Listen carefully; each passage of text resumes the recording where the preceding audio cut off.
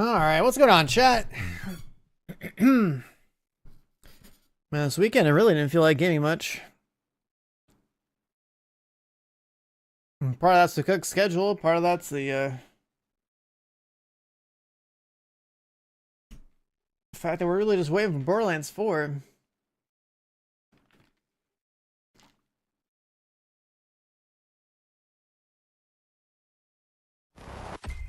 Let's turn this down a little bit. So I was just thinking, like, we got a new season of like Division 2 stuff happening soon. And I don't think I ever bothered doing the stretch goal stuff in this game. Well, this gives me something to do.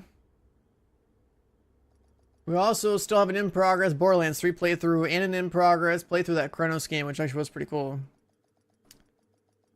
And then TV show wise, what I do? Yeah, I watched like those 5 episodes of Alien Earth. I was like, oh, that's kind of cool.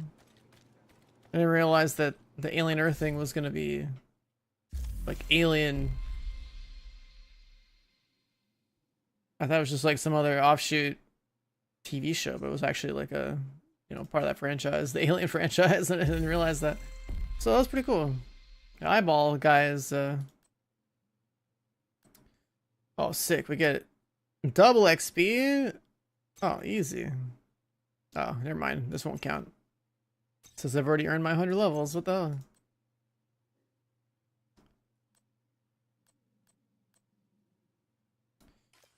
Alright, so how does this work? We're at 100. We're supposed to get how many ranks until we get the,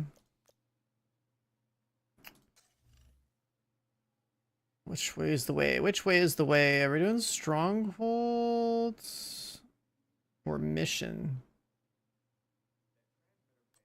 Wait, this one says 700.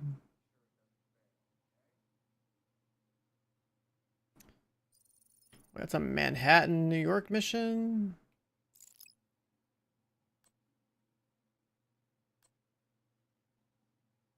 What's the play here? Is it a scary movie or show? Alien Earth is a TV series. I mean, it's like Aliens, right? So like, it's like Alien, like, you know, like the Predator, Alien vs Predator type shit, like the fucking xenomorph aliens, right? But it's also the premise of the story, or the story of the show is like there's a deep space research vessel. It starts off with it's like, you know, Wayland Corp or whatever, and they have a bunch of like alien life forms on their ship, and they're bringing them back to Earth, and some shit goes down. But it's not just like the fucking xenomorph, it's also like some other weird small ones, like some blood tick looking things, and like there's an eyeball that has tentacles, and it like it's probably the star of the show, because it's able to, it basically attacks other life forms and takes out their eyeball, and then goes inside where the eyeball was and becomes like, it's a parasite. It takes over the host, right? So imagine they show it a couple times. It's like the first time you see it, it's like it took over a cat, but it took over like a dead cat. So it's like a cat with like no rear legs. It looks like a zombified cat. It's pretty crazy. And then they test it somewhere, and they test it on like a goat or something, or a sheep or whatever, and then it quickly just like takes that sheep over, but then like stands on 2 legs for a little bit. I watched all 5 episodes, and I gotta wait for the other ones to come out. So when I watch shows, I watch literally everything. You have a spreadsheet that identifies the stuff based on the experience? I mean, I've not checked that out. I've never seen that before. I'm guessing it's pretty predictable after a while. Everyone's been grinding. I was just curious, like, is priority objectives the, so I just decided to hop on this game. I got the link. Let me see. Someone's OneDrive. Oh, that's pretty crazy. Well, that's really cool that somebody made this. Anyone wondering what I'm looking at? You know, ignore the flashbang effect here of it being a white screen. Global modifiers give 20%. Wait, what's the global modifier? It's this thing, right? I don't remember what the global modifier even is. Target rich environment. The season sucked. That's right. It's just like literally passive stats.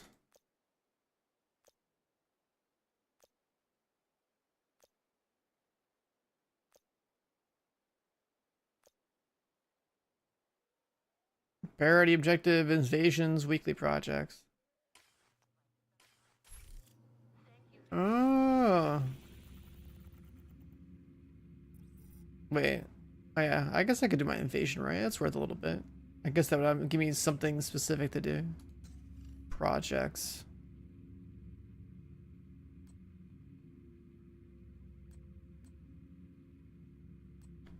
Not those. Not this one. I mean, I guess I'd literally just have an excuse to play the game. Even this one works.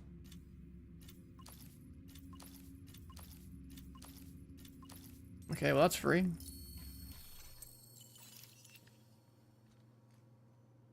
How much is 1200?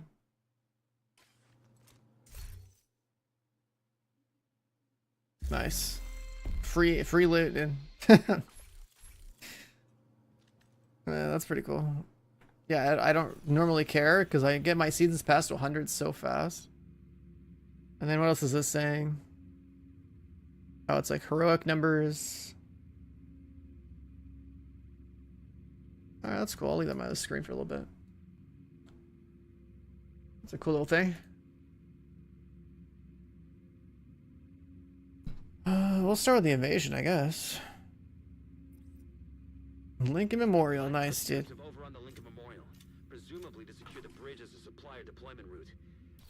I'll just play a crit build.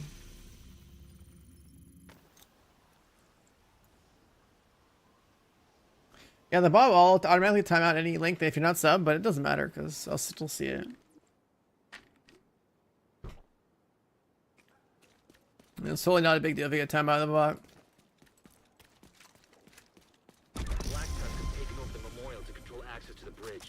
It's a generic striker build, right? Yeah.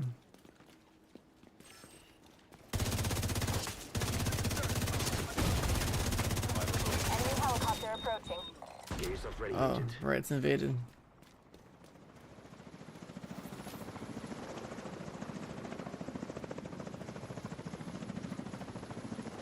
There's mobs that come out of the closets.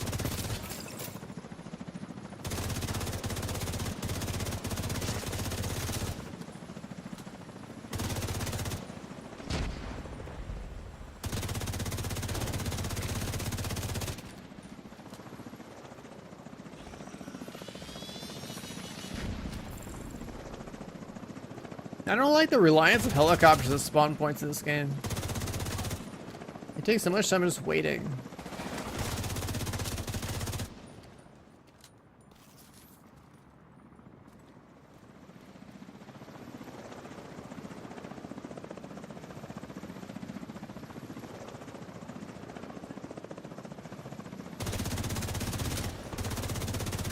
Down any more of them.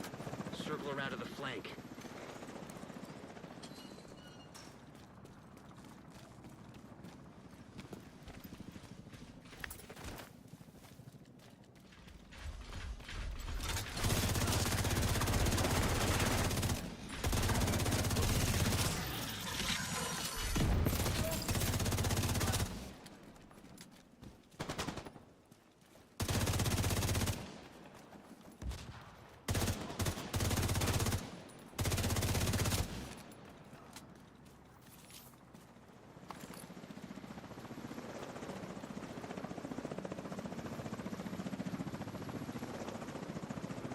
Hey, it's Lincoln Memorial, yeah, but it's invaded. So we're, for context, I'm just gonna work on my seasons past stuff a little bit. There's just like cosmetics I should just get from this, I guess. Like I already have a Lexington, I already have like a turmoil because I actually played the game. I guess in theory, it'd probably be a bad idea to get the turmoil on my other character or my other account.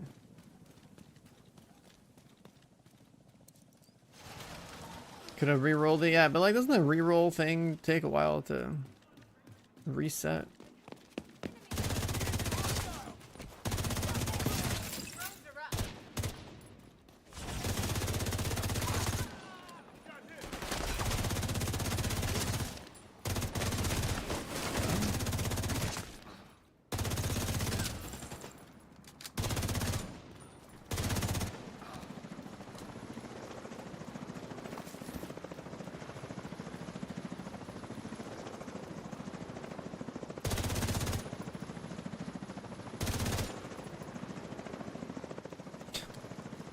A helicopter for 2 red bars. Sick.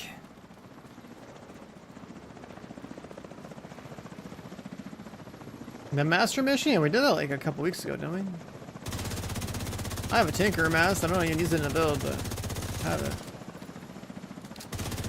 I think I streamed that mission day 1. Anything out.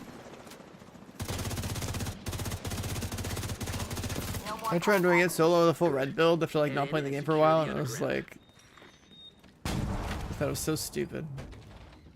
I did a match made run and pretty much did it first try. Master mission day 1, 4-player match made. And I like played it the way it was supposed to be played. It was like free compared to trying to do it solo. And then soloing it, I think it's really stupid because it's just like basically everyone that solos it is just running like a fucking like 6 blue core loadout or some shit.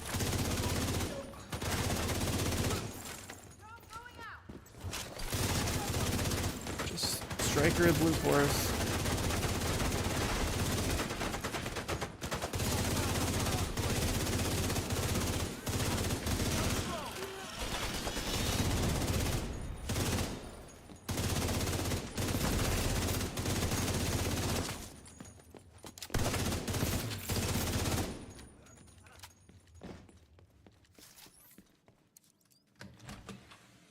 Yeah, you guys use the tinker mask in your builds? Just kind of feel like it's an unnecessary exotic.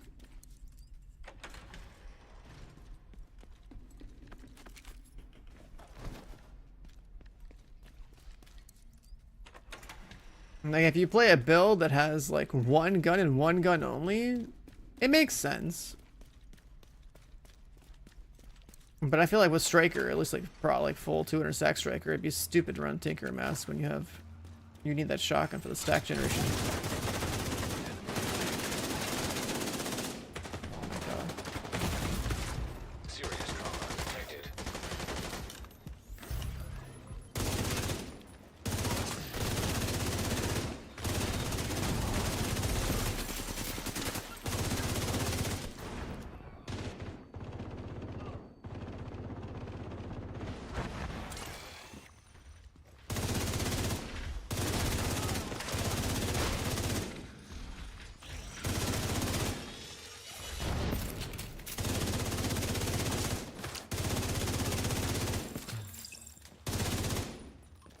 I didn't play this room right. These are just spawning at the weirdest places.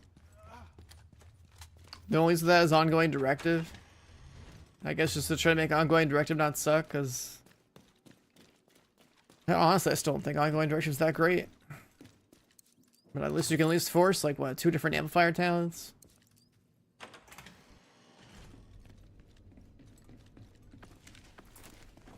There's like a lot of people like that set for whatever reason.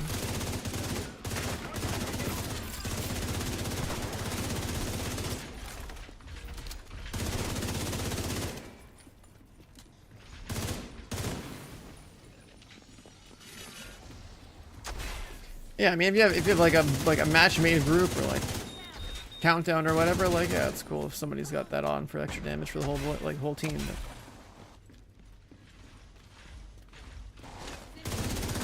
But ongoing directive has always struck me as like something that people just use because they just want to use something different, but nothing like super special or super worth using. Striker just invalidates like so many other builds.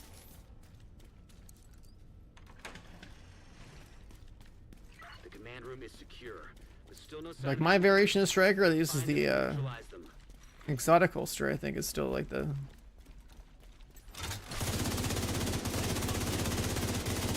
best version of it.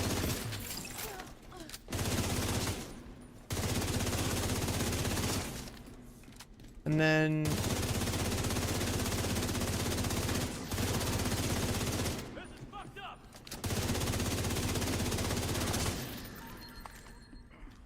what is it? The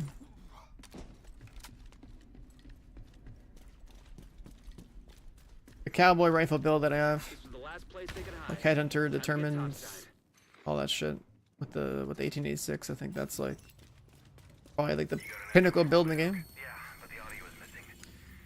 Except that you get screwed by the fact that Anna could only reconstruct the transcript. Faye got the clearance. She did. He gave her Where's that one thing? and asked her to kill him so he couldn't take it back. What? Nothing. Just never thought Chicken Hawk would be the one to surprise me. Sounds like you finally grew a spine in the end. space. I hate that guy, but you gotta respect someone who takes responsibility for the I guess it's the abandoned I was supposed to do. We talking about the same Ellis? Speaker of Or I should be using the thing and look at the list. made a deal with the devil. Nat is not the devil. You know the greatest Alright, so this is a DC mission, 530 points, and is a fallen angel, God's favorite son. that makes it She didn't wait the for her bunker. father to replace her. She took his kingdom before he could ban Felix. Yeah, where is he? Tricked us Nice. into killing him and Bridget Douglas. Wonder if that counts for invaded. Yeah, I think it does, right? Yeah, it should. You still sure she's not the devil? She's not the devil. Oh yeah, so that's kind of cool. If you know exactly which one it is, based on the score. You could try to double it up on the invasion. The bridge is back under our control. Well done. Black Tusk have infiltrated the bunker and have sent a digital forensic team to dig through the old Shade network. We have to shut this down.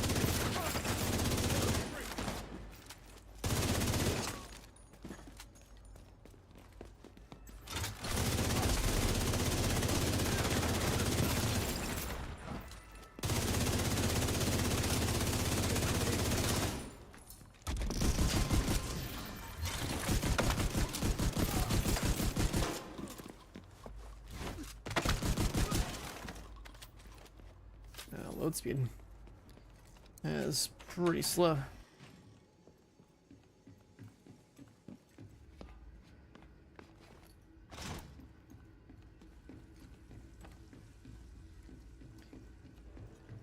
So how did everyone's grind for Tinker and Lexington go? Because I heard that was like everyone was FOMOing out of control, and they had to add like a guaranteed Clear thing. the area outside the bunker entrance. I guess you get your students past to a certain point. Guarantee that you get like a Lexington turmoil after a certain amount of farming.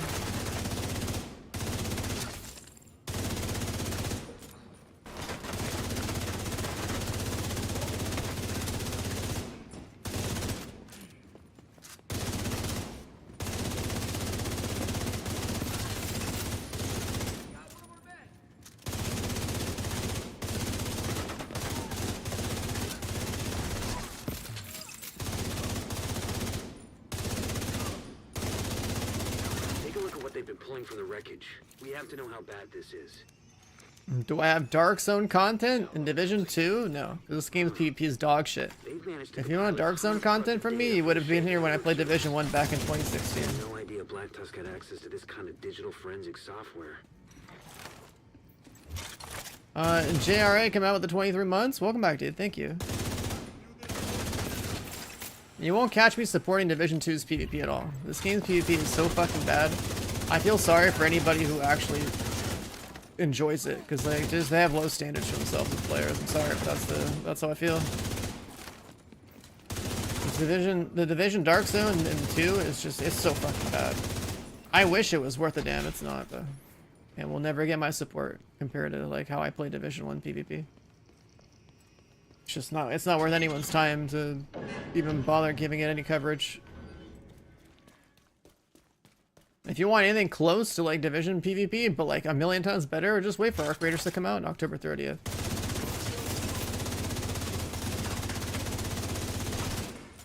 That game I will be covering, because that game is genuinely worth playing.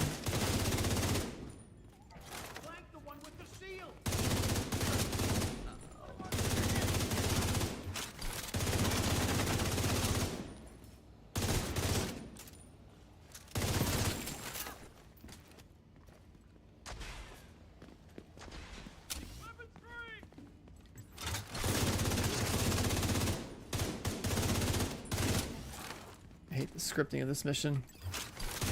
Spawning on high ground and hiding. Guys in the hallway.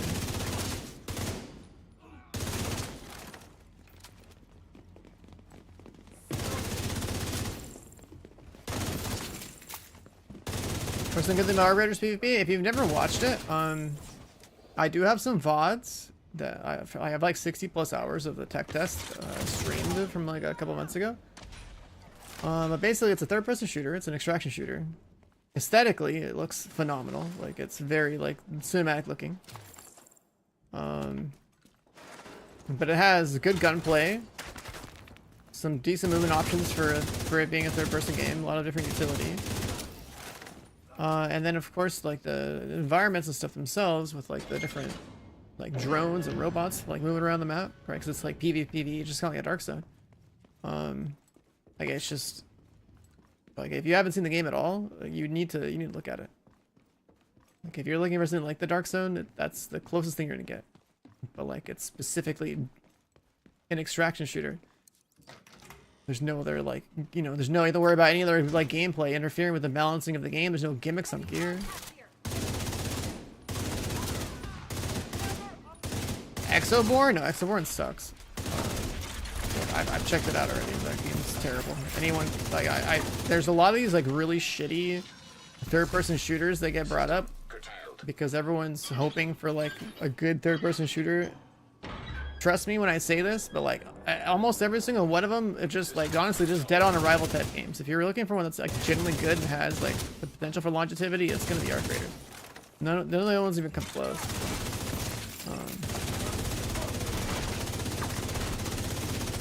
You can tell through the quality of just like the gunplay, the movement, like so many of them feel so generic. Arc Raiders doesn't feel generic. And I am very critical of every game. Like if you're looking for a third-person shooter that is the closest thing you're gonna get to like actually being like a game that you can like, you know, most critical of gamers who call it good, it's gonna be that one. Like, when I think about PvP, right? Like I'm always gonna say first person better than third, but with the way Arc Raiders works, it is the highest quality third-person PvP game you're gonna get. PvPV or whatever, right?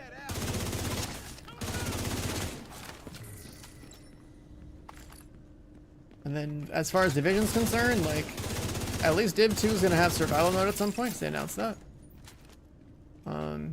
So like that is the only hope this game has for like, I don't know, some sort of mode that like hopefully is decent PvP wise.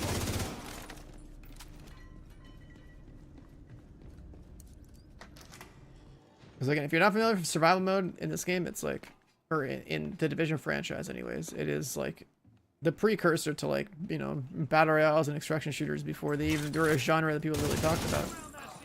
And it's the reason why my stream got partnered with Twitch back in 2016. Survival came out in like, what, like November 2016? I got partnered like December 2016. Me and Chappie just played nothing but survival, just cleaning up lobbies and speed running it and stuff. It's a pretty cool mode. Like back then when it was new and it was popular, there was like a ton of people queuing for PvP and stuff. A lot of action early on. These days you're not gonna find like a much of a player base that can do that. So I just gotta wait for Div2's would eventually drop. Which I assume they're gonna drop it like a, I think they want to drop survival, like some kind of like maybe like if we're lucky, like a 10-year anniversary kind of celebration. They're really moving fast on this. Right, because 10 years of Division 2 is on March 2026. Stay alert. It's crazy they've been around this long. I'm still a firm believer that the best thing I have in a Division is having Division 3 come out, but Div 2 getting survival is a nice way to keep the franchise feeling a little bit more interesting and more alive.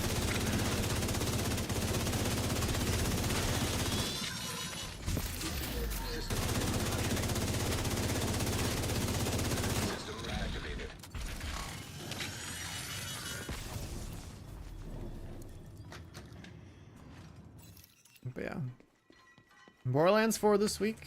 That's the big thing we're waiting for. I actually got DM'd to be on a team for Borderlands, which is kind of crazy. So we're gonna have a bit of a gamer squad. That's gonna be interesting. And potentially get to play the game a little bit earlier, which would be sick. Considering I missed out on getting like a full-blown review copy.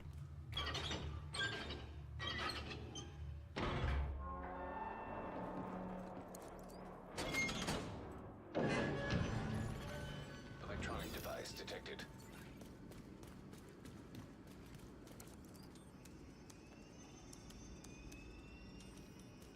Watch out. Weapons free. Weapons free.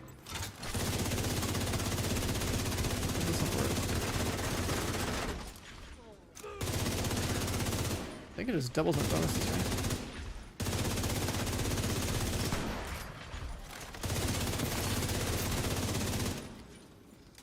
right? Is that it?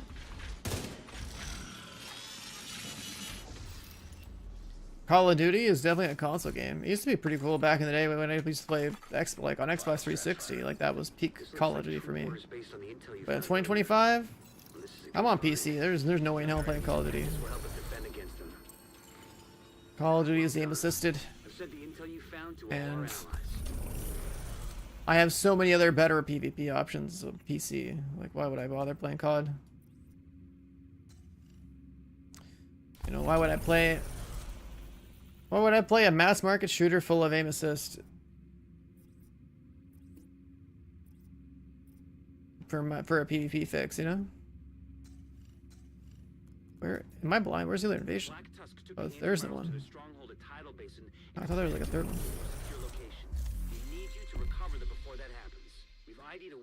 Alright, so it's on 932. 932. That makes it.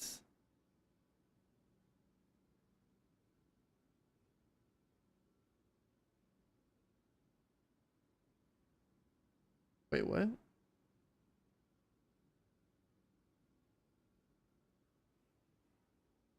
With a 20% bonus.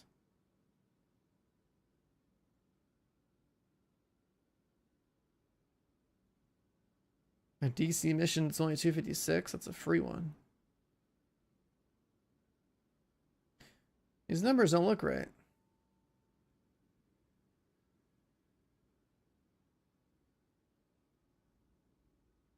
Well, that's an activity. Never mind. 439. Yeah, we're on the 20% tab. I was looking at the activity score, not the mission score, but then the stronghold score doesn't line up either.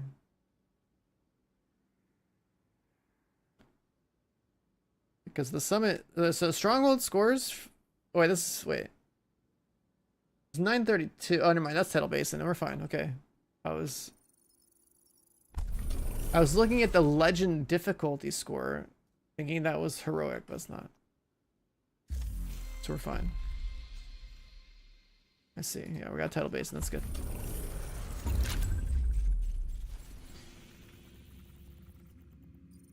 Let's do Tidal Basin with this loadout, I guess.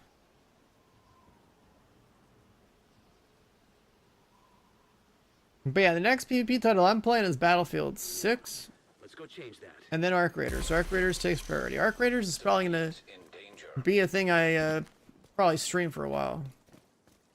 We need to retrieve the antivirals. That might be, that's like straight up like main game material.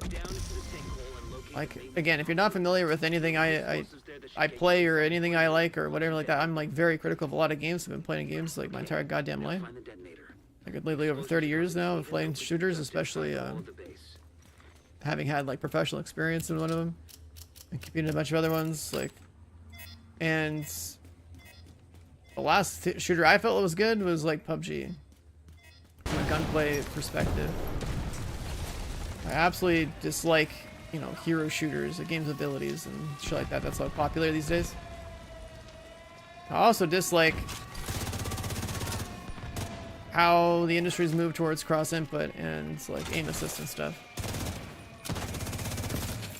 To devalue aim, because like, you know, aim and gunplay matters to me, and it's like you're devaluing one of the major skills of a shooter, and it's like, why the hell do I care to play the game?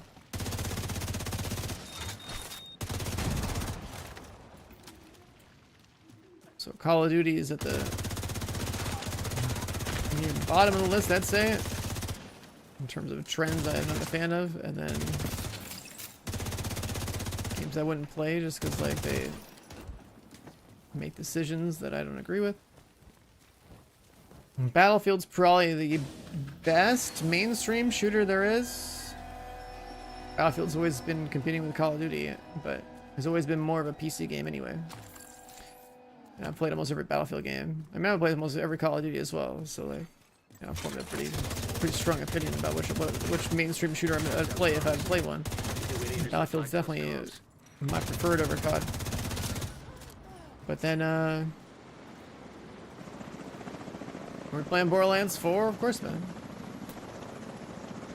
If you were in my Discord, you know.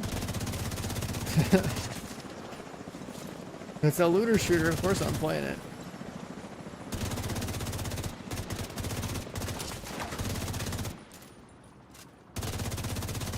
You are? I don't think you are, man. I don't think you are.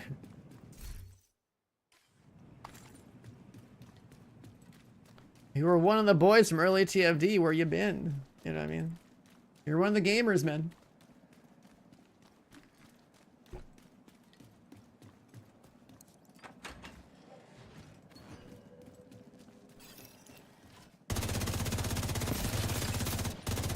Look for a terminal that you can patch Isaac into. The scouts? I mean, I could do the scouts if the XP is good. But this lining up the invasion with priority objectives is interesting. This would like double up. This is Wyvern. Prep the helos. We need to get these antivirals out of here. The division is inside the compound. You need to make sure none of those birds get airborne. The containers are ready for pickup. What's the status on those helos? Gonna be a few more minutes. We're working on it. Shit, copy that. Find a way to keep those helicopters grounded. Wyvern, the helo's out of position. How the fuck did that happen? How did that happen? Well, you see, you put your helicopters next to a bunch of red barrels.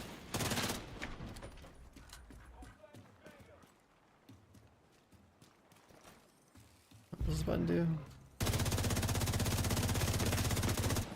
It's just for like if red's maxed out.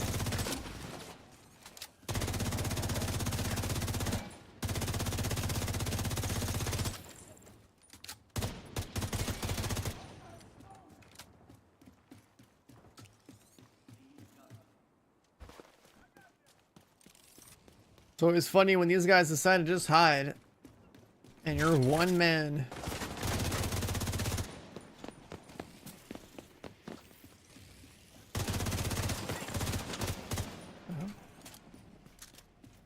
Tango bound.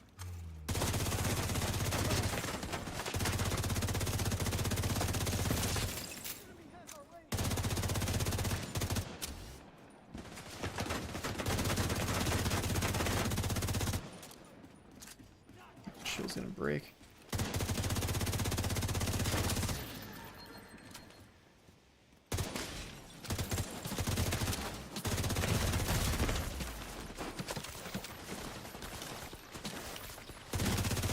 Sounds like you're gonna need all the help you can get. The support team is standing by, but you'll need to figure out a way to get them through the main gate.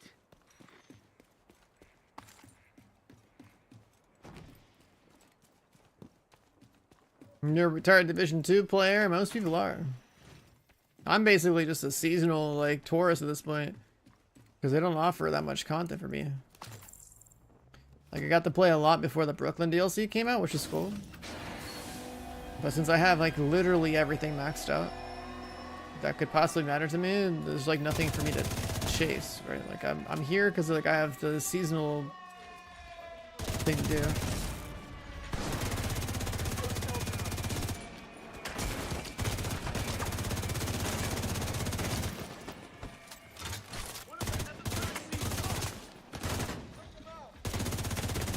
Did hear something.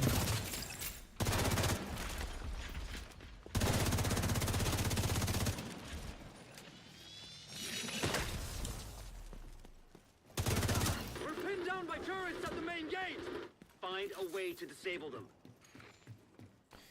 But we got Borderlands 4 this week. I have a team lined up, which is pretty cool. Potentially a little bit of early access to the game We've been compromised. as a result of being on that team. Sector. But only like a couple hours early access, so it's like not a big deal. I think having like the review copy would be fucking cool. I could be playing it off stream right now and making build videos, because I know for a fact that every single time I play a looter shooter, if I play it at launch, people are like, hey, what's the build? What's the build? What's the build? But if I have any form of early access whatsoever, I actually have the time to make a video and be like, hey, look, here's the plan. Enjoy. Turmoil? I only like Turmoil on one type of build. Turmoil, in my opinion, only belongs in head under determined builds. Because you have so much damage, you might as well one-shot things that are... You might as well kill two dudes with one stone, right? I was gonna play Borderlands 4 solo, but... when I got hit up by who I got hit up by, I'm like, yeah, I mean, I'm down the game. Link up with some other streamers. It's not like they're not gamers themselves, so it's like I'm down. Let's do it.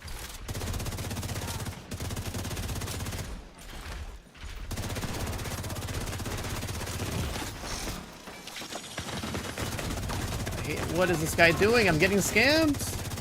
He was supposed to be stunned. He just kept blasting.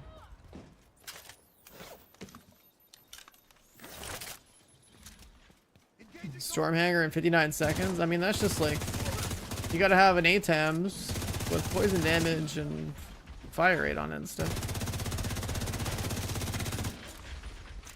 So the reason you use ATAMs for Stormhanger is because like you're trying to stack the damage type, right? That is like the boss is weak to. I think that boss is more resistant to chill, is it not? So I use the Piercing Light on my Luna, and Piercing Light scales really well. I'm ready to open the gate as soon as the area is secure.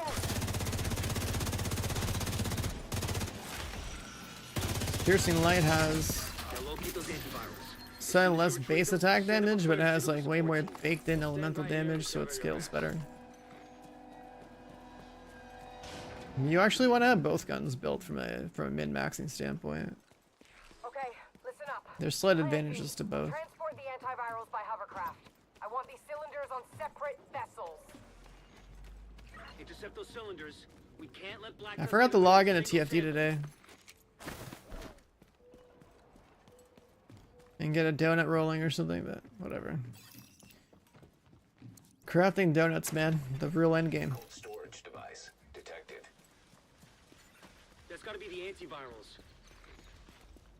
But yeah, I probably won't stream TFD for another 6+ months. Let the content build up or something. Other games are coming out now, and TFD really isn't worth streaming. It's like actually like kind of like harmful to like my stream to play the game. That's how little like traction the game gets outside of like a annual update, I guess. What the fuck just happened?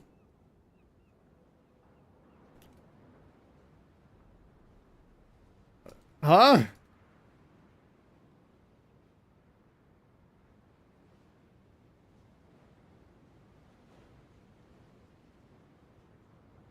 Chat.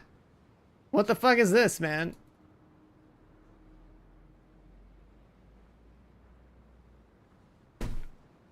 Division 2025. What the fuck is this? I just like climbed up and it's frozen. What the fuck? What the fuck is this?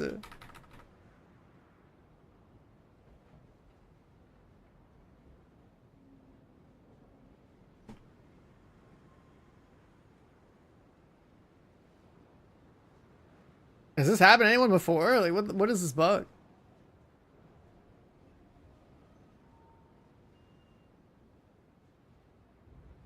Yeah, like, I didn't press the photo mode, but yeah, it's like a photo mode, like just photo mode triggered on vaulting or something.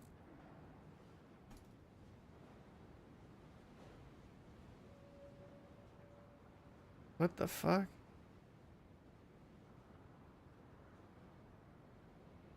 Um.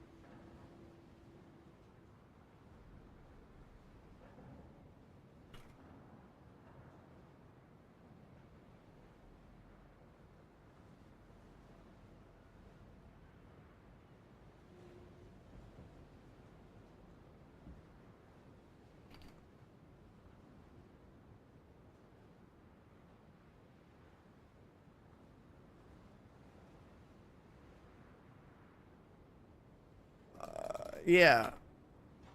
I can't press escape. I can't open my inventory. I guess we alt F4. It's the first time I've seen that bug, and I thought I'd seen it all, man. What the fuck? What the fuck was that? Okay, alright. Let's do Tidal Basin again. That's fun.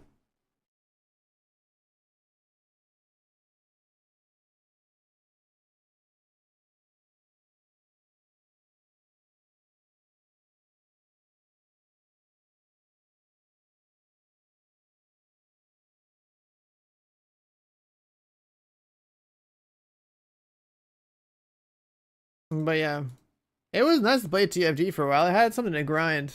That's like the best part about the game, is having a reason to log on and like have something to chase. Because like in this game, that's the biggest problem I have.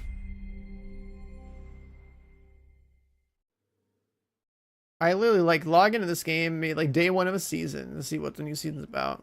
Then I log in when the season's basically almost over because I don't have to wait for the, you know, because we waited for the time gate, so like we're good. Like I don't like time gated seasonal content, and then during the season itself, it's like I don't know how people are. I mean, if they're new, it's fine. It's like you have something to play, but as somebody that, oh nice, we have a checkpoint here, huge. Didn't lose any progress. Explosives there that should get you inside the perimeter once you detonate them. I was gonna say, as somebody that's new or whatever, it's like if you play Division 2, it's like you probably always have shit to do because like you're not maxed out yet. But as somebody like me, it's like the main motivation is either have really hard content to run and be like the first to complete or something, or I have actual like meaningful like new more powerful gear to go chase or something, right? Like if this game has been around for so long with the features it has, that like I am as geared as it gets. So it's like what am I farming for anymore? Farming is kind of like the main motivation to play the game.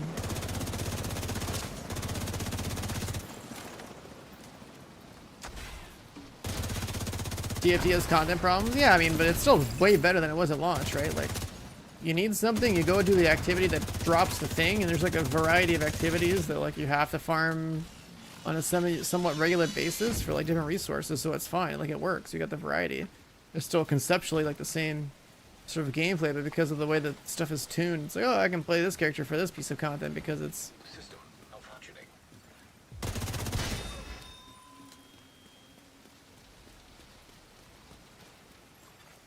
System restored. Oh, I have to do this. Additional cold storage device detected nearby. Oh, the balance is cooked in that game. For sure. It did feel good maxing out my Serena though. Like took the Escava and built that. Like, I built a few different guns.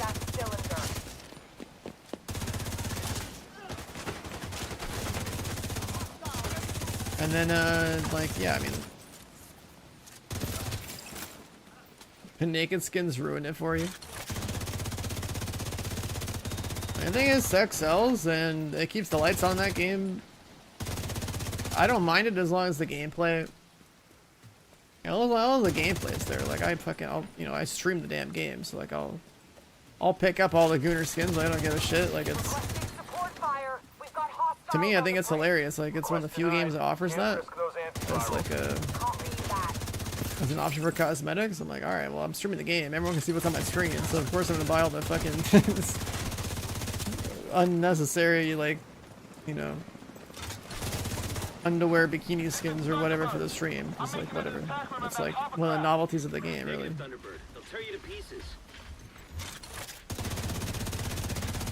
The game gives me the option to, like, I'll do it.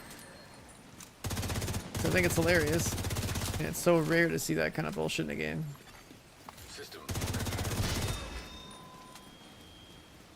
I think in a best case scenario in a game like that, though, what they should do is add like a setting for people where it's like it just disables the appearance of those kind of skins off of other people's models, so they don't even see it or interact with it at all. It gives you the best of both worlds, a way to finance the game, and also a way for people that are turned off by it to just not see it. Because, like, financially speaking, like, that is what's keeping the lights on the game. That helicopter took out the turbines. We're fucking stranded. Wyvern, you need to extra I also wonder if by using those skins, if it, like, affects people wanting to watch the stream or not.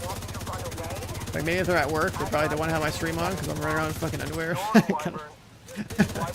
You know what I mean? So, like, maybe that, I mean, I shouldn't use those skins, I don't know. But I think it's hilarious that the game has them, so I like using them. The support team will protect the cylinders.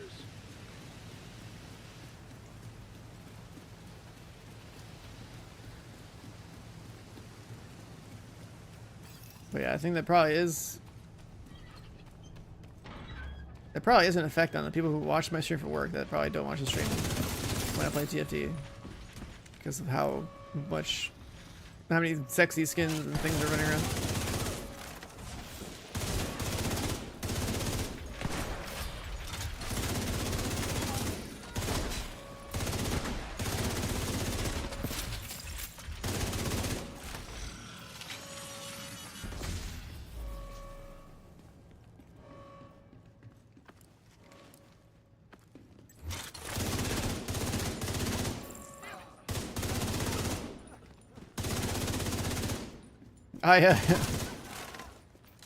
I found out by messing with the lounge that there was exactly 11 slots in the main lobby of the lounge with the couch and all that stuff, and there's exactly 11 female descendants in the game. So they totally did that on purpose. They if you want your lounge to look like a harem, it's like they literally gave you enough slots to place your characters down in the same area for a number of like female descendants there.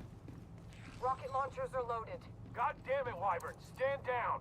Negative. And I wonder how much they're gonna monetize the lounge now.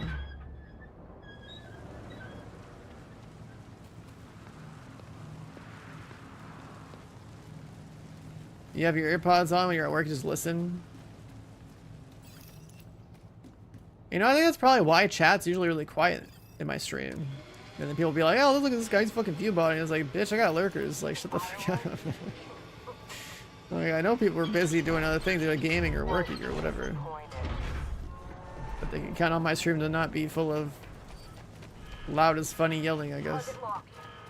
Initiating launch sequence. Everyone, this is not a drill.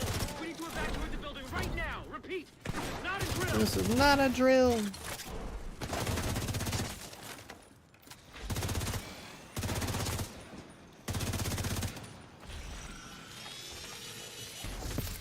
You have 8 in the lounge, 3 in the bedroom. I put all 11 in the lounge. Wait, that thing's not dead.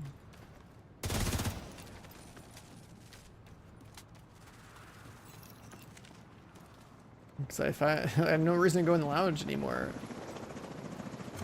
I put them all in there, and I customize them all, so it's like...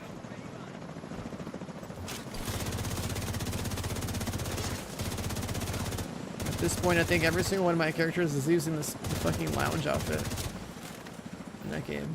And I gave them all individual colors that fit their theme. Because, like, what else am I going to do with the customization of it? They all have their fucking sword and their lounge outfit. It's like... it's so stupid.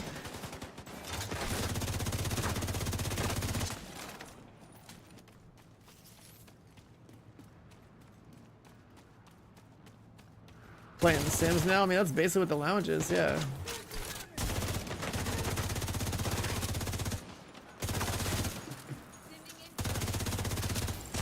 So, like, I don't know if you tried to customizing your lounge outfit in that game, but basically there is...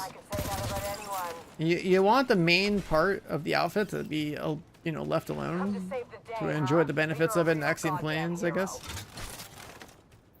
But then you can add, like, a little, like, stripe to the outfit or whatever.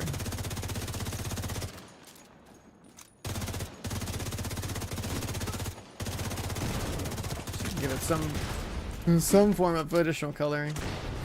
That's all you can do to it.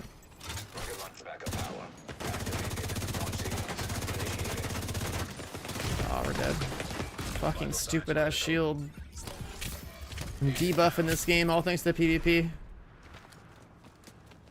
PvP balance in this game ruins PvE every time.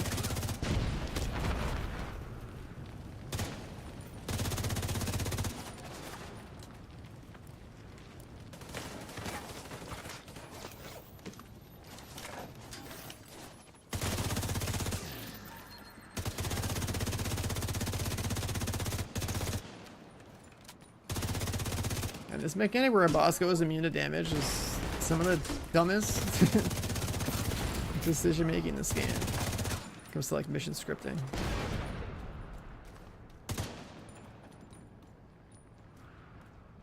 Yeah, I mean they have some partial separation with like some of the number tuning, but it's not full separation. Which is the single reason why like when your PvP is left to rot, but then you still do some balance changes that affect the PvE side, it's just like no one wins. Wyvern, come in. Wyvern. Fuck. I have a rocket launcher.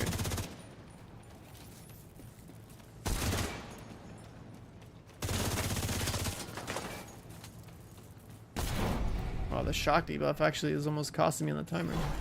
I didn't even kill her before the turrets.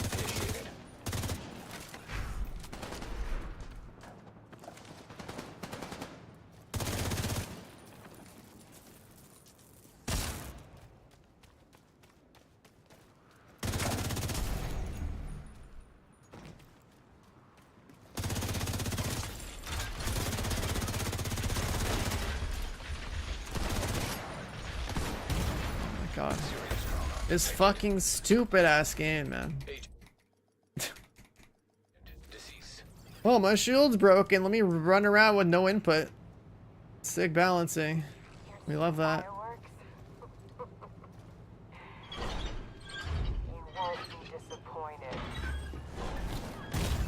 Oh. Immediate medical assistance needed. Target locked. Initiating launch sequence. Jesus Christ. Everyone, this... Just give this game more screen shake, it'll be 10 out of 10, yeah. Yeah, the only reason we got that debuff for the shield is because of PvP. The minority game mode that fucking blows gave us a debuff on our shield when it breaks. Okay. Serious trauma detected. Target locked. Initiating launch sequence. Everyone, this is not there's a lot of like just dumb shit in this game. It doesn't matter how much you play it, this game is full of so many stupid choices. God damn it. I should have PvP to blame for that one. System disrupted.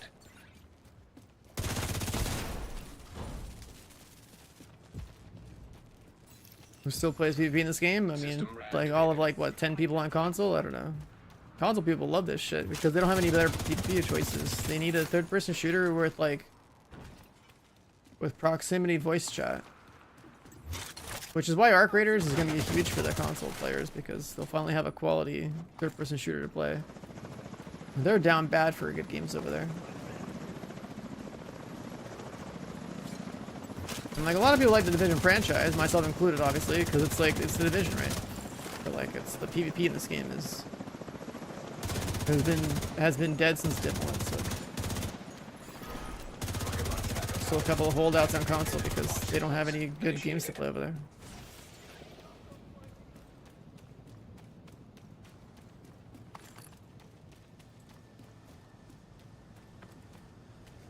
There is numerical balance differences for PvP in this game. Like some of the talents be like, oh, you do 15% PvE or like 10% more in PvP or something. But that's not enough. Like there are behaviors in this game that should be separated, right? Like the shield debuff whenever it breaks, that should be a PvP only thing. And I don't think their game is set up for full separation.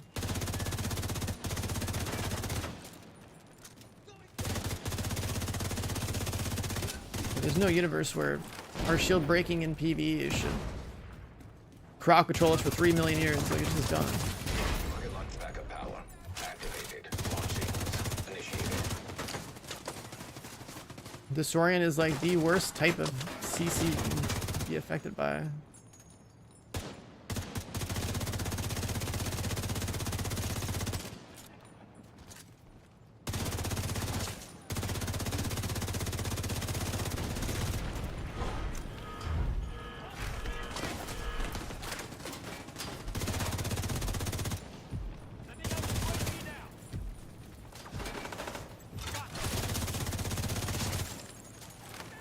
And Disorient's like the most unfun form of crowd control they've ever invented in this game. Like, another one that's annoying, I think, is just like how the flashbang works. Because you'll get blinded not even looking at the target.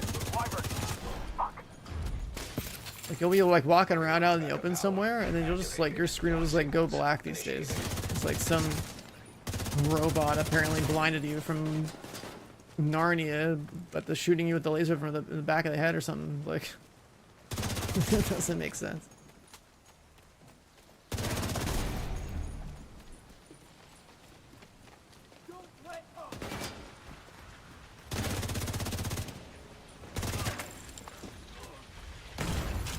Immediate medical assistance needed. Okay. Agent down.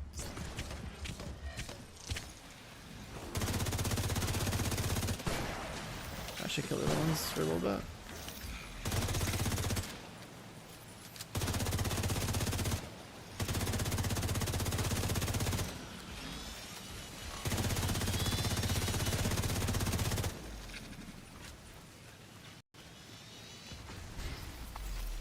The antiviral cylinders are secure. We'll make sure they get safely extracted.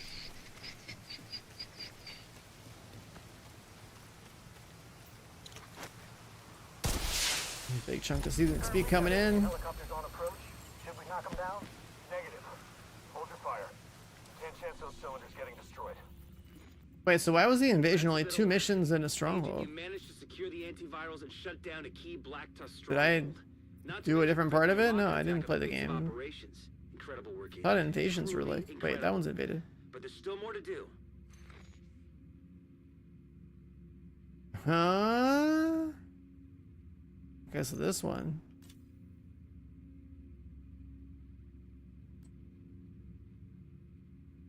Can be set to invaded. Okay, that's what's weird. This is not toggled, so I didn't see that. I think Black Tusk might be trying to set up a forward base of the events. We need to push them back over the Potomac. Screen shake? Yeah, I think screen shake doesn't belong in games either. It's also really stupid.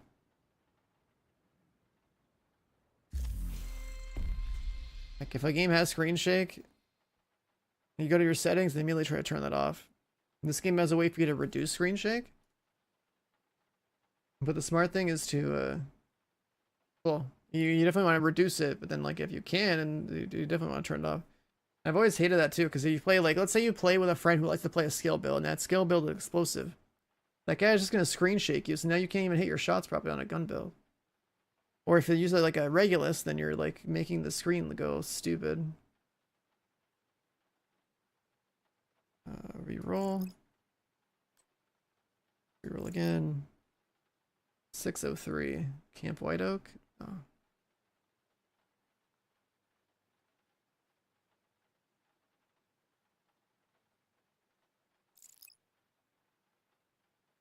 Oh, gross.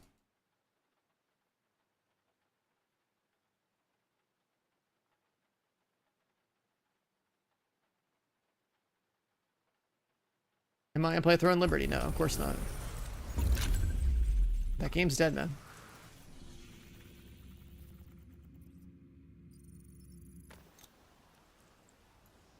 And Throne of Liberty is a done deal. It already came out last year. We already played it. We ain't going back.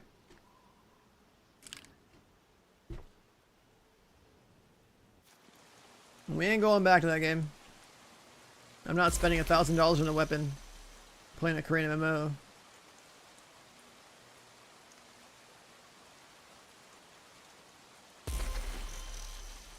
Here's the state of Throne of Liberty. No one cares anymore.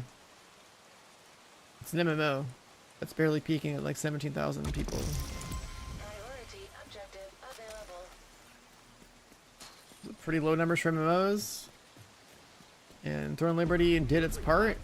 There was literally nothing to do last year when it came out, which is the perfect scenario for an MMO to have a, give me a reason to play it.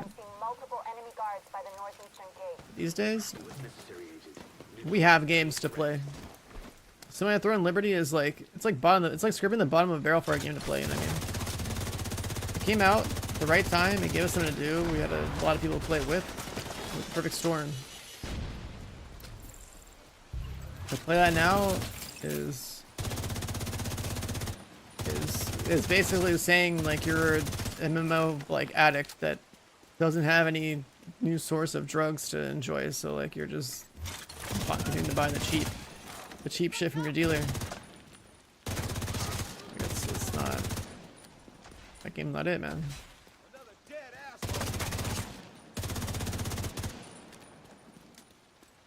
I know the MMO player community is like pretty down bad for games, because I hear of every new MMO coming out and people start getting excited about like whatever new MMO they're gonna play in a particular year. But like, yeah, that genre is pretty weak right now.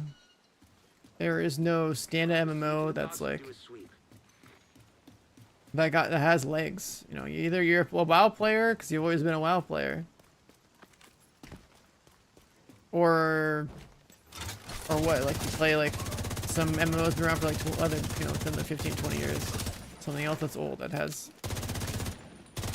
staying power for you. The new ones, I don't think there's a single new MMO this year that's like worth discussing or playing. Which is fine, because this is the year of other shooters and stuff now that are actually worth playing. So we have Borderlands 4, Battlefield 6, and Arc Raiders. Between those three, that's like the entire season's like accounted for.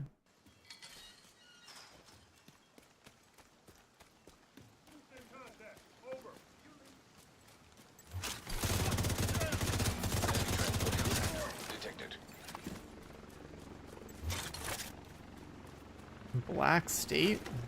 What's that? Is that an MMO? Is that a shooter? It's not ringing any bells for me.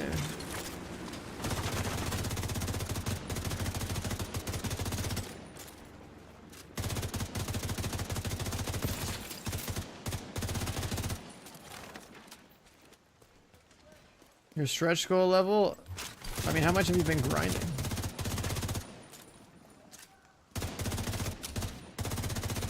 I think you have guaranteed ones at like stretch goal 30, 130 or 150, I think is when you're supposed to stop bothering.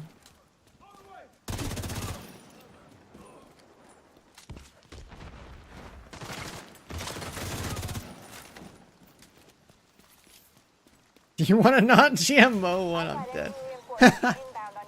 You should have played the game last year, man. You'd have them.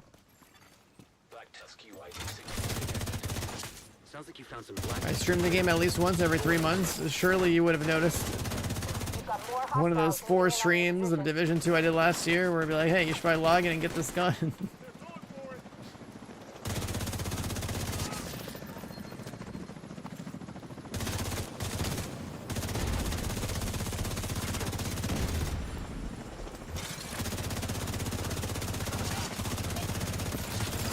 Yeah, that's fine. Probably should. I should probably, you know, stop streaming and just go be a fucking YouTuber, then people would know. And Division 3 is like they're making Div 3. It's just that we're all collectively getting old as fuck by the time it comes out. Like I started streaming 10 years ago. I got partnered because of Division 1 9 years ago now.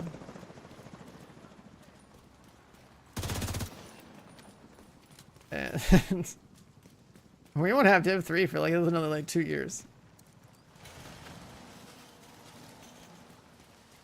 We need to ensure that the entire site is neutralized and secured. Like, bro, by the time Division 3 is out, Look for a way inside the Potomac Center Like-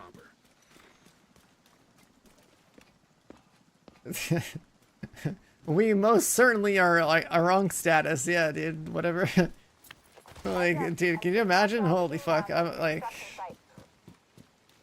your bedtime's gonna be like 8:30 by the time the game comes out. Oh my god, man. Oh my god.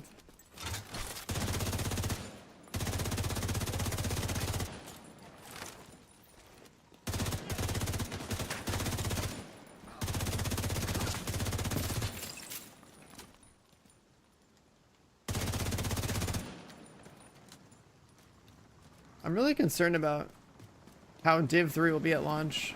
Because you know what? Because what happens between sequel launch of this game is that one game comes out, then it goes into like its maintenance mode design, where it's like super easy to get everything and there's no challenge. And then all these like new Division fans get into the next game, but they don't know what it was like to play the game at launch. So they're trained to just like play like the easy version of the game with like no real grinding to it. And then the new one comes out and there's grinding again because the systems have changed and like they want to try to innovate. And I feel like that's gonna like that happened with Division 2 when it first came out. We had a whole different loot system than we have now. And then when Div 3 drops, I feel like it, you know, hopefully they try and see if they can improve on their formula and stuff. But people are gonna get so accustomed to just obliterating everything with like perfectly rolled gear in Div 2. All the new people that are getting into it, that they're just gonna expect the same thing with Div 3. And we're gonna have the same, we're gonna have history repeat itself. All over again. This history's gonna repeat itself all over again, dude, when Div 3 drops. Core systems are gonna change, hopefully for the better. But the itemization is gonna be leaving people.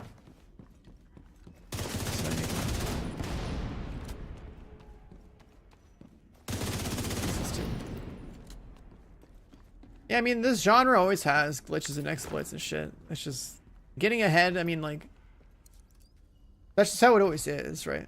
That's part of the genre, though. Like, that's Don't let anything stand not in something to your be concerned about. It's just, this is a genre where you put in a lot of time in. Are there any Div developers now? Oh yeah, they've hired a bunch of people. They're getting this franchise back on track. If you haven't heard any news or anything like that, like, I went out there. I got flown out to their studio like 4 to 5 months ago now, something like that, before the Brooklyn DLC dropped. Like, basically the way it works is that like there was only a handful of devs that kept Div 2 alive long enough for them to decide to reinvest into like getting a whole dev studio set up in like Romania for Division specifically. And then like all the senior devs at Massive, they all like more or less finished making that Star Wars game and like the We need to know what's on that server. Avatar game and stuff, and now there's more talent that should be reallocated to like Division 3. Like when I went on that tour at the studio, like we didn't really get to see much of the studio because so much of the studio was under wraps. based on the amount of like interaction I have System restored. and some of these other like content creators or ETF people have with like the devs, it's like Perfect. Isaac should be able to link you could the tell we server went from to like that a terminal. complete shell and husk of a game that had almost no one really involved with it to like Accessing server. Establishing them uplink. ramping up again, which is good. It's just like by the time we get something meaningful, Huge encrypted file. Whatever still be a happens, make while. sure to maintain the We're still like in the seasonal loop, right? Like, they announced survival not that long ago. Which is nice. They didn't show us anything early to survival when we went to the studio, so it's probably one of the sealed areas over there we weren't allowed to go to.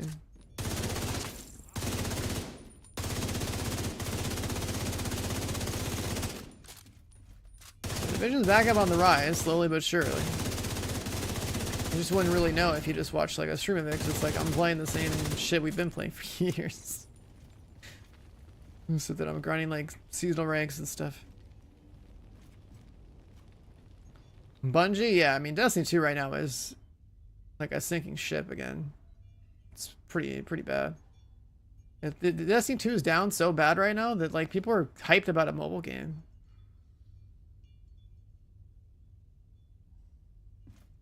Explain a new product lead why the loot table needs these values and not 0.001. Why? Wait, what are you talking about? New product lead, the loot table should have these values? What do you mean these values? He's talking about like a new game. Are you talking about this game or Destiny 2? Because loot in this game is pretty fucking boring, and the thing is, there is no chase item in this game. They just give raid exotics out for free with the seasons now. There has been no new pinnacle content to the game. There's nothing like remotely that challenging to do in the game. They have a master mission once every 3 months that's like a slight increase over heroic difficulty, unless you choose to do it solo specifically. When you do it solo, it's like a challenge, but it's mostly a challenge from the perspective that everything's a sponge. And it's annoying to like balance your survivability with like the damage output, but you can still do it. And you only gotta do it the one time, then you're guaranteed something, so then like there's nothing to farm for. The area looks secure. No more contacts. Well done. Still working on decrypting that file. The game needs calibration optimization stations instead of RNG drops. Yeah, I would completely argue against that for day one. You're definitely talking to the wrong person if you think that I think that feature is healthy for the game, because it's definitely not. Giving people perfect gear is a mistake in the genre. What you should have instead is a robust crafting system that lets you have some sort of deterministic control over what you get to have. So you need an item system that doesn't suck and isn't fucking one-dimensional and boring. I'd argue that Division 2's loot system and itemization is pretty fucking boring compared to like year one. And historically speaking is not as like deep, because it's like you basically have like slap a 4-piece on that's like strong because they keep bringing back Striker, making it powerful, and then you only have like some guaranteed attributes on here that are just like one-dimensional. You play a gun build, you're going crit or headshot. It's a binary choice. There's no other modifiers on gear that like you can look for. It's stupid. It's boring.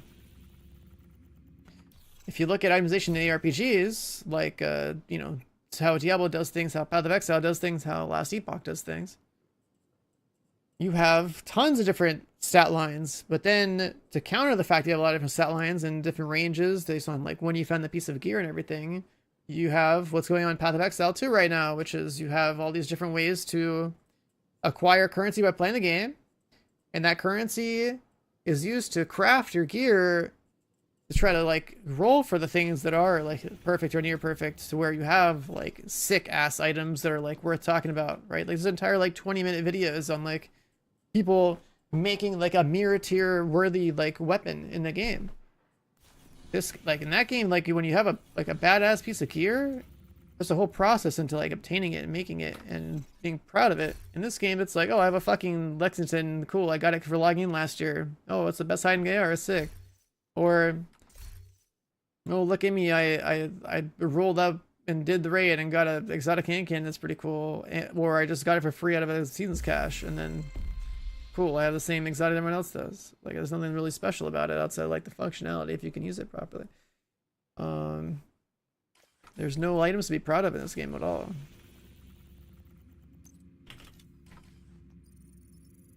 And part of that's just the age of the game. Part of that's the lack of additional endgame pinnacle content. Part of that's the weak item system of the There's a game. lot of reasons why they shouldn't be allowed to. Go get them, agent. And when you have recalibration and optimization, it's also like assume that you're going to have every piece of gear perfect. So Entire island is crawling looking with for a zombies. perfect roll to drop Teams taking is samples meaningless of too. the It's just Your best bet is to head up the west you side assume of that the everything is going to be perfect in your loadout. It's expected almost. All the grinding you do in this game, everything's free.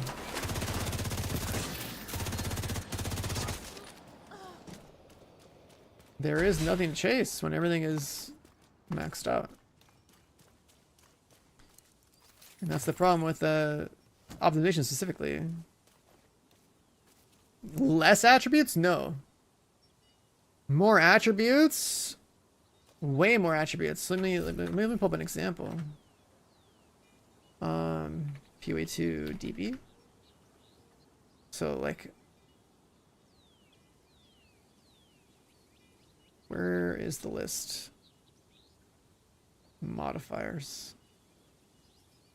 I don't know if you're not familiar with ARPGs at all. I highly recommend checking out Path of Exile.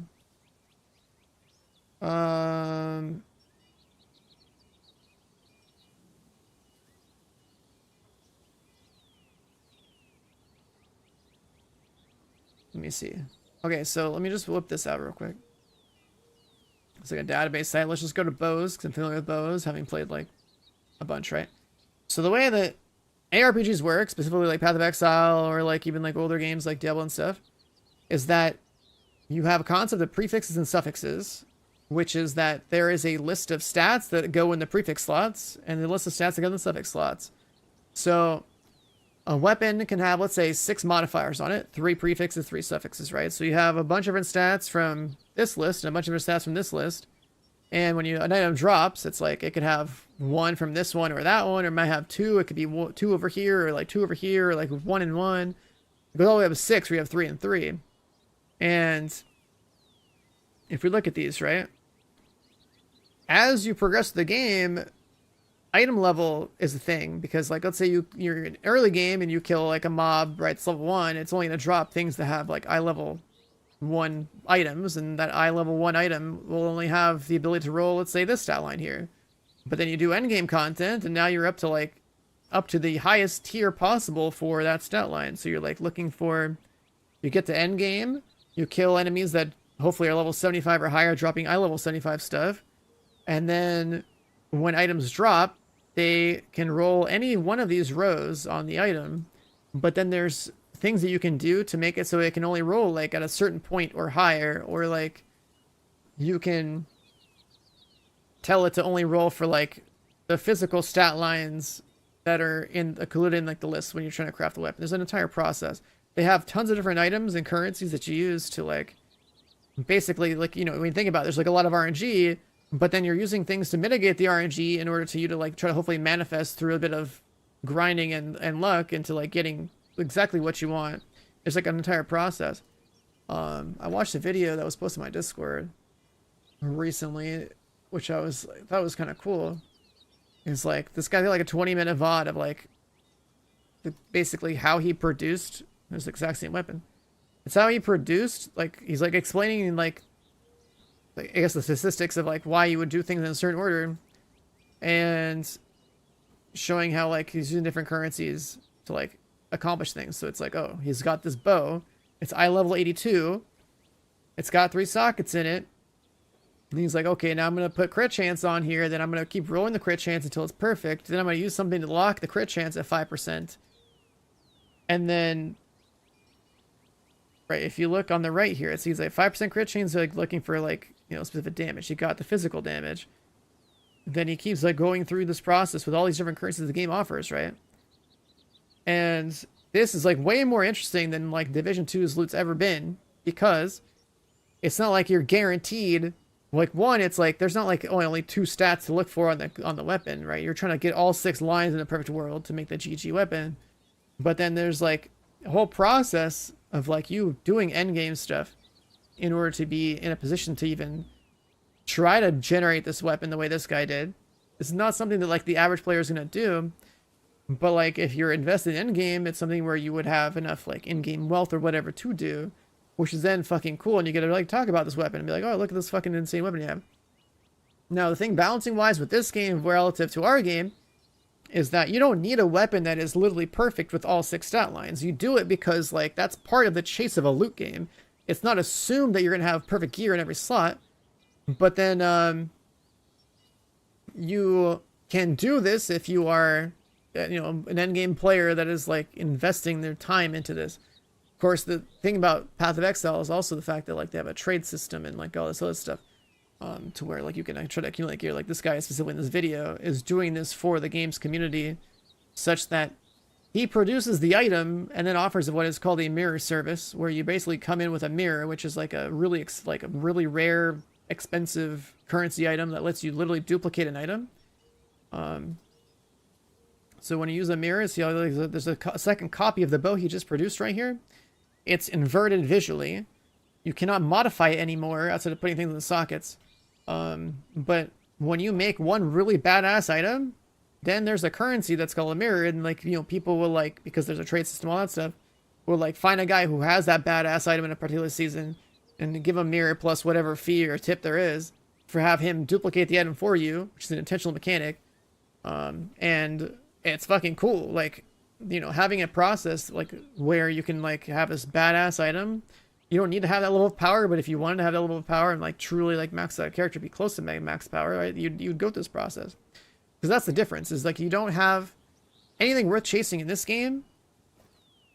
There's like a certain level of power that you need to just do content, and then everything past that point is like you should have like a, you know, a process of like, you know, you want to max out your character, like you can do that and be like, you know, more overwhelmingly powerful, but it's like unnecessary to be that powerful. It's just cool to do so, and it's something to talk about and brag about. Like the thing about this game is that there's a lot of fundamental issues with it, right? To even begin that discussion of how you would change it, it's like, I mean, first you have to completely reinvent the itemization of the game so that the items aren't just like 12 different boring stats, which you only pick 2 of, right? Like you only pick crit chance and crit damage if you're playing a gun build, or if you were doing like a headhunter build, you're picking headshot damage and handling, and that's it, right? Those 4 stats, 2 of them are most frequently used, the other 2 are like less used.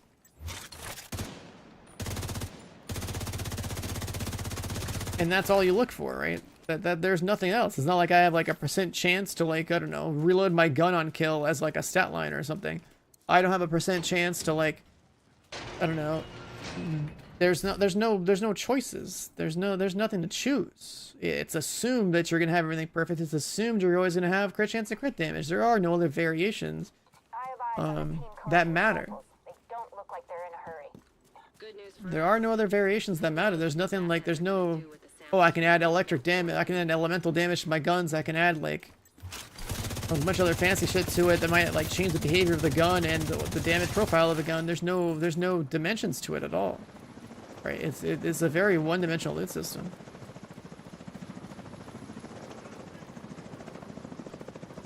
And so because we have a one-dimensional loot system and we have recalibration plus, I mean, recalibration's fine. Because we have optimization, everything's assumed to be perfect, and it's like you're going to have every item in the game, everything perfected eventually, and it's like not hard to obtain that once you have some familiarity with like just how to play the game and like where to farm loot. So then what is your chase at? What are you playing the game for, right? Like I'm logging in literally just to get cosmetics from like a season's pass, like bonus objective thing. I already have a Lexington, I already have a Turmoil. I have every exotic in the game. Those are just kind of like given to you in this game. So realistically speaking, the only benefit of the systems we have in place are not for people who have been playing the game for a while, but literally who people that are buying the game now, so they can catch up. And then they can reach the same point that we're at currently.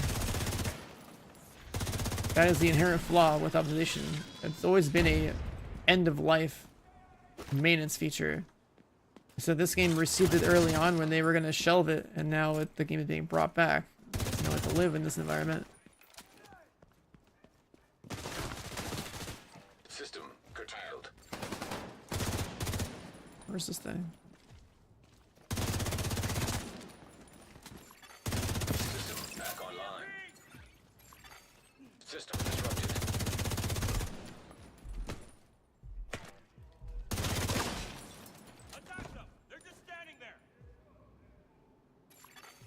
System restored.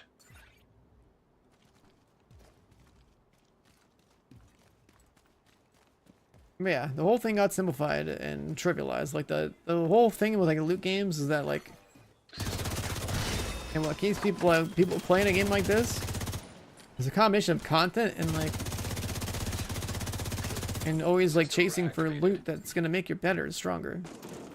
But the whole game loop falls apart when you have perfected gear and there is something to chase.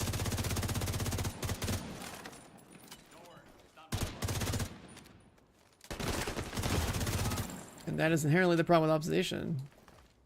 And that's also why the seasonal character thing would have been fine, because of how easy it is to, like, you know, make a build in this game and max it out. Having these, like, seasonal characters that are, like, you know, you build every 3 months or something would have made sense if the game could have, like, I mean, the game also kind of needs to still have a better item system in the first place for that to work. System restored. But it, like, literally the closer we get to an ARPG with guns, the better off the genre is. And we're not there yet. Games like Path of Exile and Last Epoch show us what itemization and like how all that stuff can work. You just need to have something like that, but in the context of a looter shooter. Like the RPG side needs to be worked on, the actual like legitimate like rules of like what can be on your gear and your stats and stuff, such that it isn't one-dimensional. Looks like they've left some of their samples behind. Then, like, honestly, I think stealing the ideas from Last Epoch or Path of Exile in terms of, like, okay, like, you have this giant stat pool, like, how do you influence the game into giving you items that are closer in line with what exactly you're looking for? That is, like, the perfect blend. And balancing wise, you don't balance the game around the idea that everyone has perfect gear, because that's stupid. You pick a baseline depending on how deep into the end game and pinnacle content you want to go.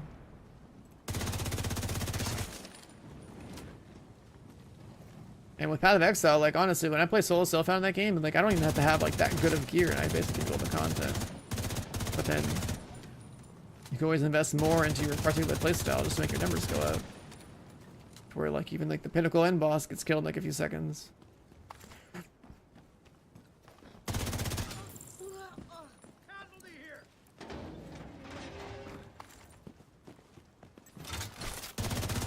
Yeah, again, if you wanna talk about how to design, I don't know, a future loot system like Division 2 or something, I feel like the context of like if you have played it like Last Epoch, or if you played like Path of Exile, I feel like that's really important. To be able to properly judge like the possibilities of what you could do on the loot and RPG side of the game, such that like you're not just adding bullshit RNG for no reason, but like you give more variety into like the potential of like whether your loot system can provide, and also what's that mark? Giving people like a end game way to like mitigate that in some way. Basically adding depth to the game that desperately needs it.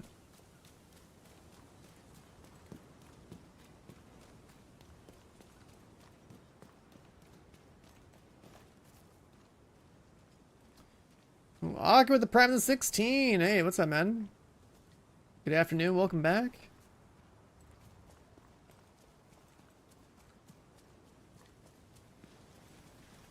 Hold on, let me get something else going.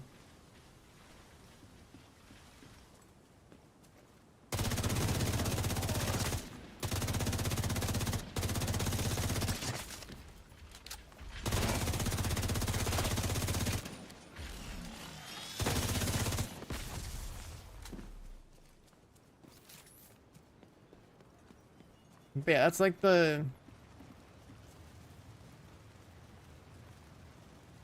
most frustrating part about this game with how long it's been around now, since there's no Div3, is that we got the observation station like literally like 2021, somewhere between January and March of 2021, I think, is when that update came out.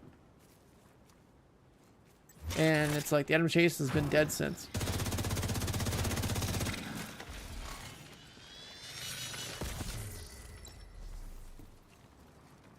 Again, that only affects people who have been like playing a while. Obviously, like if you're new, it's like you come in the game and like, oh, you have nothing, and you get to something pretty fast. But PoE is PoE and Last Epoch are like the two best examples I can give of the direction that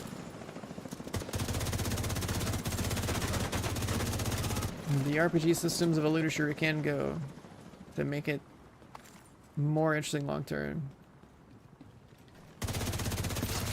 You gotta strike the balance between having like badass gear you can be proud of and also like balancing the game such that you don't need to like have perfect gear to play the damn game.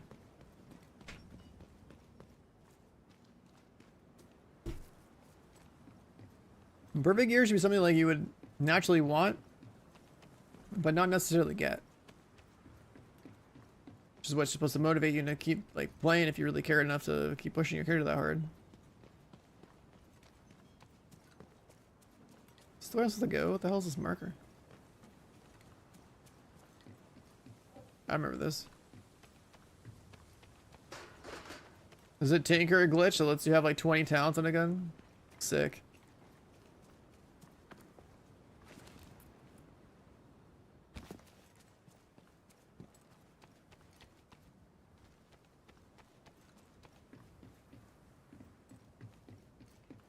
Somehow I'm not surprised. I should not be surprised.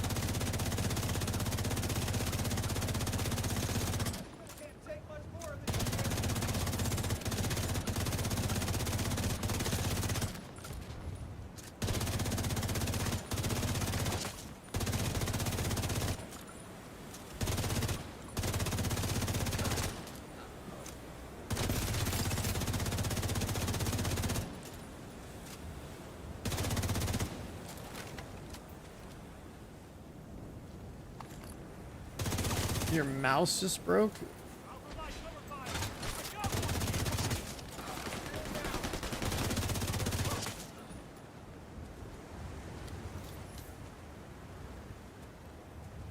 You can have like Eagle Bear with Determined. Eagle Bear with Determined and it never disappears. What? It's so broken it works on exotics?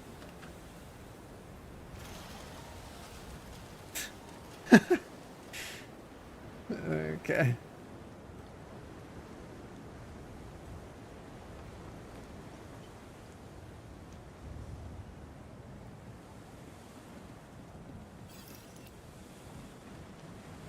Got a chopper inbound, and it doesn't look friendly. Meanwhile, I'm out here with just a functioning striker build because I don't need to use a tinker or bug to do damage. That's the other thing that's stupid, right? Like, it sounds cool to have that much more damage, but at the same time, it's like the game is so easy, you don't even need to exploit the tinker to feel something. Like, I don't think I would feel anything if I had 20 million talents in my gun. I would just, the game would still be fundamentally the same thing. What the fuck's going on over here? Serious trauma detected. Can't see. System Dick, what is happening? System back online. Because like you could use your tinker to do to bug out your ARs and stuff, but I could just head under Determined with an 1886 and just like one shot everything anyways. So who cares? Like, it's just like this like doesn't really matter. The game doesn't really like we're at the ceiling of whatever is possible in the game already, so like there's not enough mob density. There's not enough mob density for like that power to be felt, you know.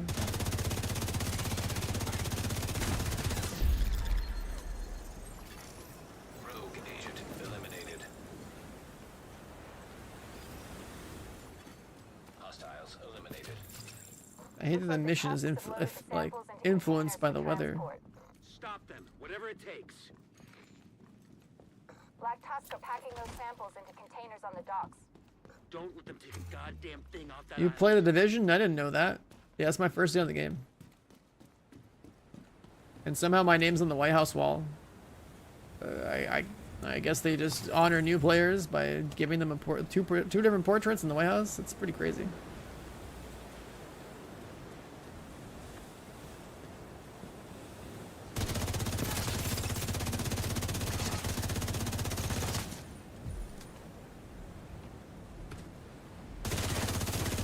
The density and heroic and legendary and stuff. I mean, like, the density in this game is like is still nowhere close to like density of a game that actually tries to swarm you with stuff, right? Like, there's games that have cheap AI, it can throw more mobs at you. In this game, because of the cover system and because of like how the AI is, they can't afford to just like throw like 100 dudes at you. Old consoles would have a stroke, and then System disrupted. by nature of having a cover-based game,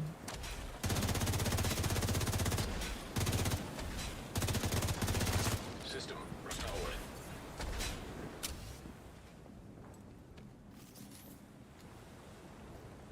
because the game's like cover-based, it's like the AI has to make a bunch of moves like chess pieces on a chessboard, right?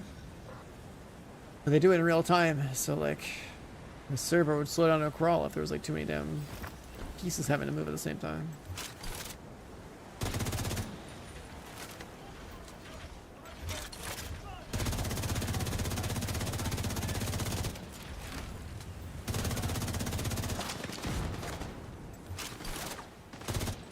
Am I grinding strongholds? Right now we started by just doing the invasion, just try to get some priority objective XP or whatever. Receive this path XP.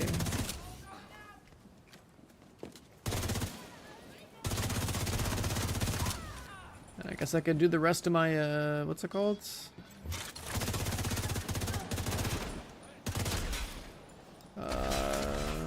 Manhunt stuff, scout stuff, whatever it's called. So apparently I get some good seems path XP.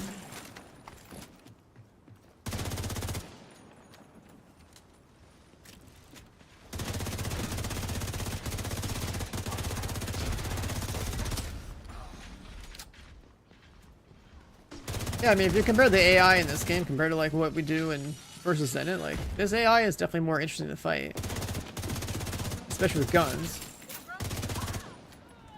But then once you're strong enough, it's like you kind of end up pushing them into their spawn points. You never really have encounters where you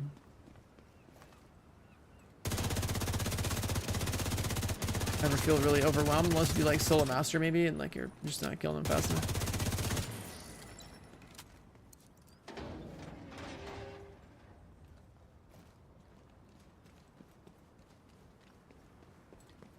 I mean, yeah, like that's the compromise this game has, right? Like the AI is less numerous, but it's like more interesting. So it's better for like using a gun.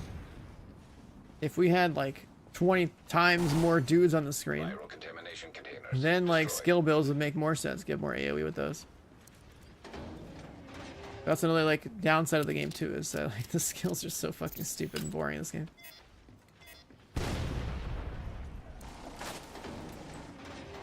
So it's good that we don't have that Viral density, contamination because containers destroyed.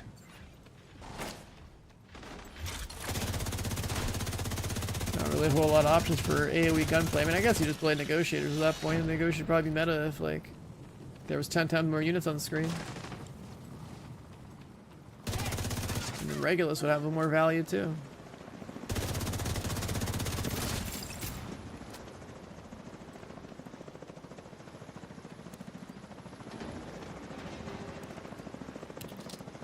Tinker build videos. Yeah, I mean, I knew the gun would just be a YouTube video farm.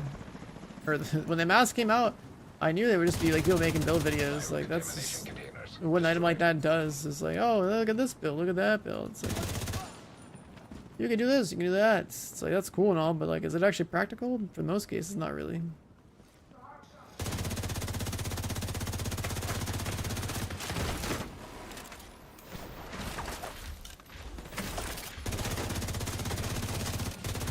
I think having a lot of fodder units is like a good thing. And save the interesting AI for like the boss type enemies. Or like a little elite squads or something. For sure. Goddamn blue. Samples destroyed and biohazard team neutralized. Mission accomplished. Okay, so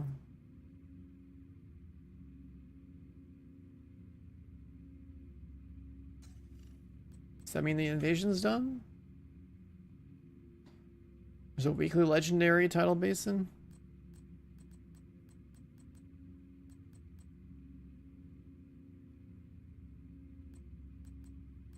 Leaderboards? I mean, leaderboards are only worth a damn in a game when the game is properly policing them for their integrity. But this game has had, there's so many speedrunning bugs and exploits and other shit that's gone down in this game. Like, for example, at the launch of the game, the best way to speedrun was to do a mission enough times to quote-unquote prep the map such that you had special weapon ammo everywhere in the mission. And then you just go and pull out the fucking grenade launcher from Demolitionist and run through the mission with a GL the entire time. That was year one speedrunning, basically. It's like the leaderboards are just like not... They've never really been good in the games. Like, in general, the PvE leaderboards are always terrible in games. Especially when they're not policed, because look at all the stuff that happens.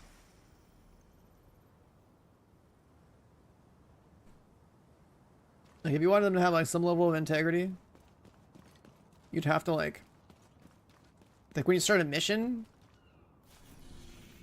that mission should have the same seed for everyone trying to compete for, like, a speed run. The whole thing becomes predictable, because there's, like, a lot of RNG stuff that you're praying for. And even then, on the build side, it's also RNG, because it's like, did you proc your crits at the right time?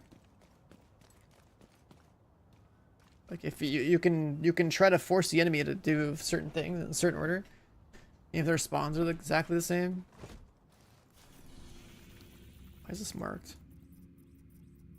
But then it just comes down to, like, you know, crit RNG on, like, that happens like TFD stuff too. It's like you just get lucky with crits and like you did more damage, so you cleared something faster. But in this game, it's like, I remember, what was it, 2020? I did a speed run of Lincoln Memorial with my Regulus in like 4.5 minutes in 2020. It took so long for people to like get lucky enough to, or strong enough to like compete with that. So I had like some kind of like god seed or something. And I didn't even like, I was just like an average run for me. It was like one of the fastest runs I've ever done. It was with a Regulus, just because like I didn't have any Chungus RNG. Like there's no Chunguses in that run. Where's the boxes?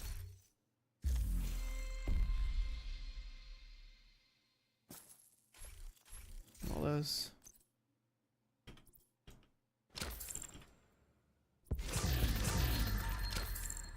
Our switch box has the December Swarm cache, right? Yeah.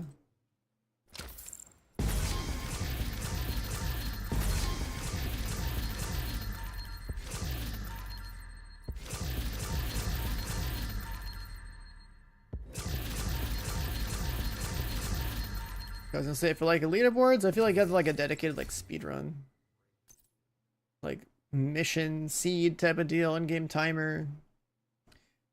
All right, so these boxes, right? So there's supposed to be skins in these, right?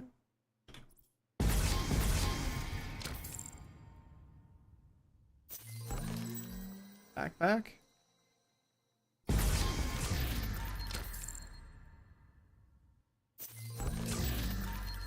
Shirts.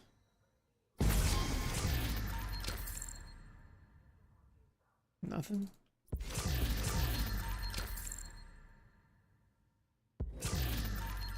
A nimble holster. I just want the cosmetics, man. I don't need this shit. File measured cloak.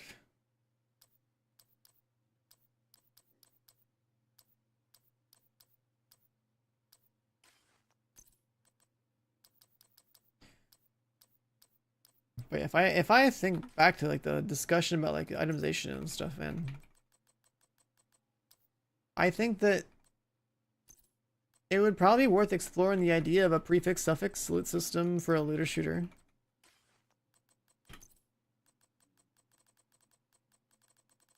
And then you got to think about how many different like types of equipment your character's gonna wear, and also how your offensive and defensive layers are gonna look in the game.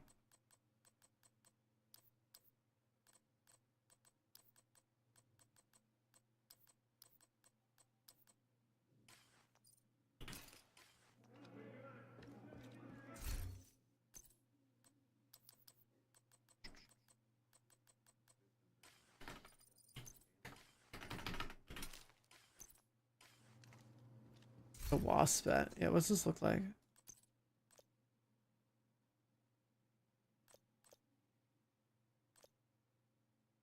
It replaces my body armor. I don't like that. We got a backpack too. You know, I don't think I'm wearing that. There's no way. I think the immersive backpack looks way better.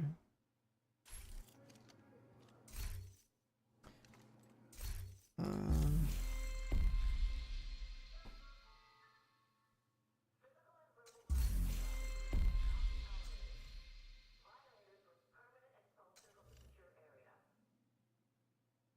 I think there's also a Division 2 stream tomorrow. At like sometime early in the morning. A friend of yours got max that the wasp that looks bad. Well, you can also tell him I agree that the wasp that looks bad. Where's the full set? Is in this shop.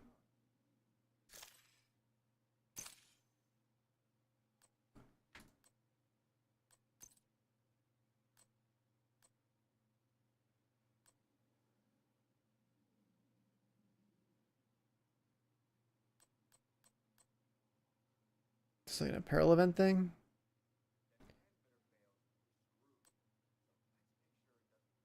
Can I not preview it in here? Like where?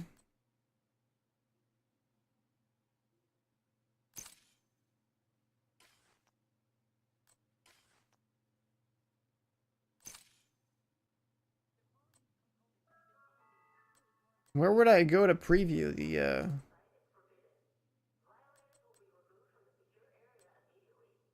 wasp outfit?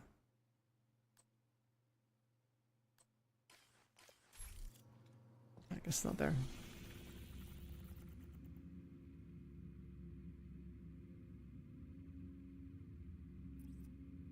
Alright, so I think invasion's clear. Is it in the bundles?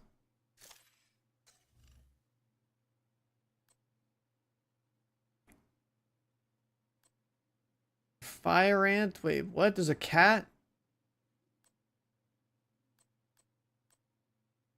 I guess is this a different set or is this? Oh, it's the same thing but in red.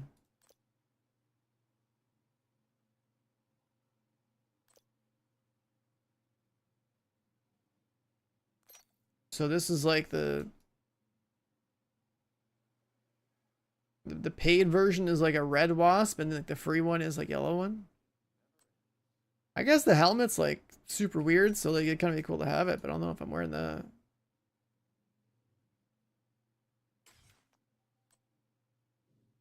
We have the shirt in the backpack, so there's only gonna be like 3 other parts. Okay.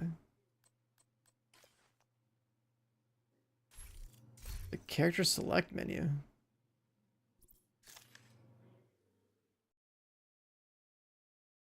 Like the little like advertisement panel that says, "Hey, go farm this." Let's see. Division 2 wasp outfit.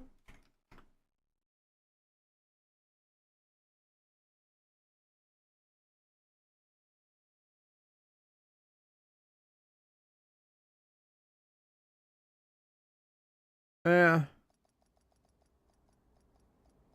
I guess the helmet's like kind of weird, so it'd be cool to have, I guess. I see here now too.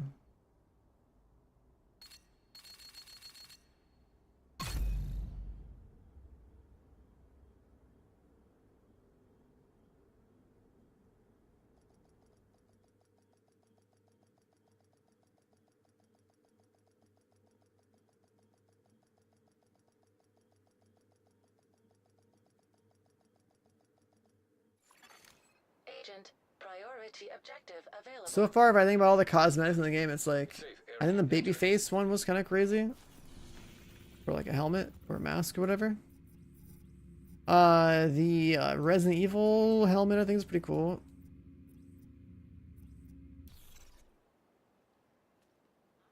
But what kind of sucks with some of the cosmetics in this game is that like they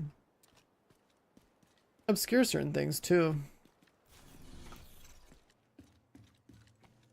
You get like certain chest pieces where it's like, oh, now you don't see your armor anymore. Or you get like a mask and just see the back of your guy's head. It's like neck's exposed or something to the straps.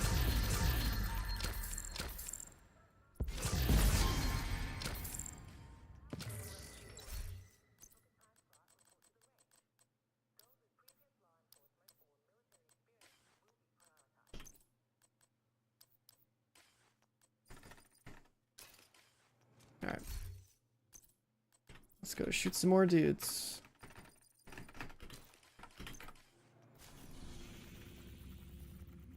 So invasion is considered clear.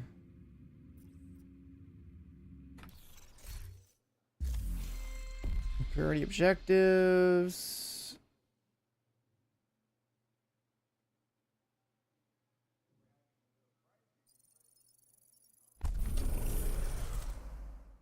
Do countdown. I'm good on that.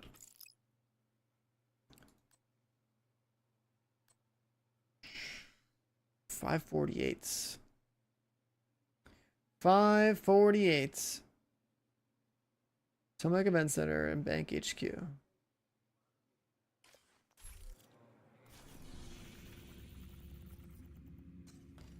And then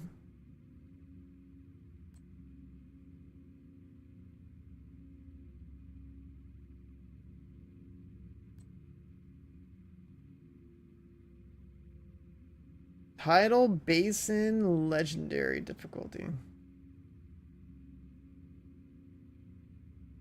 I mean, I guess I could see what happens if I matchmake that. Let's see.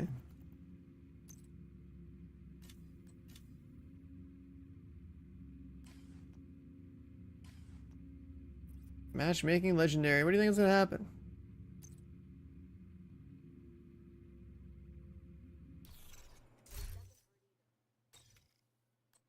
Should probably run a full striker for that.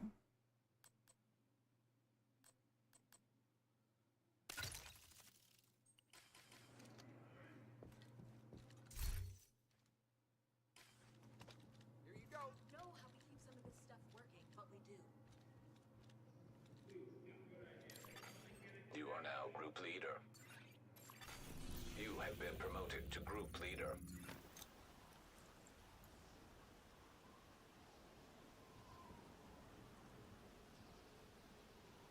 I don't know if I need 200 sack striker for legendary, but I guess the damage would be nice to have. Armor's a piece of shit. You've got your objective. Don't let anything stand in your way. So Luke Allen.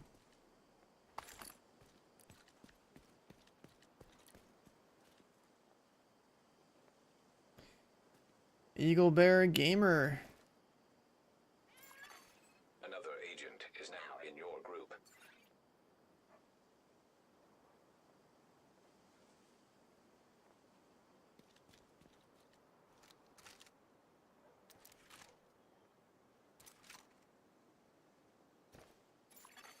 Another agent A is skill build player.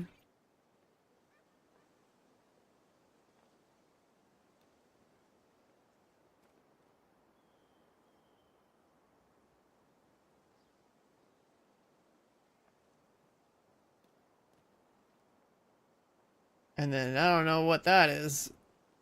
I guess got the mask on. He's running double LMG Tinker, it looks like.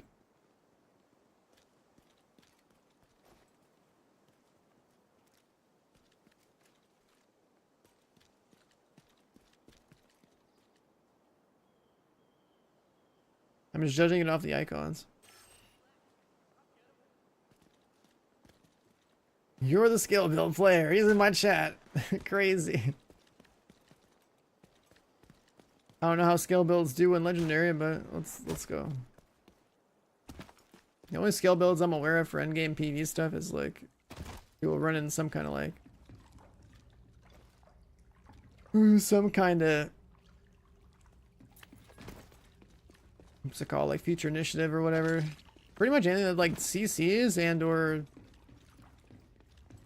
buffs the team's damage output is like a what I'm aware of. Why is everyone armor down? Is that a visual bug? It's like they swapped gear. What the hell's going on there? Why do I see two people with like no armor?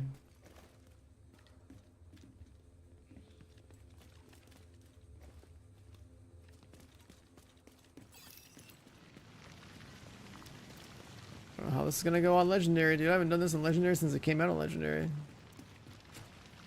Well, 4 people should be fine.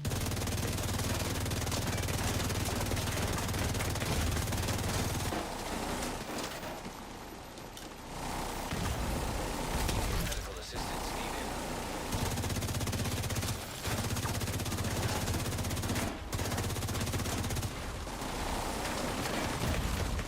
Vital signs critical. Guess everyone's gonna play back there. Agent incapacitated. Gotta get some angles on Legendary.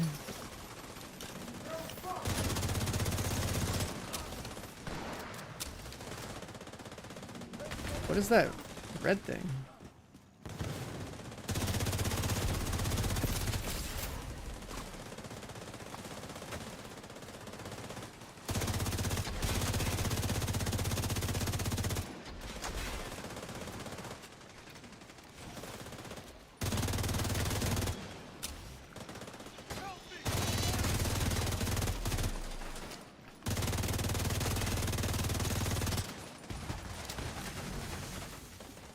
Played this loadout.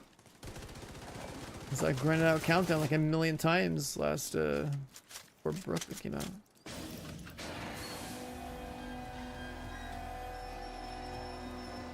I mean, Legendary has always been pretty straightforward in the format, especially with how geared everyone is. Like, let's assume everyone has perfect gear playing this.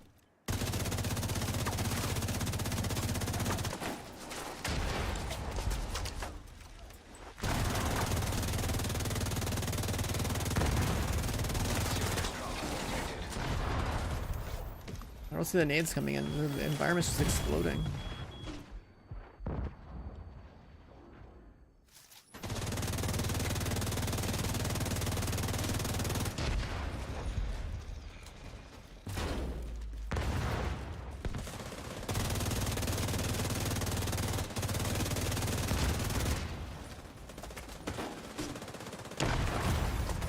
Vital signs critical.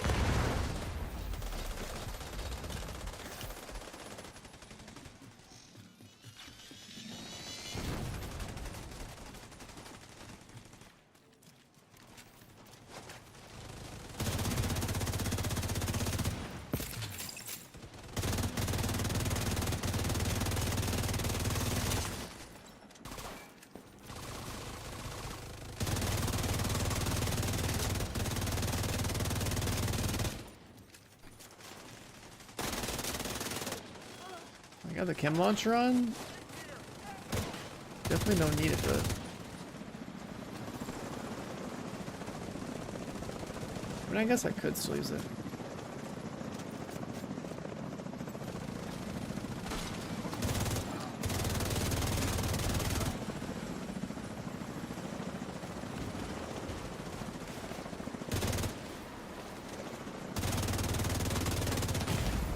Immediate medical assistance needed.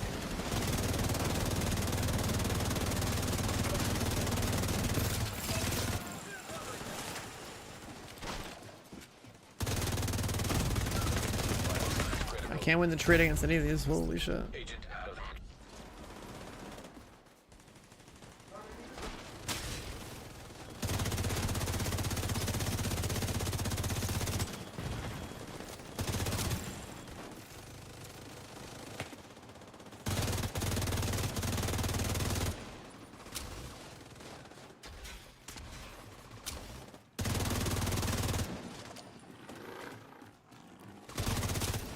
Getting ready for next season. I mean, I've been ready for years, man.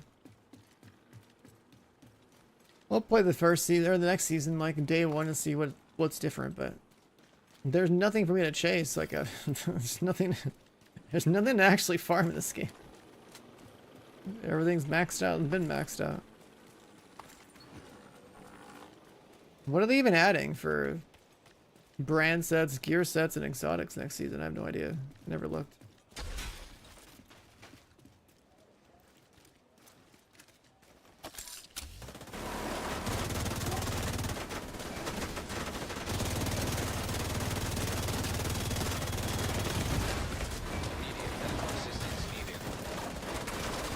I'm dead here.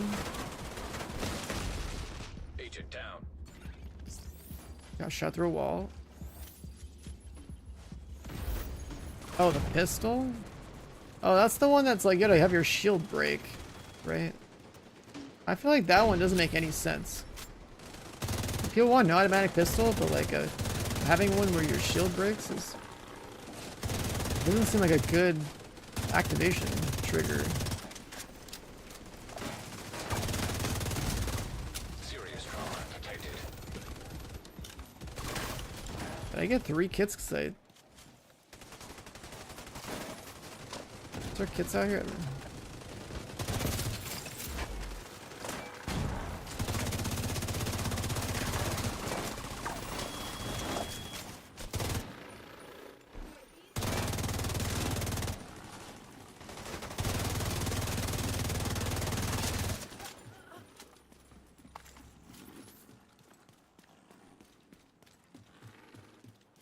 No new season finished Div3. I mean, they can do both. The seasonal content of this game is like, it's just filler until like the actual games come out and stuff. Because like realistically speaking, right, if you're maxed out in endgame like I am, you log in maybe day 1 of season and see what's changed. Or you just wait until the end of a season to log in and do everything in like a day. That's as much time as it takes to...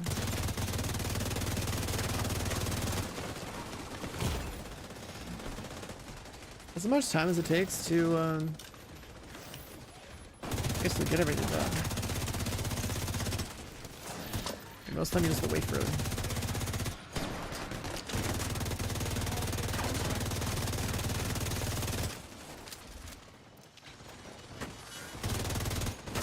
What is that red circle?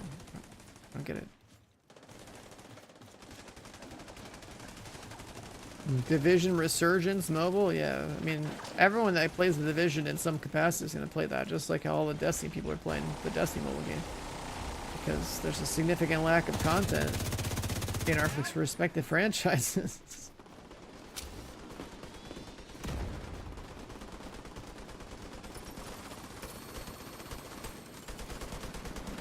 It's like a team buff thing, but it's just like ready. I don't know, it's just confusing. So I barely ever play this game with people. I just figured, hey, I'm doing legendary. Let me just matchmake and see what happens.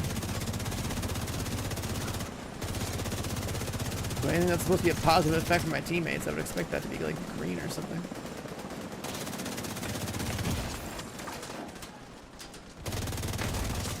Vital signs critical.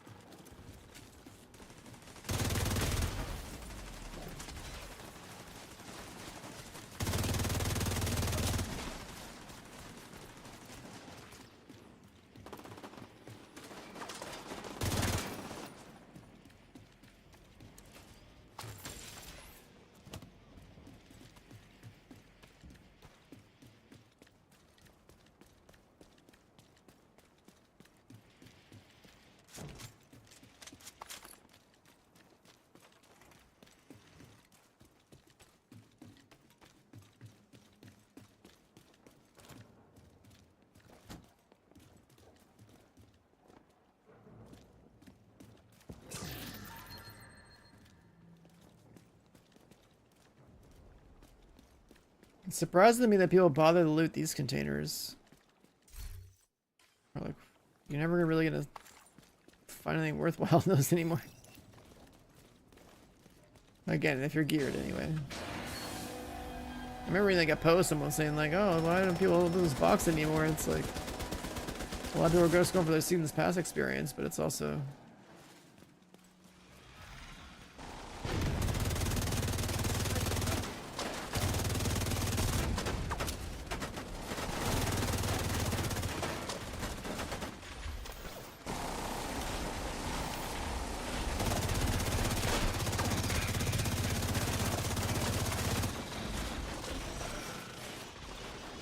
Turn on.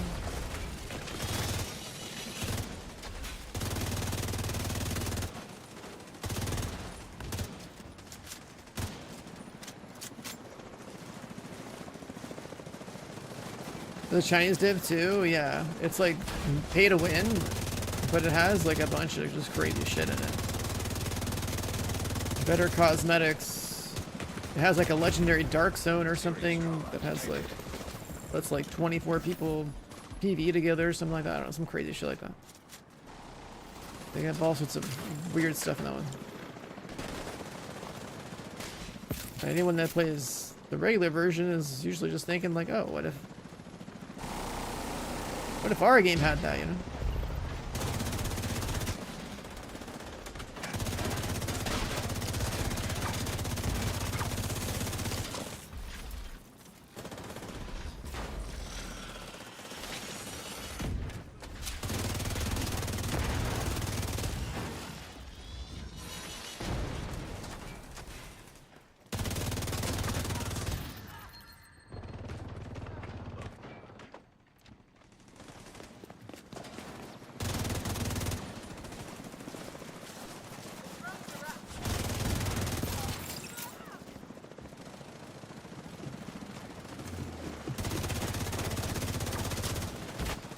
Don't worry though, the mobile version of Division is the future.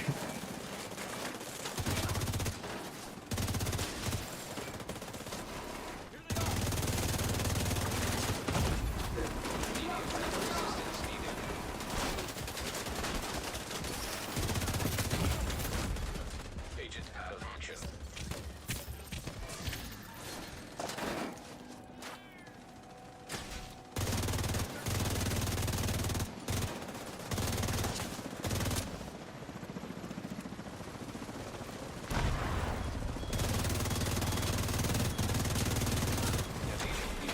Like I got swarmed by explosive drones, holy shit.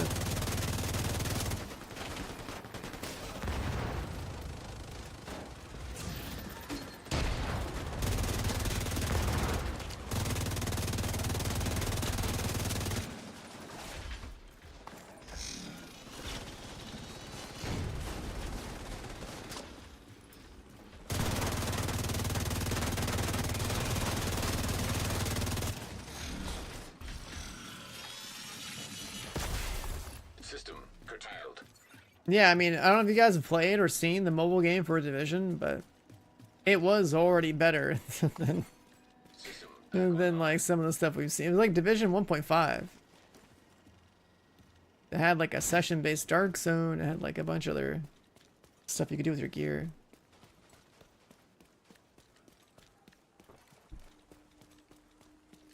But guess what? The whole point is just like it's a front for them making more money because you gotta spend to get your upgraded like tac link and stuff.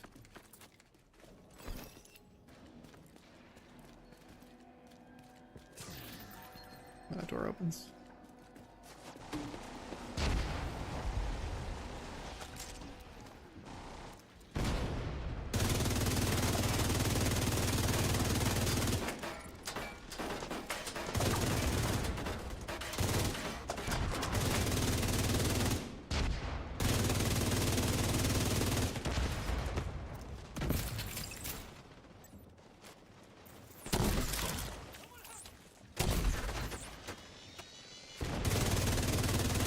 I should use that.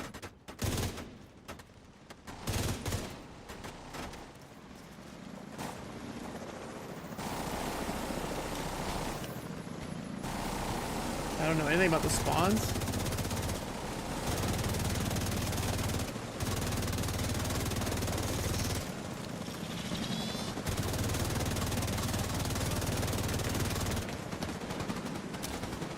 Shoot me from Narnia. Okay.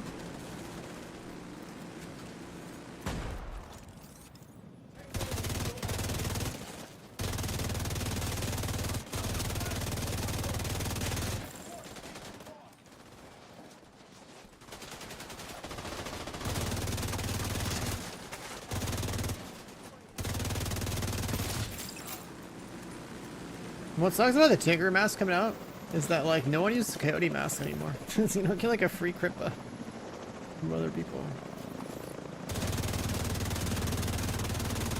So how about this lobby?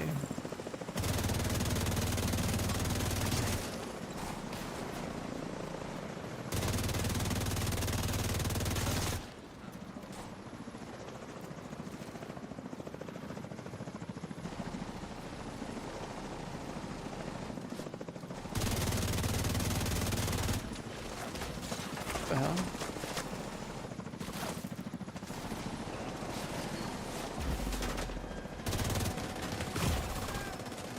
Shot through doors.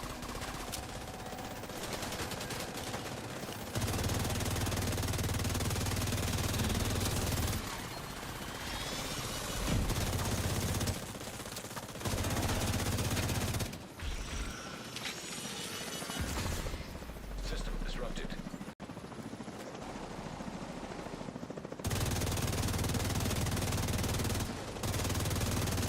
System reactivated.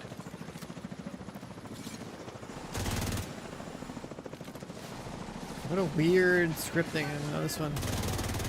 They bring a helicopter and then drop the guys behind the door and then open the doors.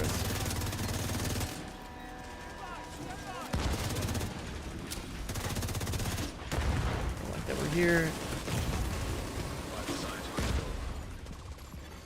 Agent incapacitated.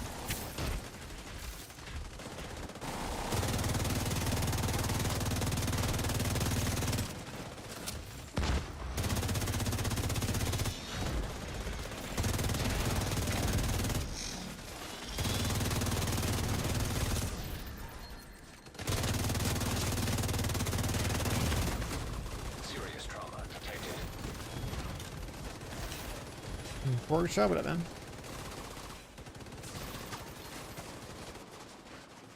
Let's get a little ammo off the ground.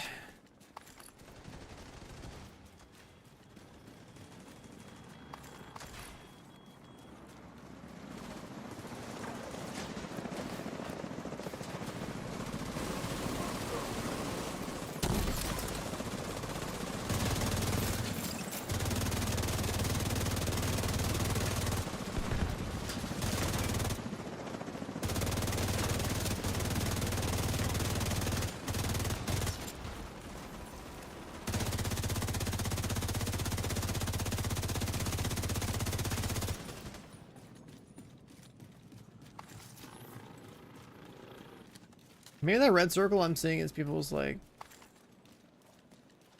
target rich environment thing going off.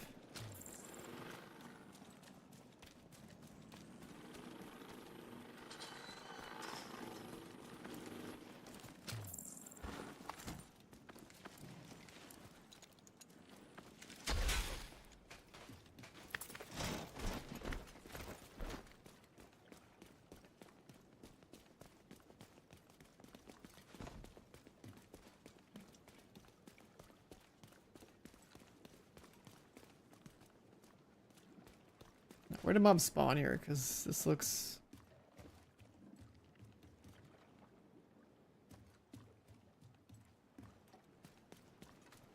dangerous.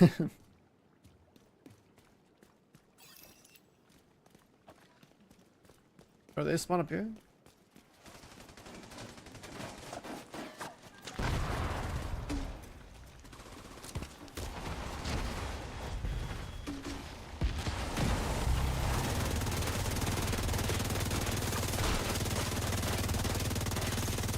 What the hell? It did like no damage.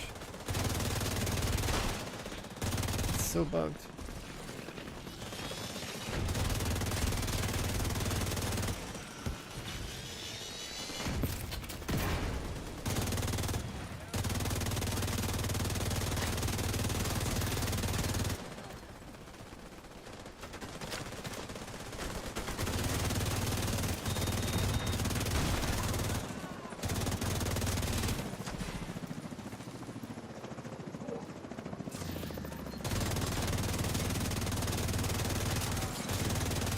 Bypass that guy.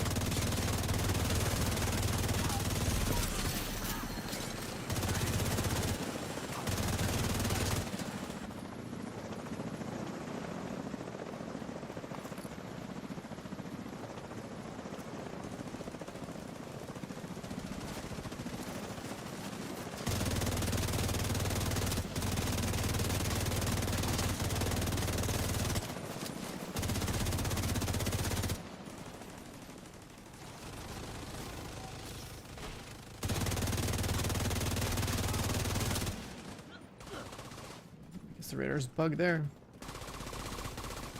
This damage, holy fuck. Yeah, 200 stack striker, fully optimized. This is pretty good.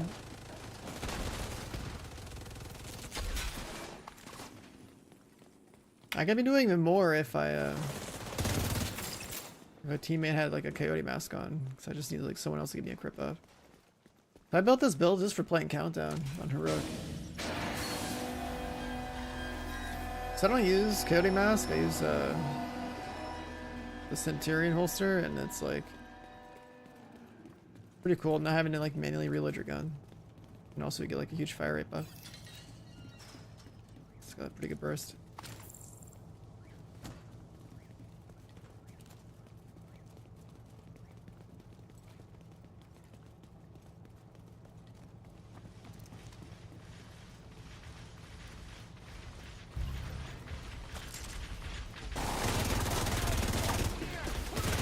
Oh, that barrel just fucked me. I didn't see that there.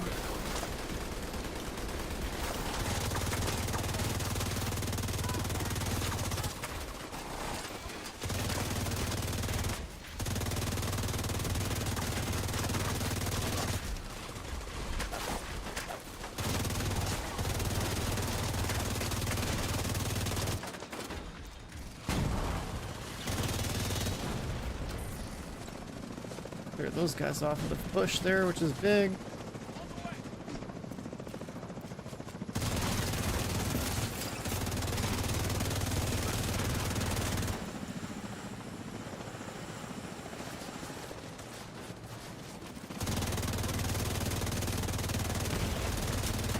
Medical assistance needed.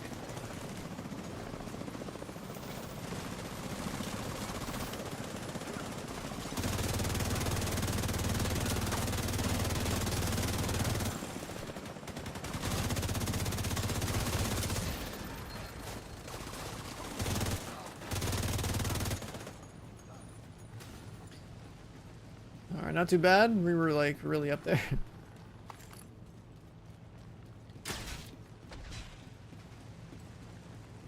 You haven't played since first raid? Oh, bro. Yeah, you haven't played. You should probably come back if you have the time, because the game is way different. Itemization got dumber, like it's simpler than the first year of the game. Eagle Bear, I think, is pretty pointless. That's just like a gun that collects dust now. Sets are better. So you basically just play Striker and do like 1 billion damage.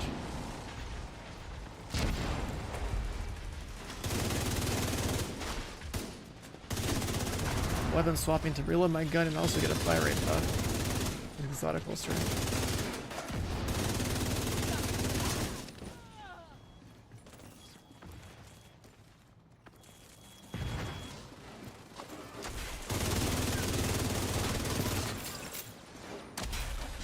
And then damage numbers went up tremendously, right? Because like back in the day, back in year 1, it's like we were hitting maybe like 100k at most per bullet or something. Now it's like millions are normal.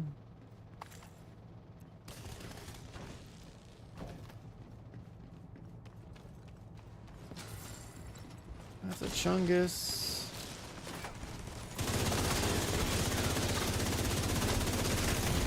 Whoa, whoa, whoa, chill.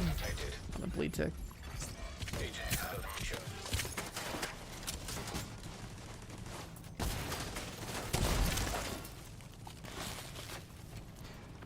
this is dead.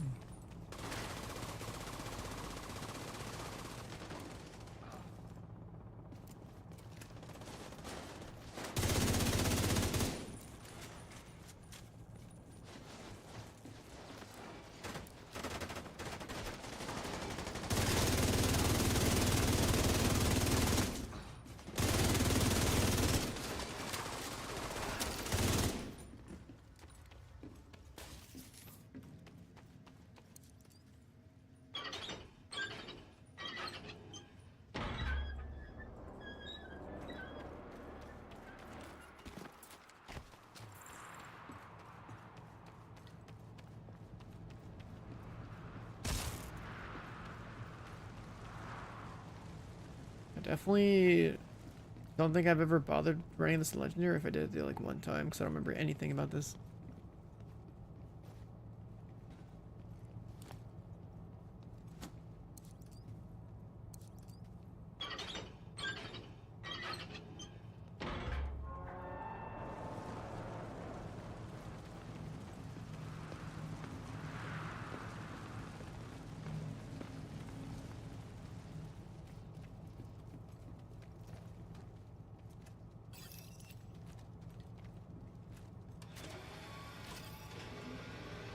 There's turrets we gotta deactivate?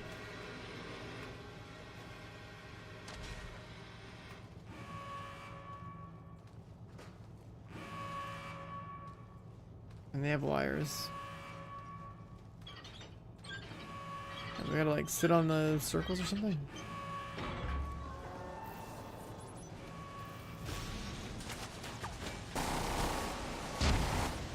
I'm actually on exploration mode right now. I don't know which one. Can you shoot it? What's this?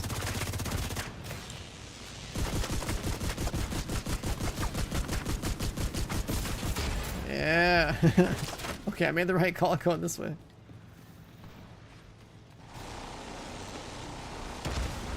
What are these turrets? They're like electric or something.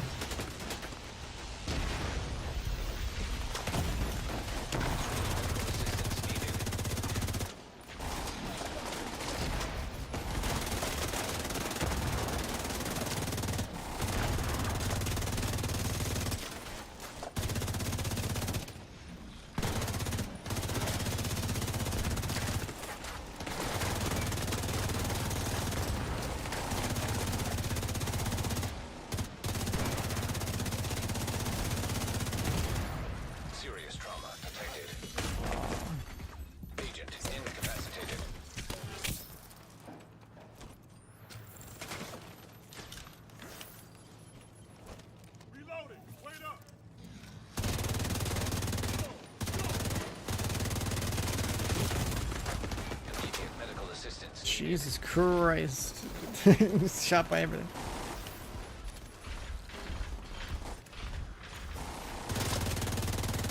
Striker regen? I don't know what blue stats are, man. The only regen I have is an armor kit.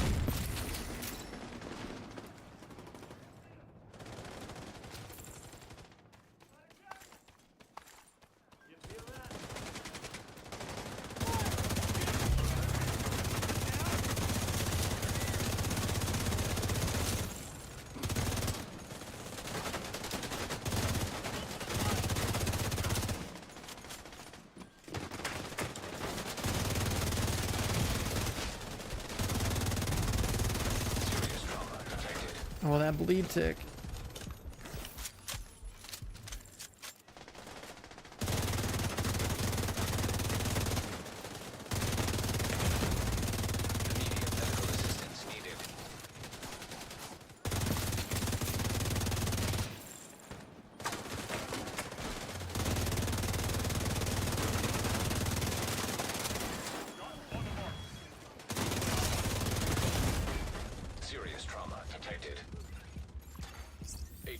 The dog sniped me?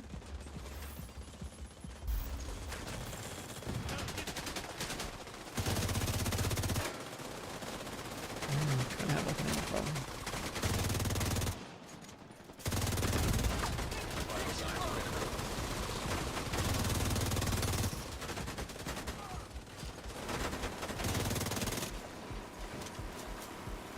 Guys, let me just chill up here. Is there ammo?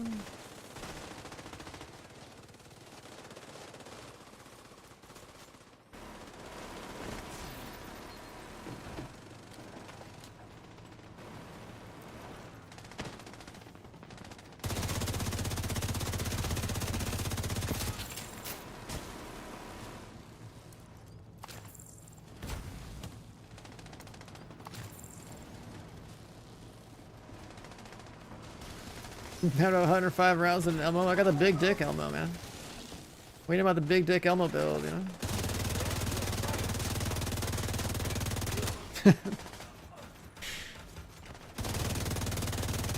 Waiting about the big dick Elmo build. Well, I guess that's literally the first time I've ever bothered doing this. Just got a backpack trophy.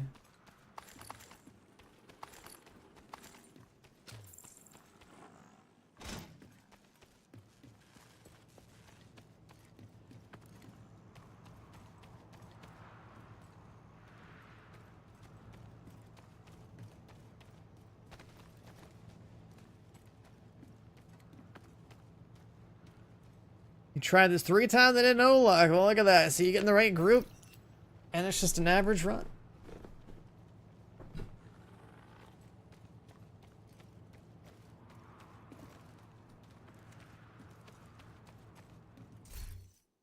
All right.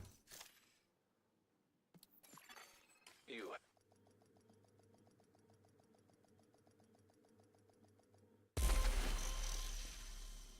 Exotic caches. Yeah, you got a lot of loot in this game. But the thing is, exotic caches is only don't really matter. It makes every exotic, so they're just like because you can perfect all your gear in this game. It's just you just turn everything into resources. And exotic components are what even breaking down exotics. You're like plus 30 your gear now.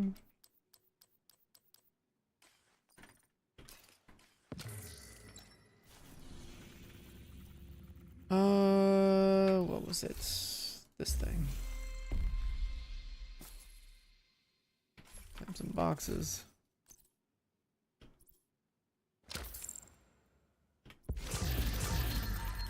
And no skin or anything. Damn.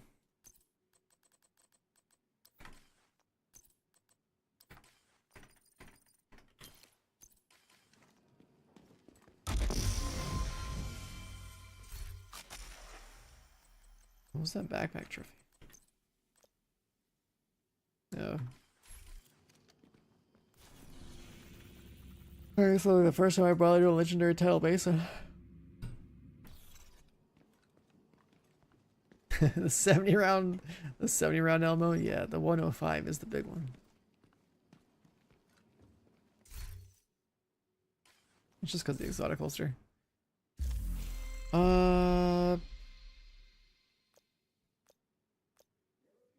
13579.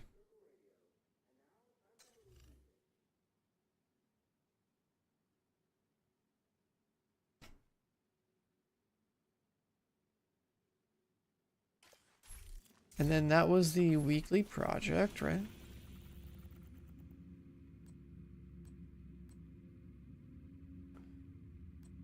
Could get 1200 from this one.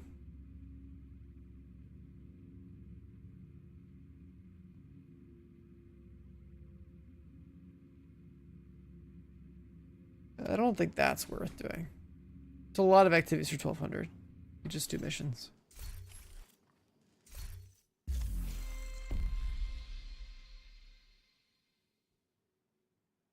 $548. That could be bank.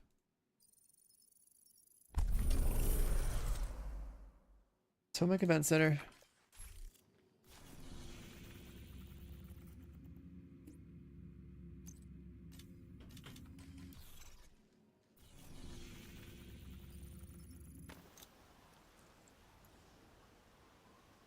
You try and get the Eagle Bear.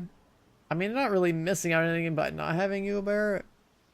Except for your collection, I guess. So don't ever feel bad. If it's not 2019 Eagle Bear, it's not really an Eagle Bear. That was the only time Eagle Bear was really good. All right, Agent. Your goal: extract the manager. I miss that. I miss that era. Sokolov concern. 2019 Eagle Bear was the best Eagle Bear. Heavily secured by Black What's the Ghost. manager thing? I don't need this shit. Access denied.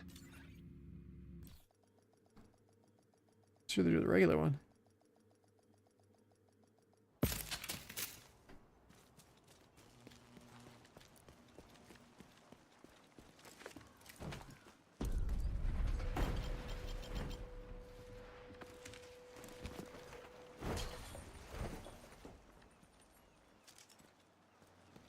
I always thought it was funny that you know flip a card and bump the fence over. I'm in. Main entrance is clear. Oh wait, this is not the ideal loadout for this. Agent, you need to cut off the primary escape route. Take out the boats they've got docked southwest of your I should position. be switching I'll keep an eye on the builds. main entrance and make sure he doesn't double back.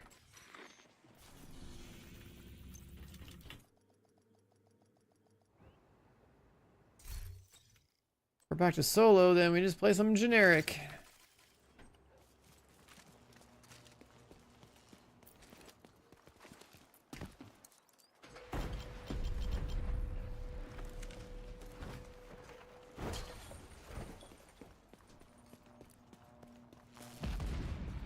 What the hell? Agent, you need to cut off the primary escape route. Take out the boats they've got docked southwest of your position. I'll Right. keep an eye on the main entrance and make sure he doesn't That's double what my back. gun normally. I'm in. Main entrance is clear.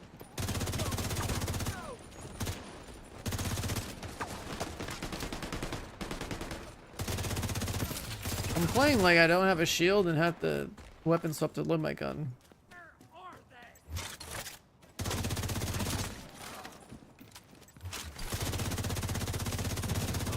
It was only relevant for one random title base.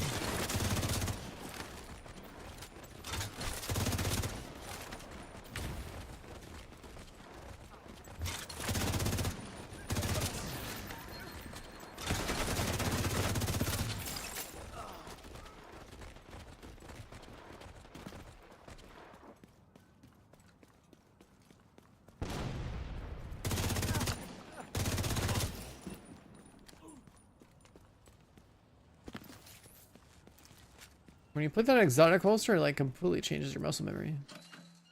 Attention! We're under attack! Fall back! Get to the boats! Defend them at all costs!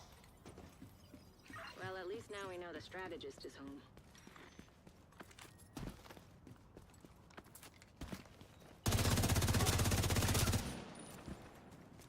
I'm still doing it.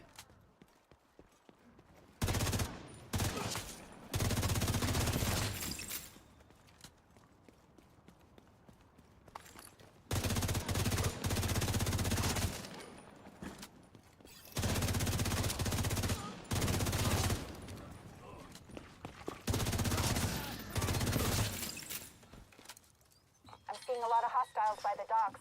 They're securing the boats. They must be waiting for the order to launch. If the strategist gets on one of those boats, we'll lose our chance to bring it in. Keep moving. You're almost there.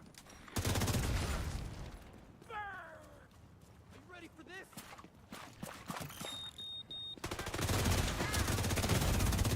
Serious trauma detected.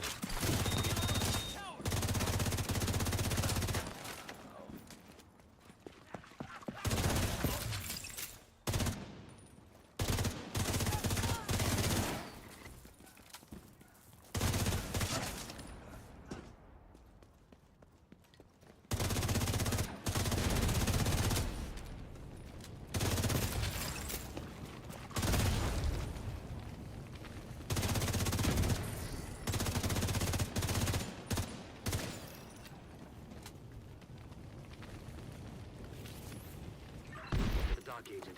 You're not too late.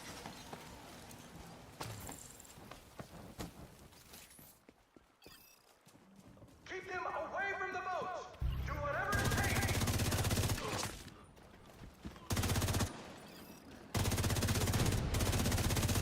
Blow up boats in this. Fuck, I can't load my gun that way anymore. Like that playstyle is so much more. Seeing a lot of movement from the boats. Hostiles are inbound on your position by the dock. Watch your six.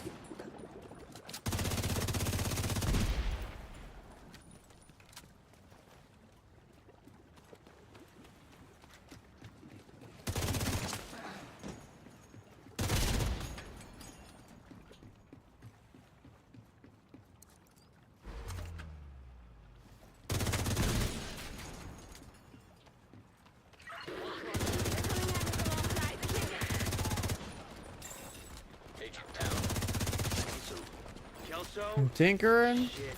Agent Kelso's not There's responding. no point in Tinker. Damn it, Kelso.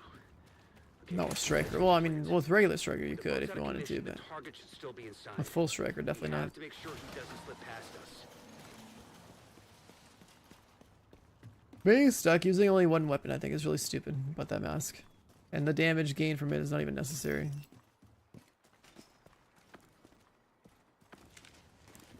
What build am I running? Well, I'll tell you what. My favorite crayon in this game is red. It's the only crayon.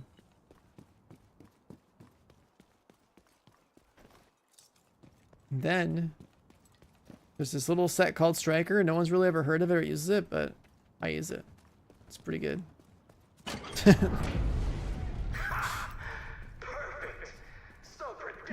You know, no one needs a Striker. You know, this is a super rare exclusive build you're never gonna see.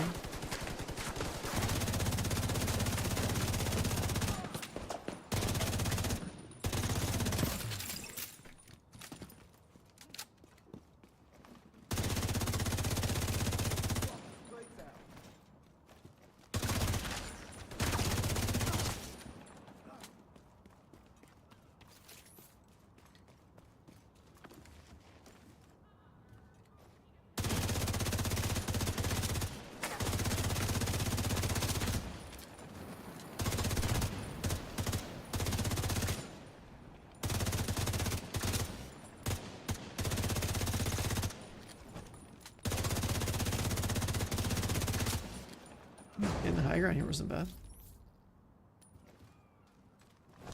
It's crit chance 60. I mean, ignoring the effect of what the seasonal modifier thing does, like, yeah, you're always, there's only two crit chance numbers you go for. Either you're a 50% and you have a Cody mask on, or you're a 60% without a Cody mask, right? And then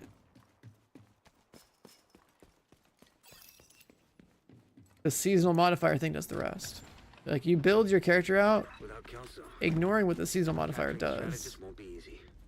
when you make a red build. So I can go up to 100% crit. I press a button.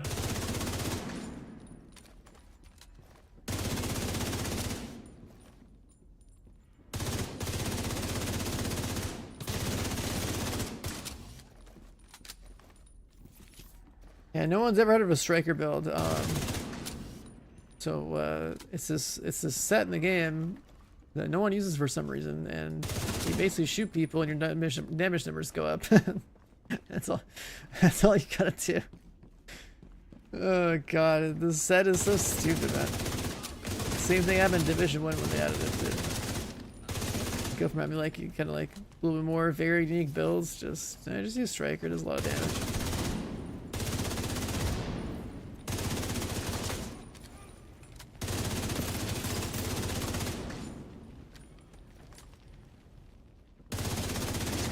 Do I only play all red Striker? I play all red builds only. Skill builds are garbage in this game. I think the skills in this game are so fucking uninteresting. Was that gunfire? And the mob density's not high enough to like You'll need to clear the building. justify ability use outside of just like, you know, Reviver Hive or Shield or like some Riot Foam or something. I'm not dead. Don't everyone cheer at once. Wait, is that Kelso? My watch So yeah, I only play red builds. Listen, I think that if you use a blue stat in PV, you're outside of like, I don't know, soloing master difficulty or something, you're just wasting your time playing with a tankier build.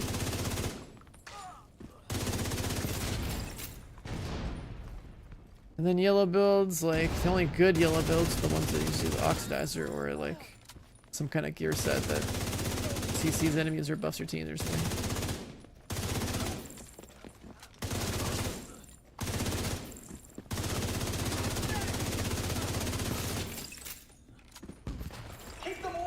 can make skill builds that work, but all I'm saying is that the playstyle of the skill build is exceptionally boring.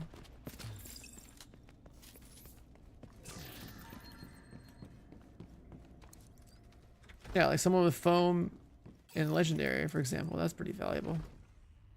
Or somebody playing like Future Initiative, giving people a damage boost and also topping off their armor. You really thought I'd sit and wait for you to assassinate me? Now I've got you right where I want you.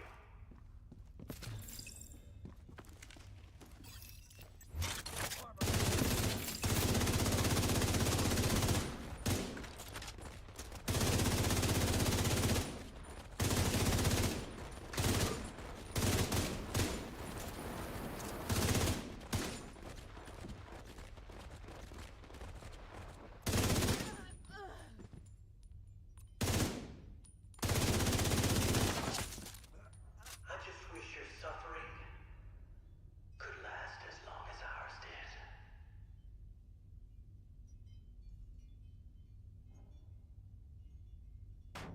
did.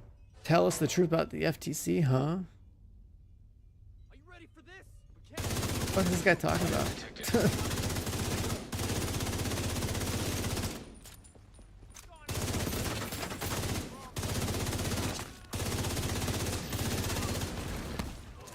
Look at you, in your smug arrogance.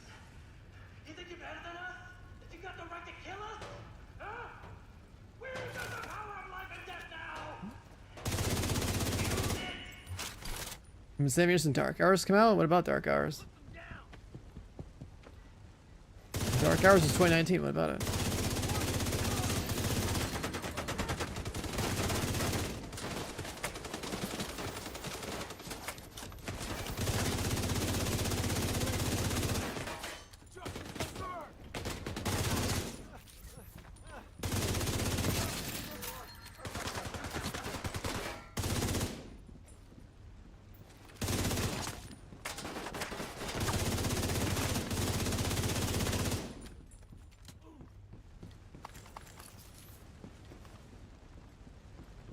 Got you. No! Please don't hurt me! I'll do whatever you want! I'll tell you everything! Alright, calm down. Stop embarrassing yourself. So we got him. That was some nice work, Agent. You should be proud of yourself. Together was the only way we could have done that.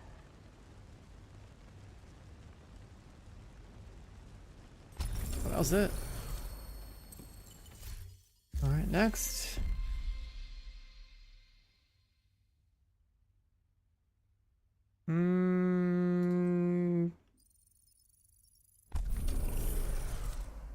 Abandon that. Oh, come on. What do a trash loot? I try not to pick it up. If I do pick it up, I dismantle it because I don't need anything. There is 0 items on the ground that are relevant to me. I have to look at no loot at all. I have literally everything that matters to me.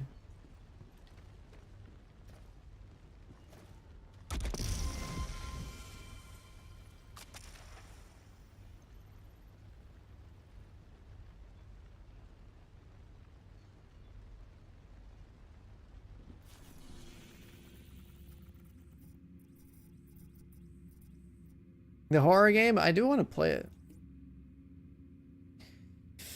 I do want to play that game some more. It's not really much of a horror game, but like it is trying to be.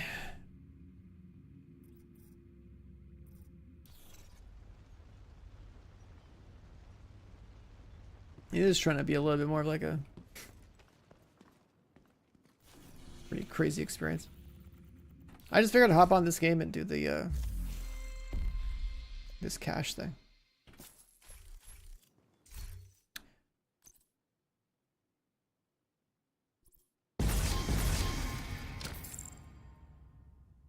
Make a striker skill build?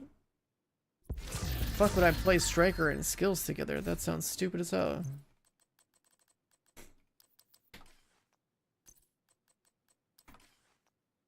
Well, the only skill builds in this game are the ones where you use your gun to shoot, because the only skill in the game is the aim. That's it. And even that's pretty dumbed down compared to Division 1. The Summer Swarm thing? Yeah, I was trying to get the cosmetic set or whatever. And then I wanted to see if I would get lucky to see any, like, or turmoils or Lexingtons. Not that I need them, but because I just wanted to see them roll. Yeah, and actually, like, outside of cosmetics, there's nothing to grind for in this game. I have literally everything.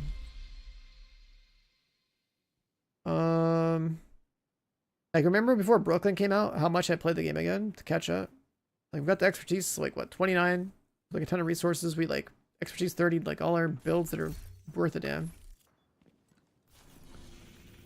I found all the sniper unicorn pieces, the chest piece, the backpack. I got 3 different, like, 13% PFE mods. Like, there is nothing to farm at all outside of cosmetics. Or a second account, which I also have a second account. And it's already, like, geared enough to carry my main if I need to.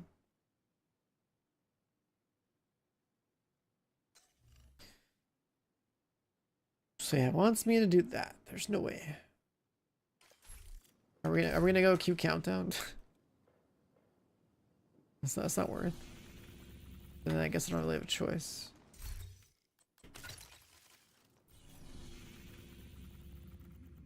I can't reset the thing.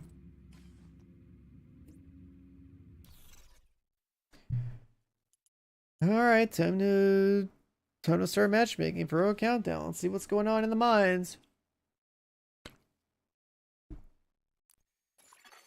Invite to another agent's group received.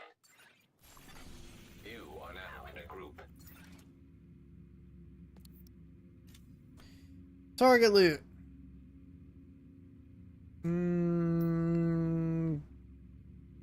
I just put on mods. Sure.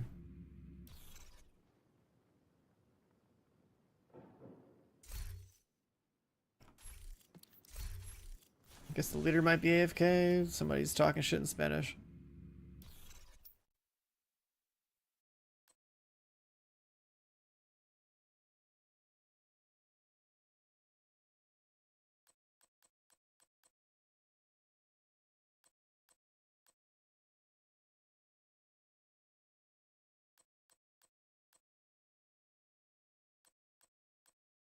$71,000? 71,000 what? Oh, the guy on my friends list? Yeah. This is the only game this guy's been playing for the past, like, 8 years, I think. I don't think he plays other games. I don't think other games have ever been installed on his PC. This guy's 71,000.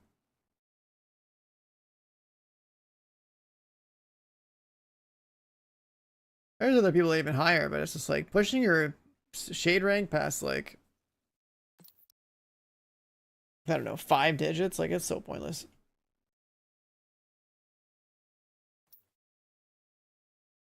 It's even more pointless now than it used to be. Like, at 10,000, I think you get like a patch or something, but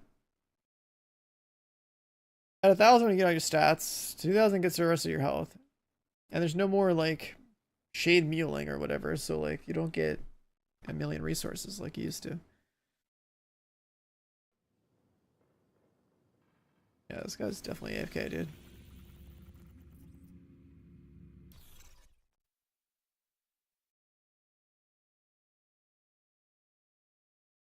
Alright, we out of here. You have left the group.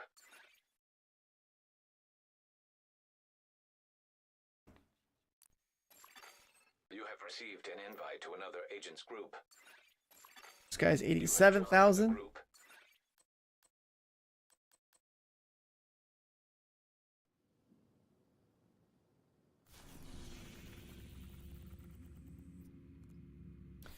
But over the years, right, there's been so many like random ways to like farm XP.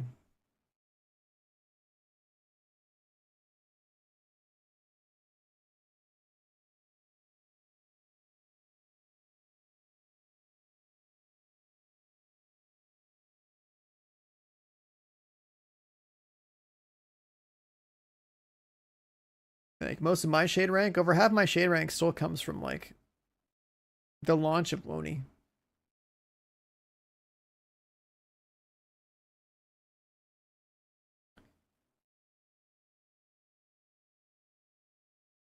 Doing Countdown Heroic. I like doing Countdown Heroic because the mobs are tankier, and also it's like you never know what you're gonna get.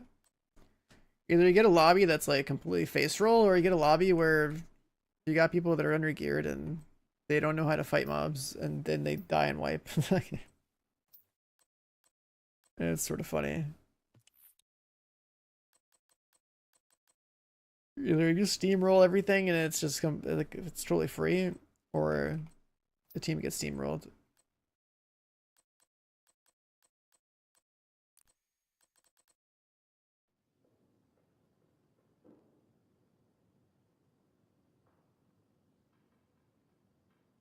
And trying to survive is pretty fun.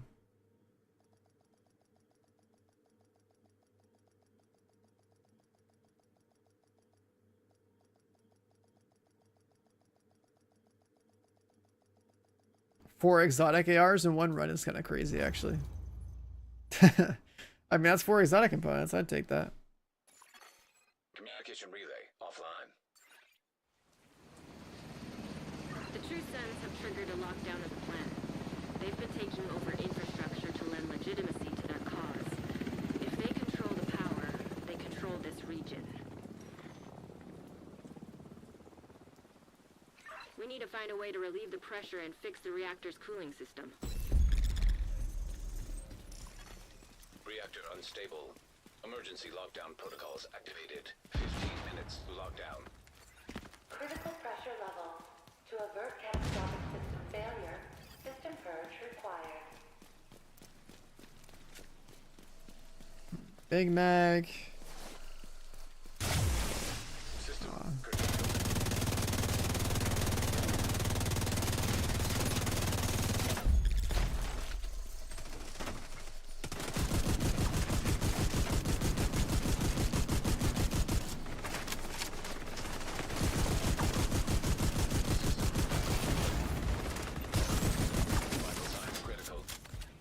Works for me.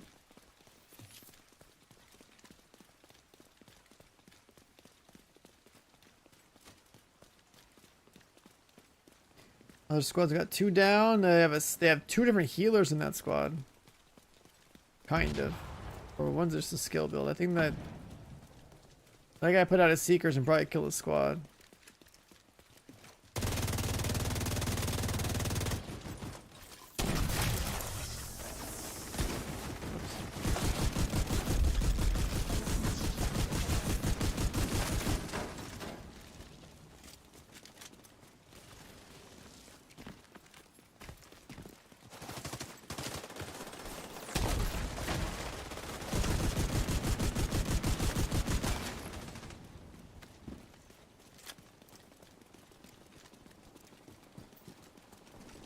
This guy's killed theirs yet?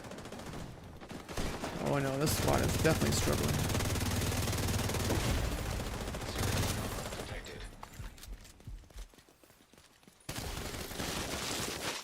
Even this thing got hacked. Wait, no, that's a healing one. But that sounded like the other one that was offensive.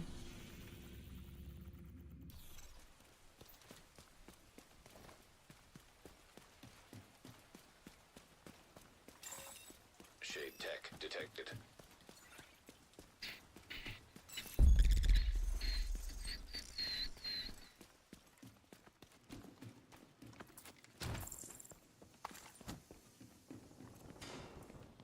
So have you guys been playing this? Like, what are you guys working on? What are you guys playing to kill time till Borderlands 4? That's the real question. I just figured hop on here, get some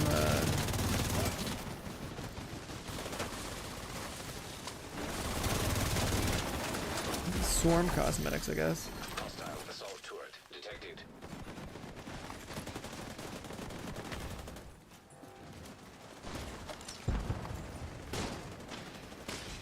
And then there's also that horror game we were playing, which I would like to keep playing. But maybe we'll get the swarm outfit just to have it, 'cause it looks weird. I don't know. High risk target approaching. I mean, you already know you have the TFD Act. I could probably get like another 100 donuts than the last time you were in my chat.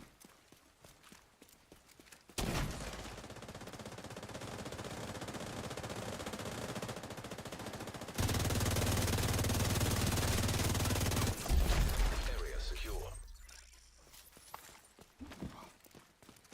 Am I reloading? Just my exotic holster.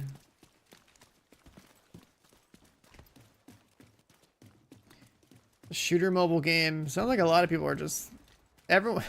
Dude, this genre is so down bad. When multiple people are telling me they're playing a mobile game, that's so crazy to me. That's how you know this genre is cooked. Okay, like there is such a lack of looter shooter content. Oh my god.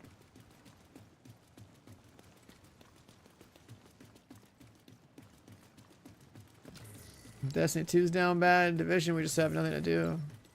You haven't tried it out? I'm not trying it out. It's a mobile game. I'm fundamentally against mobile games and their monetization schemes. People asking to play Destiny Rising? A lot of people have.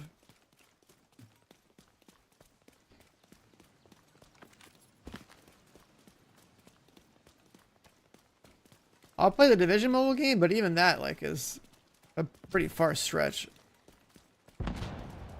Only reason I'm going to play the Division mobile game is because it's Division. 10 minutes to lock down. Evacuate. But I am very much against monetized mobile game bullshit. Like, there's so many mechanics that come out of the mobile gaming scene that have, like, ruined PC gaming and console gaming and stuff. Like, they brought, like, time gating into... You'll see, like, the games with time gating, you'll see games with, like, gotcha. And then it's like, oh yeah, here's a world's first race. By the way, from the strongest script of the game, you should probably spend like $10,000.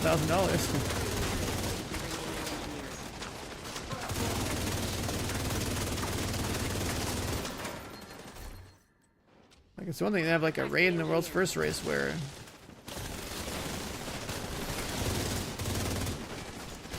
wait, what is this high? There's a VFX that lets you do red, white, and blue? That's sick, actually. Freedom build.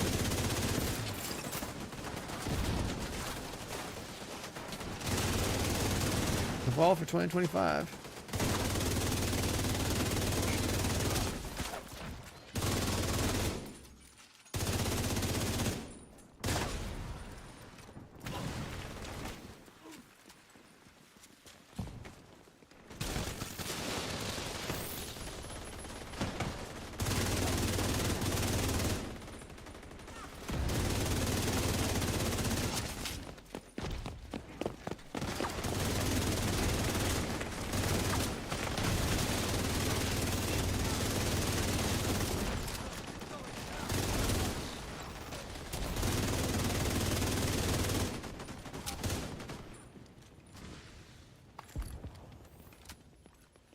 The best thing you saw in Destiny Rising was a boss where you like wait, you can drive a sparrow and shoot at the same time. Yeah, they really went all out on making the game have things that didn't sound like should have been the base game. The same thing happened with the Division mobile game. The Division mobile game the same way. They just like have stuff in there. They're like,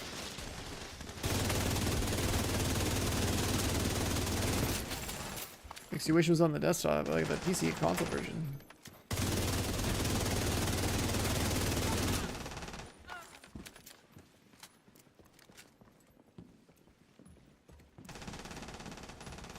A sparrow passenger? I mean, like, the fact that they have one where there's like more than one person on it's kind of cool too. You can head over to the cooling tower.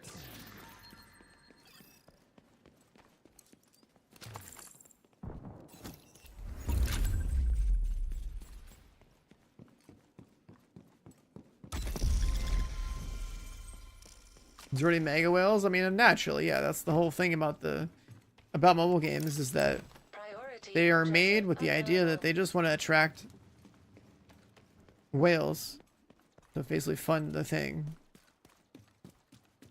Because people I mean, there's people out there that will happily, you know, spend like however much money they want to spend to be better than other people. That's why I'm against mobile games. Like, imagine if they just put an Eagle Bear up in the fucking shop in this game, people would buy it. Agent, you're in. I need you to fix that cooling tower. It's like when they first released the raid exotics and the seasons pass caches, there was people that were like spending hundreds of dollars to like get their raid exotics through the gambling method. It was just like, bro, what the fuck? Just play the fucking game. How hard it gets stuff. But there are people that were willing to buy. So, the system is overheating and steam is building up in those pipes. I'm gonna need you to find a way to release some pressure.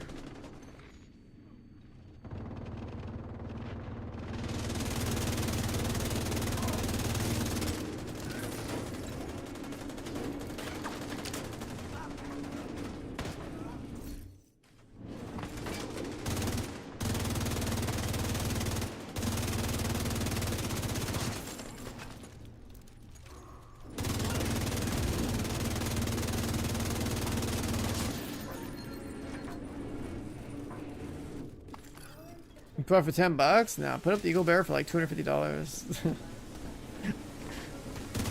But make it like a super Eagle Bear, and people can buy the shit out of that just to be like, look at my badass weapon that no one else has. Like, I'm telling you, it's just it's something that would work, and it's just so dumb for people that just want to play the game, right? There's just a subset of people that will happily spend to buy some bullshit like that. The sites that are selling, I mean, those are like boosting sites, but like, it's just another example of, so there's another example of like the kind of lengths that some people are willing to go to not play a game. I mean, that's why like boosting sites make money. That's why like cheat devs make money. There are so many just like fucking like people that just want to play games for like the vanity and ego of like giving the appearance that they have something or whatever, instead of like actually being good at something or earning something. They don't want to play the game, but they want to pretend like they did.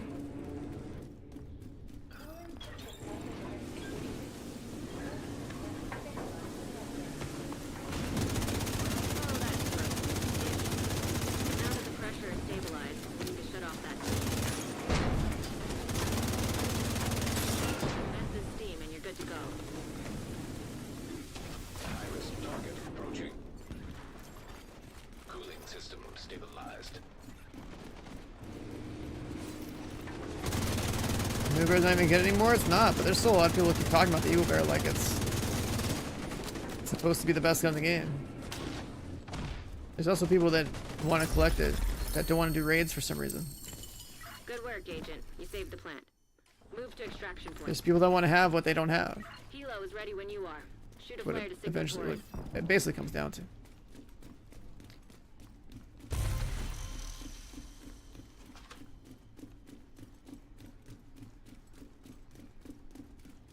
The Eagle Bear hasn't been relevant since like 2019. We're talking about it being like legitimately good. I missed that era of the game because itemization was interesting. And also because like Eagle Bear was a very fun weapon to play with, right? It was the strongest AR. It was a raid exotic. And then also, it had like the most recoil of any of the ARs. So like, you actually have to be good to like to practice with it to get good with it. Cuban, yeah, I'm aware. When I first played my Luna to make that gun build, or the thing, I was like, I have a piercing light. It has all the attack mods and like chill mods that I could fit on it. What I didn't know, and which is something else that's different now, is that you have to ADS your Luna to get the weak point damage. So like you can use the mod where you get more weak point for ADSing. And like 2 other weak point mods on a sniper rifle. That's something that's pretty strong. System disrupted. What's the talent on the Eagle Bear? If you look at my YouTube video Agent, stay frosty. from Hunters 2019, incoming. I have like one build video from 2019. It's like the only build I was really proud of. Like early Division 2. And you'll see the old Eagle Bear there. It's got a lot of stuff on there. That like basically like it has like 3 talents or something.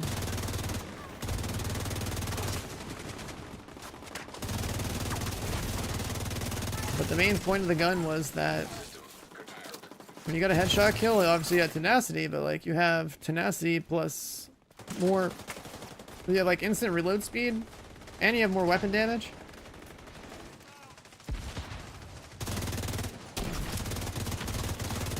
Like it used to have 100% accuracy. It used to have like 50 to 100% more reload speed. And I don't know, like only like 50 to 100 like weapon damage or something. It was pretty fucking cool. The whole point was like you get a headshot kill and then you're stacked. But if you look at how the I was EMP'd, shit. If you look at how the talents looked back then,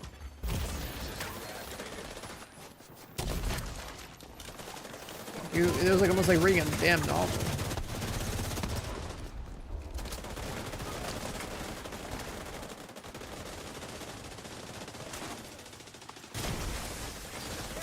But it was cool that, like, you know, like for example, Nemesis, that sniper rifle was badass when it came out. You'd like look at somebody with your scope for a while, they would get a mark, then you would have like higher damage against them.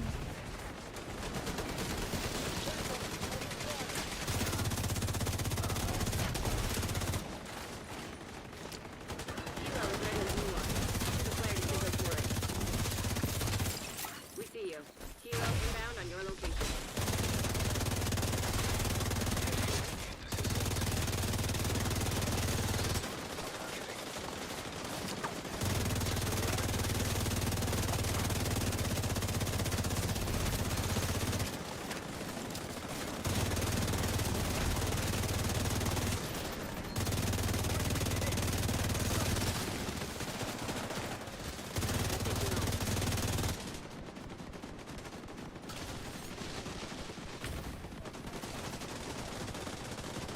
A new sniper? Yeah, I guess there's a new sniper, right? But that's probably from like the manhunt mission.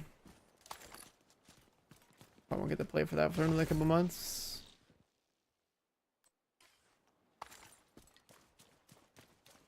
I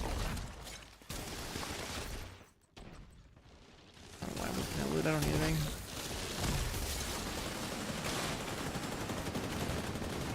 Is it perk on the secondary weapon? No, it's on the exotic holster. I'm not playing PoE anymore. I said I'd only stream for one day. ARPGs are not worth streaming on my stream.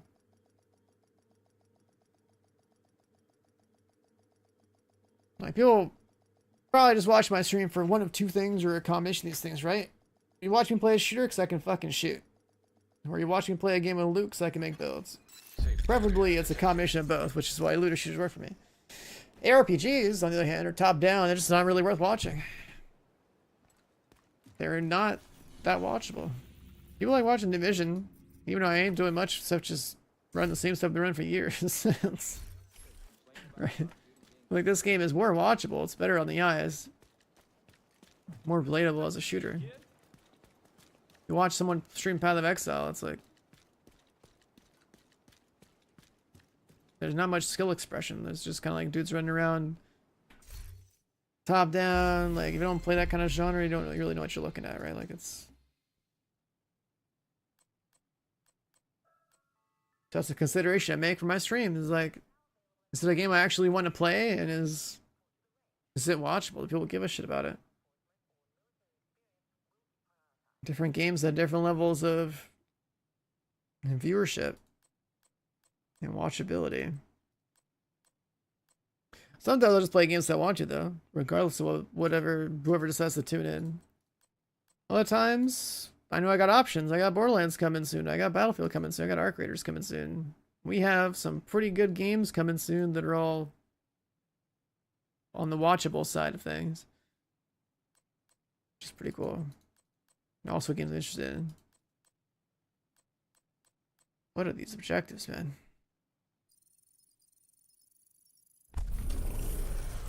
Supply drop?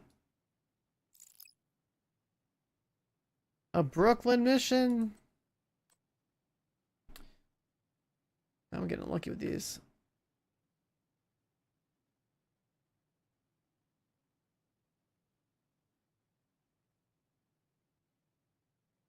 A Brooklyn mission, dude? I mean, I guess these are newer. Because Brooklyn, it's not the other side of New York.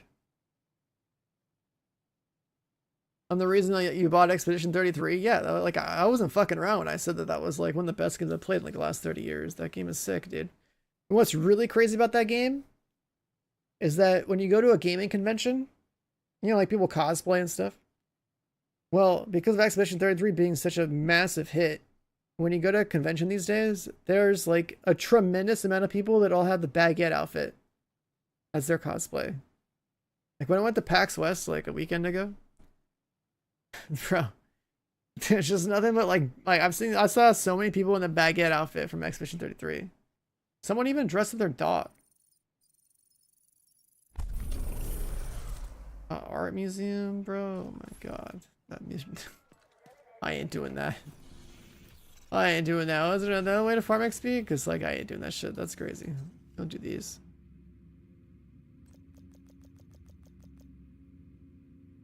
Target practice around DC. Yeah, we should do these though. That's a lot of XP. 2,400 a pop. It's kind of crazy for some trivial bullshit. Target practice. That means that takeover.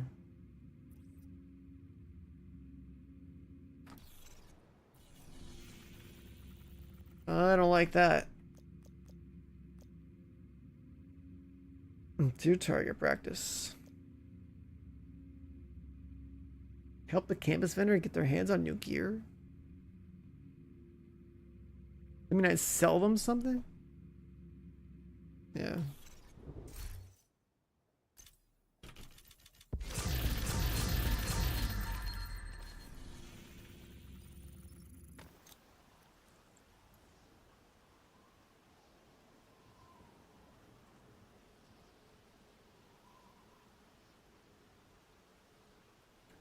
I mean, if anyone else is developing turn-based combat games like that, then 100%, like, yeah, like, just do what Expedition 33 did, make the combat interesting, then, like, instantly, like, way better.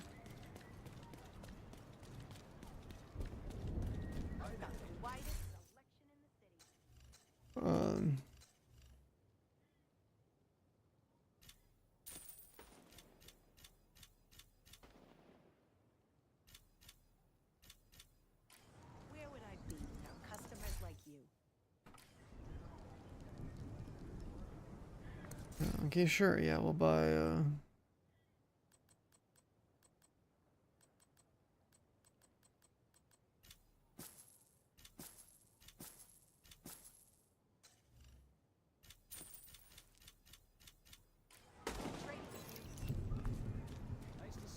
Alright, sure, free resources, why not?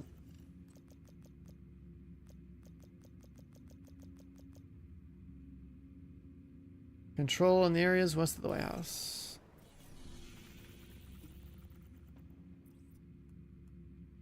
So what, claim all of those? I guess we need a target practice, so.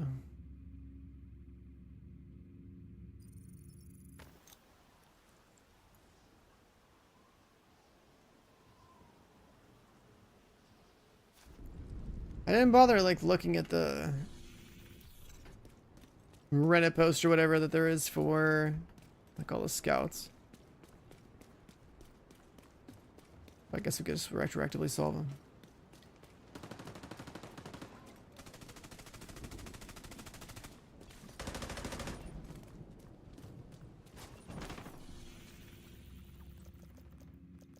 They tell you what to do if you scout them, if you track them.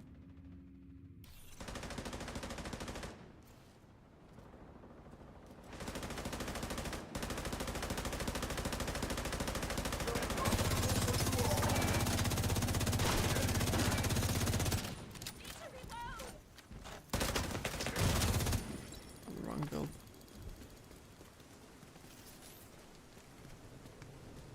And I like this loadout, so maybe I'll just keep using it.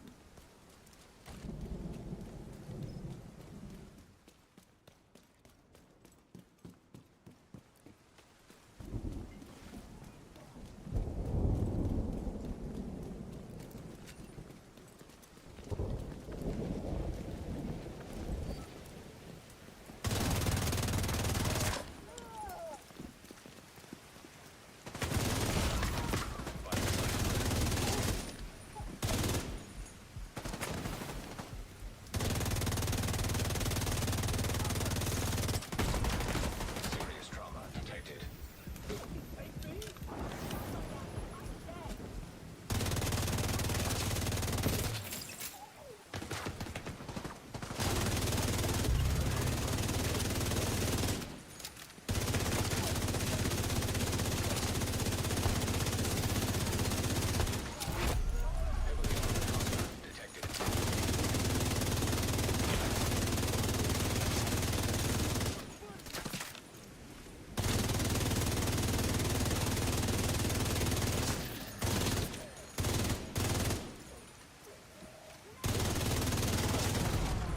That guy shot it around Critical. through the window.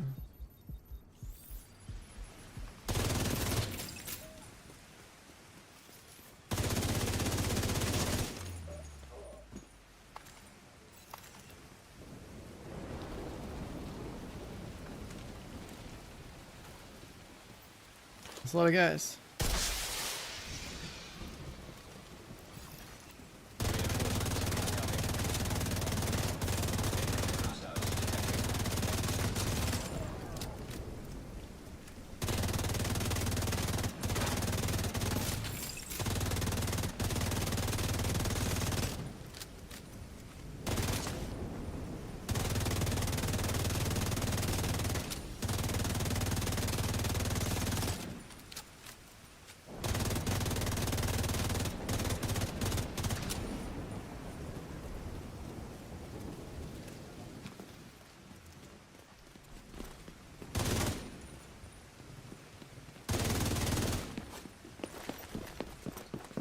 Do they want it to be actually in the White House? They just said west of the White House. Areas west of the White House. So I took that to mean that it's either this zone or the other zone south of me. This is west of the White House.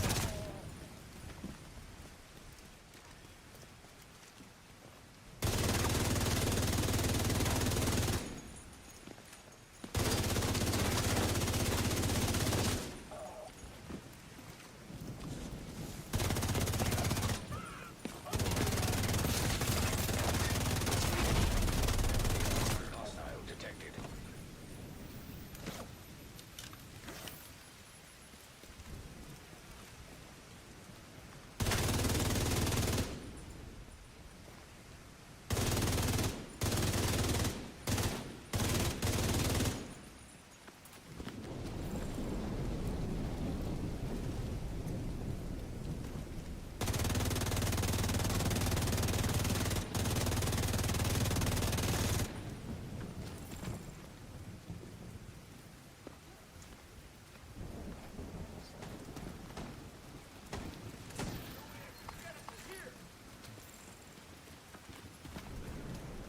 And conquer another control point's fine, because like we gotta make the target practice thing show up. That's one counted. That's what I thought. Cool. The areas west of the White House. It really didn't mean either of these.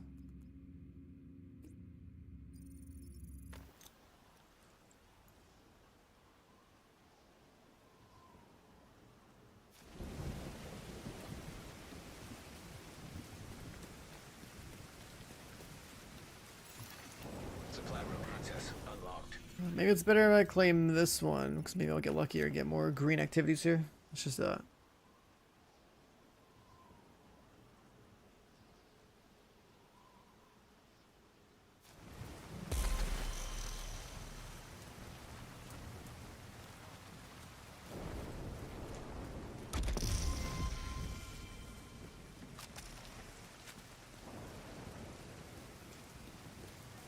This weather's killer, man. I'm so sick of low visibility weather in this game. Just let me see clearly all the time. Let me just like flick a switch in the White House and change the weather, man. Surely if we have the ability to see through walls, that they've also developed technology to change the weather, right? I don't need no rainstorm weather. If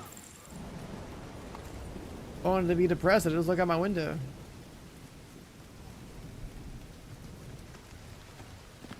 Yeah, doesn't the government have weather machines? Like, where's my tinfoil hat cosmetic while we're at it, you know?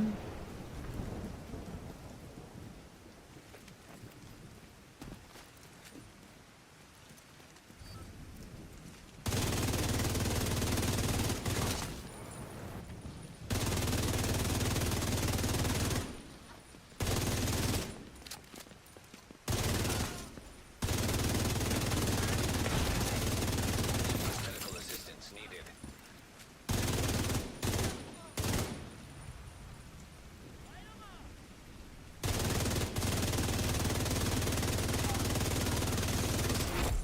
Heavily armored hostile detected. Hostile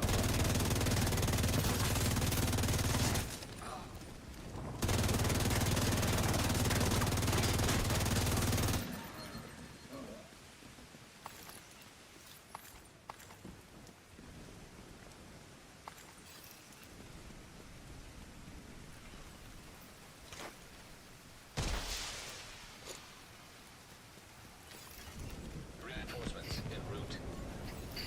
I'm just spawn a courtyard down here. Hostile contacts.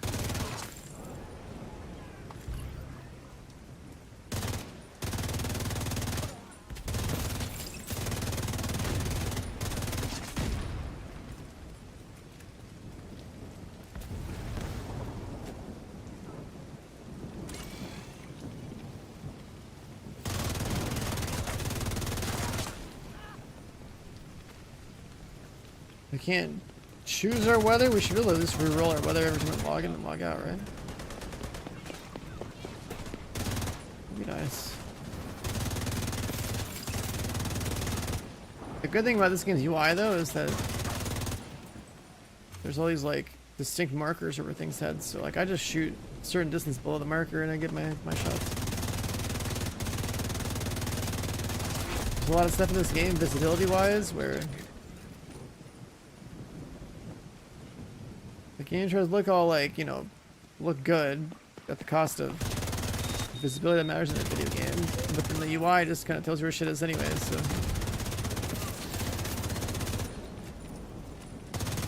It's kind of the same problem that like Battlefield has. You're just shooting at like the red markers.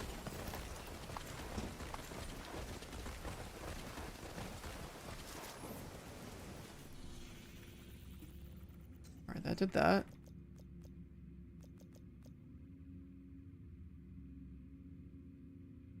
Now we gotta stock up the Civilians in distress. control points.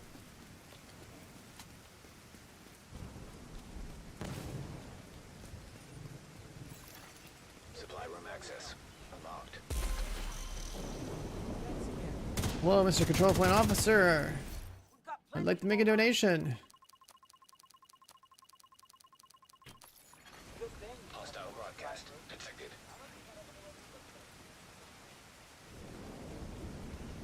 Was that it?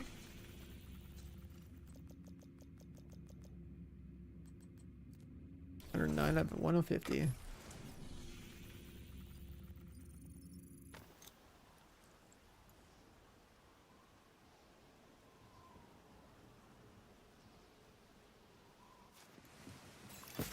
Supply room access unlocked.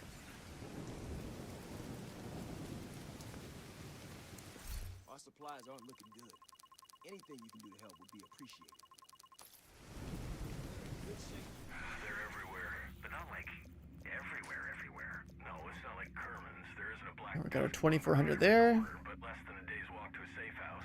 Half a day's Take drive over to bank the bunker. headquarters. You've got a helo you can get from one to the other in an hour or two, depending on weather conditions. But you need a landing site, or can jump in. Control point officers need to chill before you can donate. Yeah, it's like, this is weird. Like why? I'm like, why are they like on a delay? You know. You're gonna need to get the access codes to the vault to recover the item the hyena stole from Air Force One. Our hyena insider says whoever's posted in the old CEO's office will have a key card that should give you access to the vault.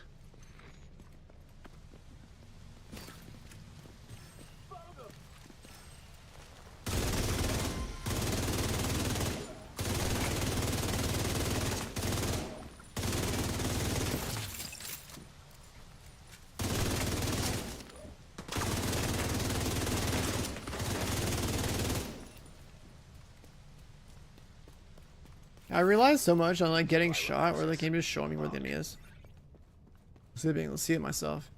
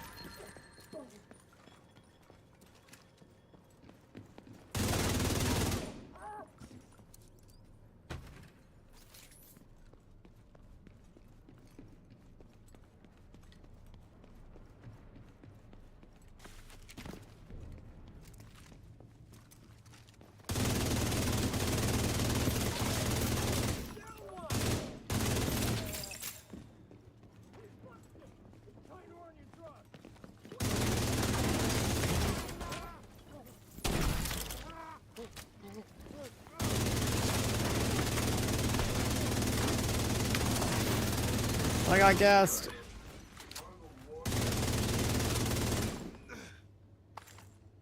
Looks like that key card is the one we were looking for. So striker build, it's just full striker with a Centurion holster. It's too much damage for this content. I shouldn't even be on it, but I just like playing Centurion holster. Hostile radio intercepted. Should probably swap off It's a fucking division. Both full ones are striker back and at like headquarters. half striker.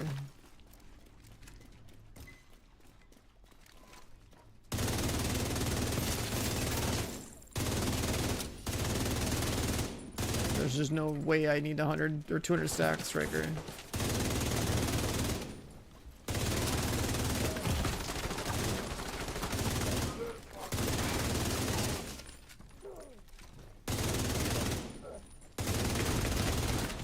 Dead.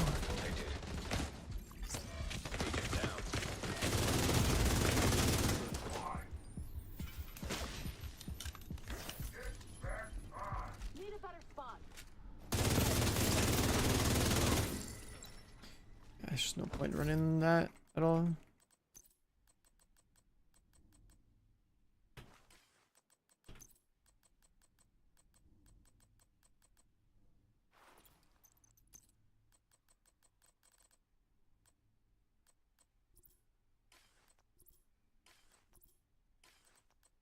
Or any crit chance.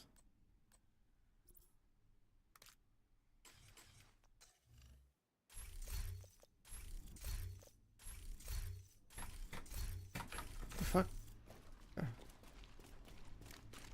I was jumping into another menu. Yeah, the weapon swapping with Centurion holster is the most engaging thing you can do on a gun build. Instead of just sitting there and playing with one gun the whole time and watching it reload.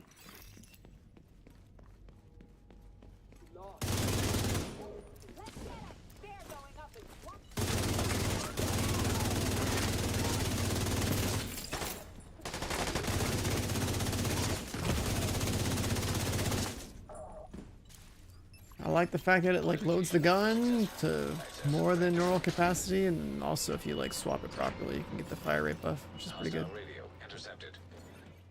The alarm! Fucking division got into the vault. It's cool. We president. He's tucked away nice and cozy. As for other ARs in the game, it's like I don't feel like there's any reason to run pretty much almost any other exotic AR. Agent, you've got a new assignment. Find out Because where when the I think president is about being held and get him a back. lot of my Hide engagements, it with like the base security system. There should be a data center near the vault. the accuracy of the Police M4 base for this weapon's pretty good. Beginning search query. And the attachments are really good on it too, so.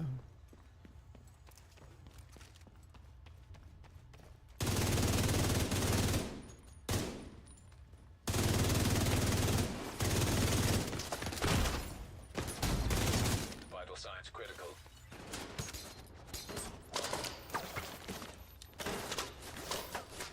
Striga might have amp damage and all that stuff, but there's two things, right? One is the archetype of the gun. If the accuracy sucks, well, I guess it could be more than that. It's off the mag size, so I'm pretty sure that mag size of the gun sucks. It doesn't matter if the gun's like per bullet damage is higher. There's so many other factors in the gunner make for a weaker weapon.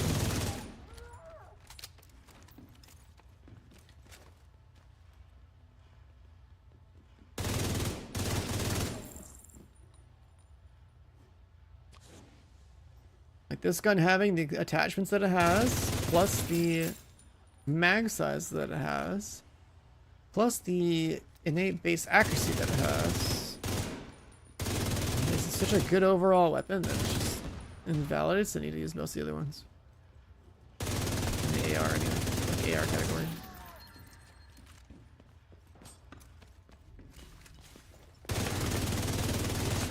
Like if the mag size was like 60 like all the other AR exotic ARs should be.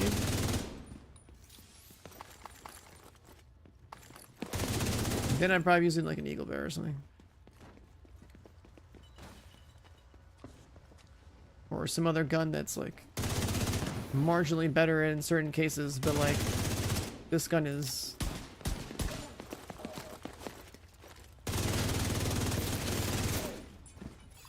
just generally better across the board. That's why you should use it. It's President Ellis. Stand by to extract him. Allow lockdown procedure initiated. That doesn't sound good.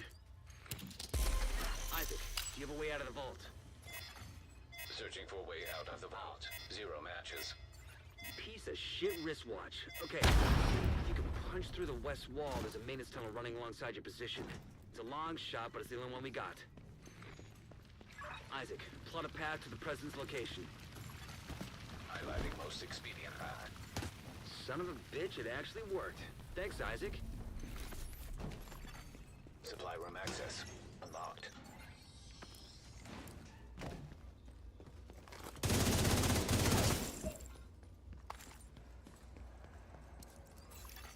Supply room access unlocked.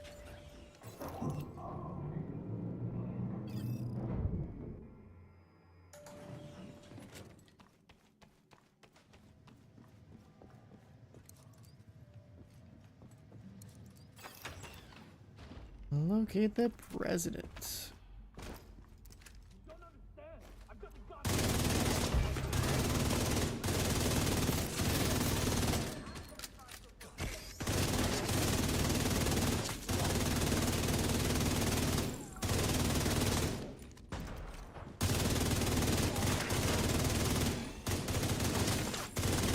Give him an earpiece and get him on comms.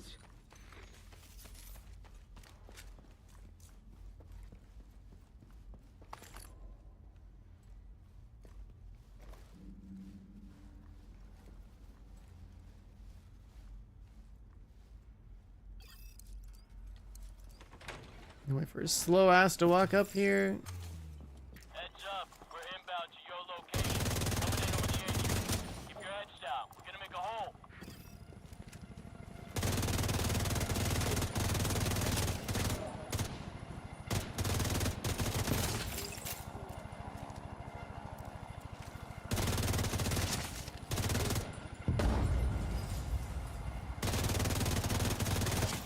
Clear to attach.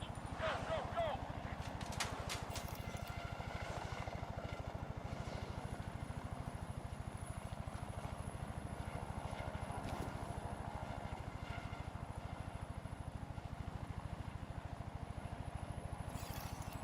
hostile radio. The holes just seems absurd. If you know how to play it, it's pretty good. Kill every last It's also, it makes for the gunplay is a lot more I want fun them with it dead. than without it. Roach, our gear supply will dry the fuck You just up gotta before swap it gets back to twice the rest of the council that we lost the in between, like, president. when it's We'll get the it, time man. Fuckers aren't to do going that anywhere anyway. but down.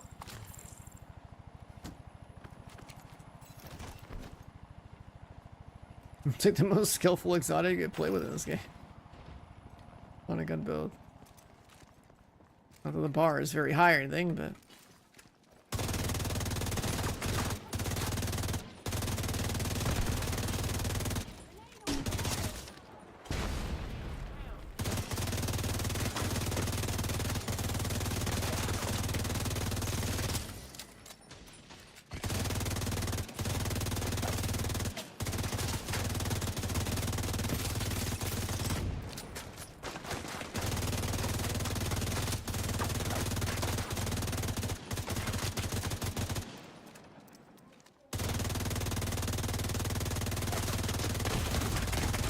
Immediate medical assistance needed. didn't break him fast enough.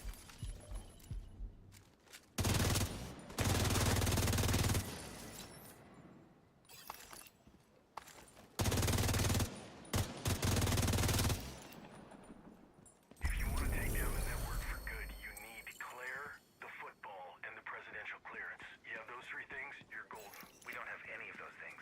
You have the clearance. I'm not the president. The Mythbusters guy? That's having a beret. I don't see the resemblance. Did you even ask Kelso what the Cassandra mission was before you let her go? I thought it was waking you up. I'm the key to the Black Tusk bunker, not the Ortiz robotics network. If they finished her mission and Alice is dead, she got him to transfer West the clearance End. to her. The watch? Phase watch is the clearance. Thank you for finally joining the conversation. We sell stuff to the theater. Kelso has it. She's gone. Said it wasn't safe here. Put a bigger target on her back as she needed to keep moving and stay dark to protect us. Hope she If knows you're that. white, have a beard and a beret, you're the Mythbusters guy. No tech, Wi-Fi I like how me being white and having glasses means I'm every other white guy with glasses. When people be like, hey, you look like so-and-so. You can revoke a girl's CIA clearance, but you can't revoke her training. I remember there was a guy that came to my chat a couple months back that said his, like, I don't know, his friends or somebody said that, like, they looked like me or something, and then he came to my chat and, like, in my Discord and, like, DM me a picture of himself, and I was like, nah, bro, I don't think we look alike. And I don't think he thought so either, but there's a couple of white guys that choose not to, either we can't grow our mustaches out or don't do our mustaches out. Both had glasses on our photos, and that was it. That's the only similarity. It's like, bro, please. White guys, similar facial hairstyle, glasses on in the photos. That's it. That's all it takes. And people be like, yeah, it's your doppelganger.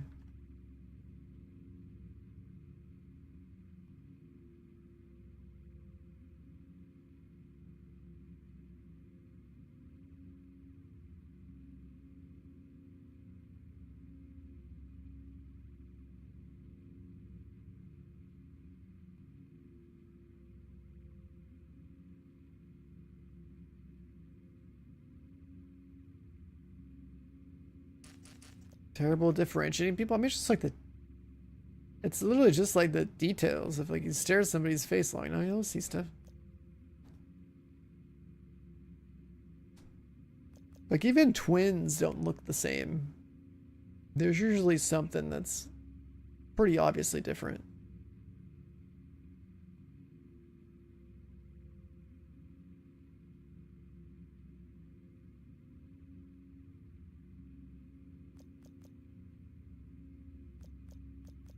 Let's do West End, I guess.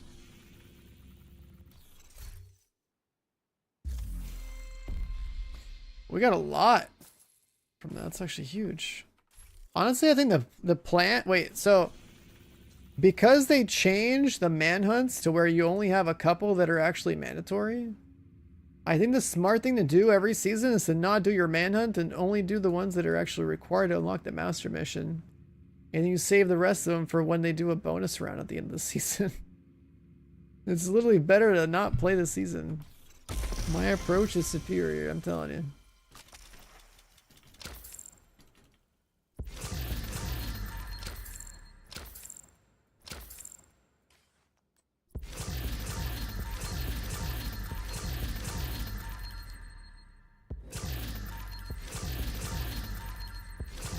Alright, come on, give me something. Patch.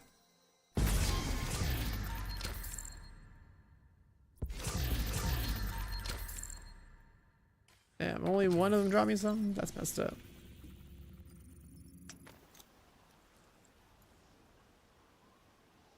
That's messed up, man.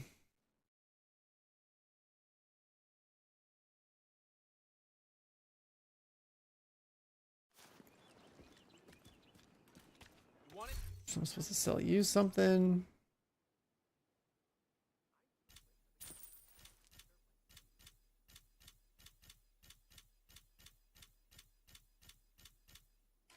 I appreciate your business. Sold 10 random items and got an exotic thing.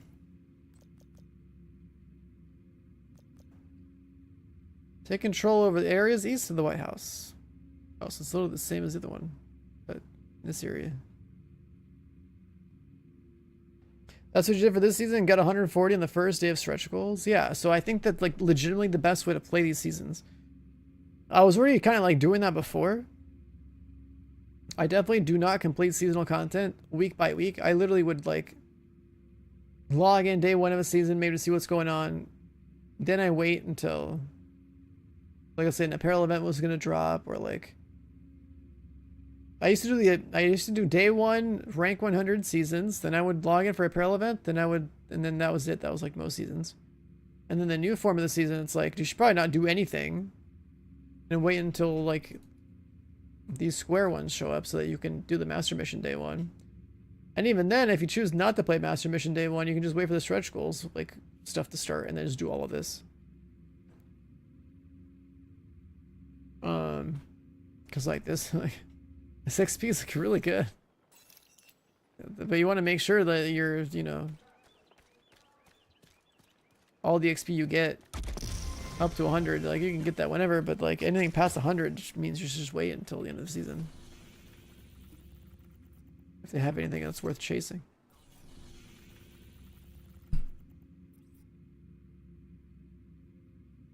You had me at don't play. I mean, I play this game the same way as most people do, I think, just like casually, right? Like I'm a hardcore player with every item in the game that matters, so then it's like, what do I have to do in the game? You play like one day and get my season done and get to do the manhunt mission, get the new exotics. So keeping my collections up to date and seeing if there's anything else I gotta change my builds. The problem is that nothing is gonna really uproot the striker stuff. It's like, in a way, like we're getting like horizontal progression at best, which is more random stuff. What's this blue marker? These are like missions that you should buy with like the, I don't know, ultimate edition of the game or something. I just use them as fast travel points. I guess the only other advantage is technically National Bond Armory is actually like a really good XP farming mission. So technically like a pay to win XP farming mission. It's kind of worth getting.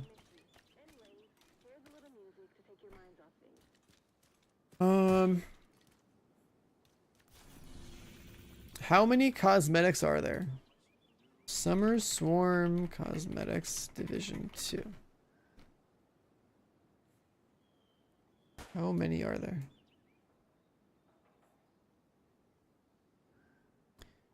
So 1, 2, 3, 4, 5, 6, 7, 8 out of 10, 11, 12. There's a weapon skin. Heat and rain, perfect combination. A SIG skin. I mean, it's a SIG. Who cares?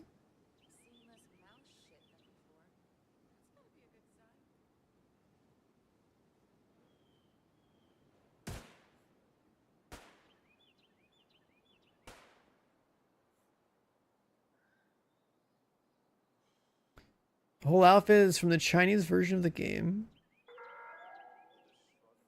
New residents are not permitted to carry firearms inside the settlement. Please remove your weapons and prepare for a spot check. All right, all the cosmetics from the Chinese version. That is a pretty crazy skin. You could be like a Chungus, or like specifically Boomer, I guess, with the chest thing on.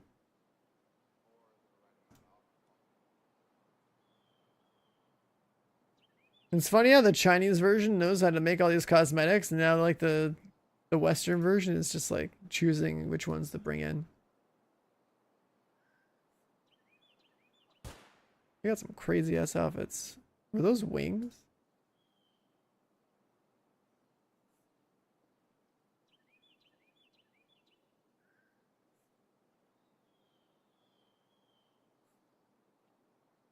Yeah, I mean the Chinese version is like pay to win.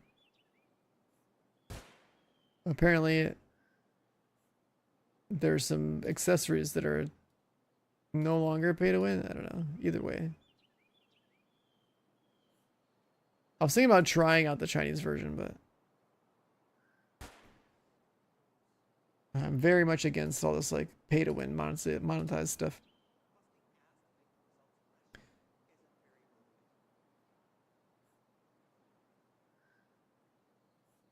Chinese version Zero to Hero, not anytime soon. Maybe in like, so here's the thing, right? We have all these new games coming out, so these are all priority. And what I should do though is that January is a month where we probably don't have anything going on. So I'm either, I mean, I can still just play Arc Raiders, but somewhere in January it could always be like the month where we just like play all the games we missed, or play all like the new stuff or whatever. Because like there's nothing to really do. Star Ruptures in January. Wait, what's that?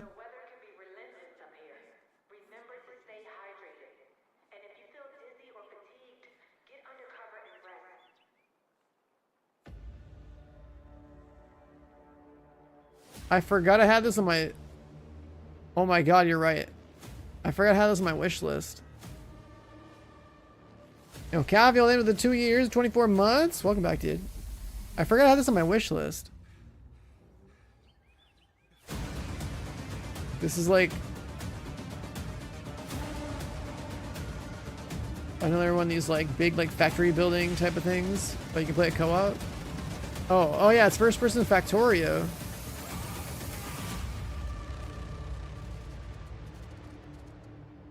I'd play the fuck out of this. Are you kidding me? That's January 6th? Hell yeah. I don't know. It's going to be early access though, so it's going to not be very finished, but it's still fine. That is actually super fucking cool. Never mind. We have something to do in January. When am I playing Factorio though? I mean, I used to. It's in here somewhere. I haven't played it in years, but I played 100 hours of it.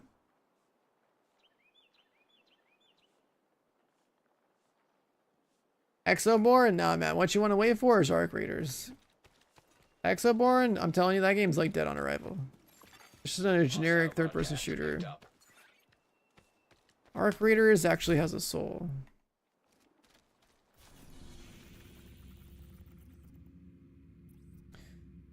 Arc Raiders is the only upcoming third-person shooter I've seen that has enough quality and effort put into it, and so where like it actually plays very well and doesn't have any real like discernible flaws like almost every other one of these like generic third-person shooters do. There's a very big difference between the average third-person shooter and Arc Raiders. Please remove your weapons and prepare for... Take care, Houdini. Have a good one, man. I'm getting hungry. I've only been streaming for like 4 hours. It's kind of crazy. Kind of crazy how hungry I got just now.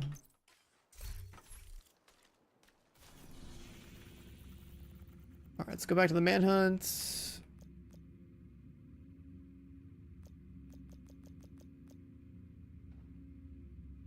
They want me to take control of some stuff over here.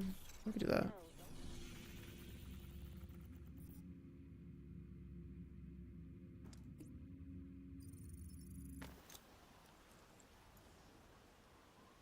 So yeah, you're right. We do have first-person Factorio in January.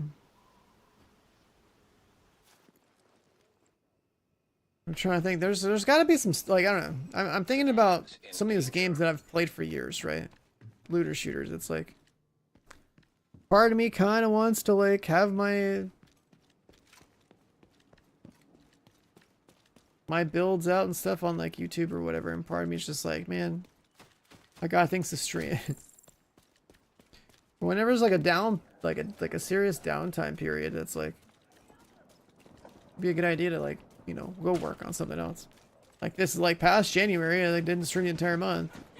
I worked on like stream alerts and stuff for my stream to like clean it up because like things are getting out of date. There's more we could do that too. It's like just set for like Twitch, but.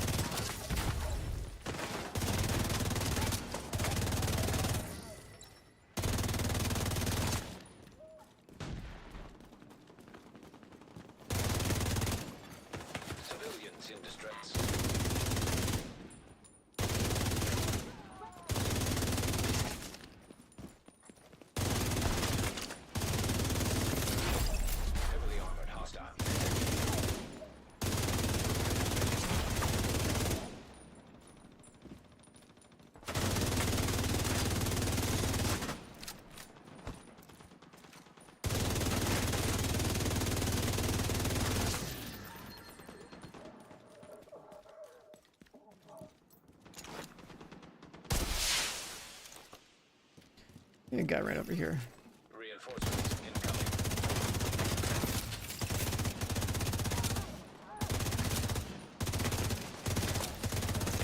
Hostiles detected. Vital signs critical. Scout done.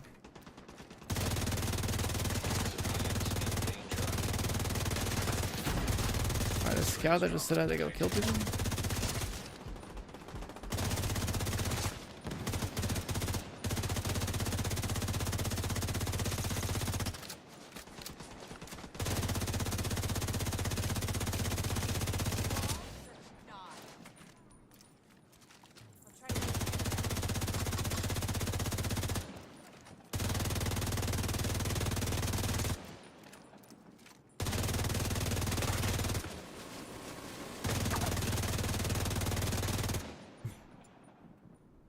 Ranges like that still being that accurate is crazy.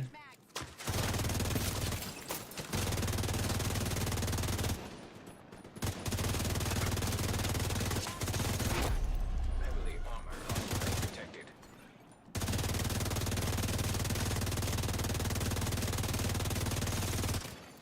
Civilians in distress. Immediate medical assistance needed.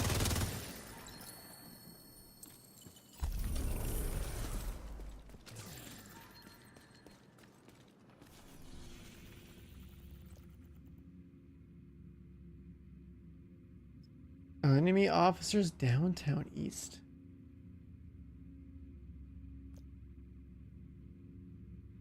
Convoys. Control East Mall. Hostile supply convoy detected. Is that accurate? I mean, the crosshair does. Supply room access unlocked. Just look at where the red dot or the little white dots go. Typically, it's going to be somewhere within the inner crosshair. The outer crosshair is just for visibility. The inner crosshair is what matters. And that's like, I think near the minimum of like how much inner crosshair can be on an AR. Yeah, the gun has very like tight spread.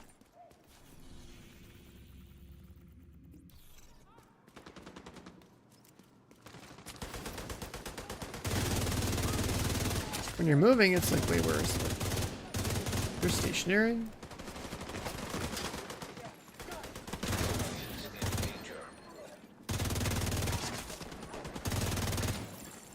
Detecting additional hostile contacts. No, the outer crosshair doesn't matter. It's just like an exaggerated version of. You can see the middle of your screen. Right, if you look at the crosshair right now, it's like unmoving, so it's like way bigger. We're not moving. It's like pretty tight.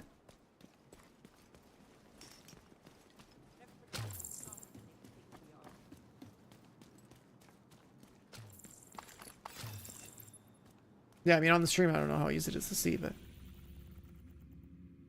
Is Borderlands 4 gonna be good? Yeah, I played it.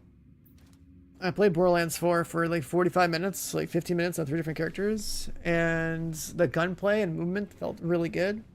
And the itemization and build crafting in the game seems pretty interesting, so like... It should be a good Borderlands game. Civilians in distress. I made that judgment off of playing it for 45 minutes.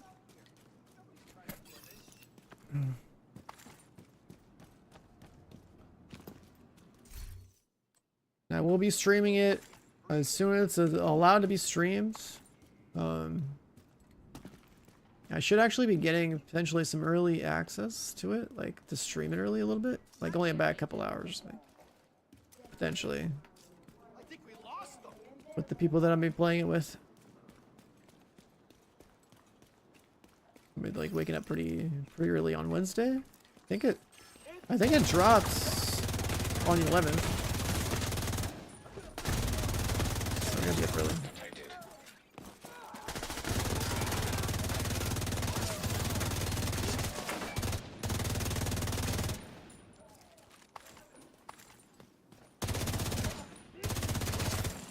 Detecting additional hostile contacts. Yeah, if it's 12 p.m. EST on the 11th, I am presumably gonna be playing it earlier than that. Like 4 hours earlier.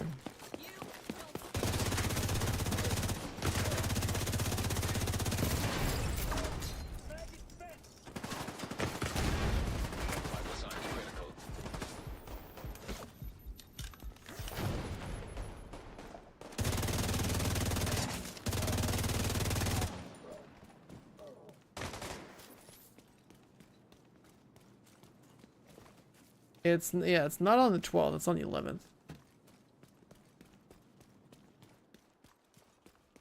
There's a global launch for PC, which I believe launches earlier than console does.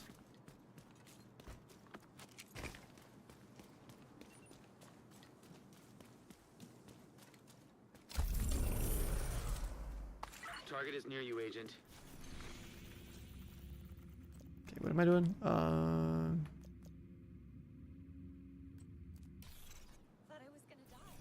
Oh, they want 3 control points.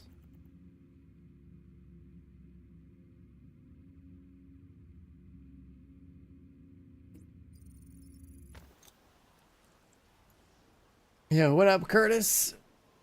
Where you been, bro? Are you still a Dune addict? Are you a Destiny addict? What's going on? I think we lost you on a couple of games back, man. How'd you play in Dune?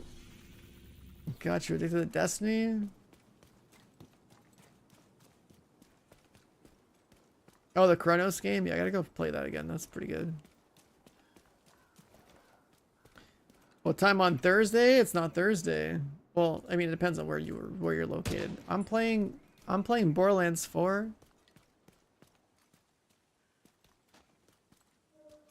I'm playing Borderlands 4 on Wednesday morning. Because the PC version launches at a different time or something. And then also I'm potentially getting like early access to it, streaming a few hours earlier than that, so.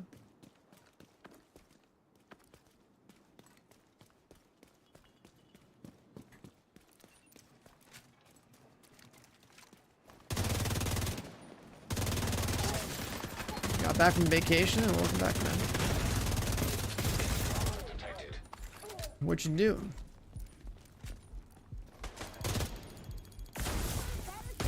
There's a shock grenade there. What the fuck? Where the hell did that come from? It sounded like it landed by the wall.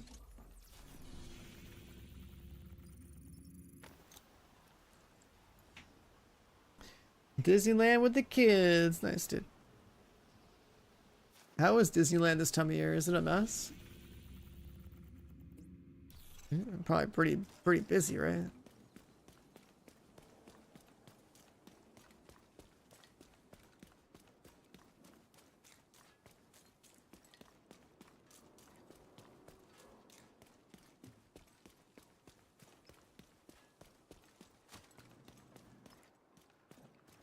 Outside of these like convention trips that I take, which are Detected. Nearby location. Going like I don't even do vacations anymore.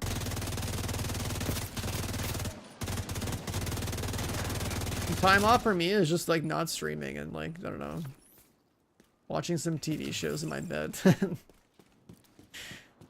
That's basically what I did yesterday. I woke up yesterday and was like, you know what, I don't really feel like gaming, so just did straight. Even though I could have been playing that Chronos game. There are days we just wake up and it's like, eh. Turn on both PCs and play a game, eh. Turn the stream on, eh.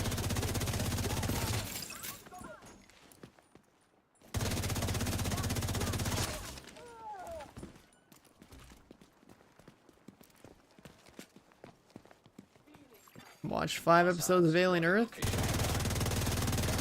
Pretty cool show. I think I watched whatever the latest like Foundation and Terminal List episodes there were.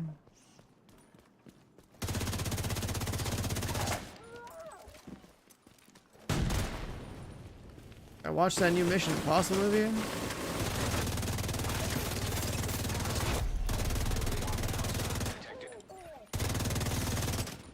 I also watched Naked Gun, like the new one. I did not expect it to be what it was. Pretty funny.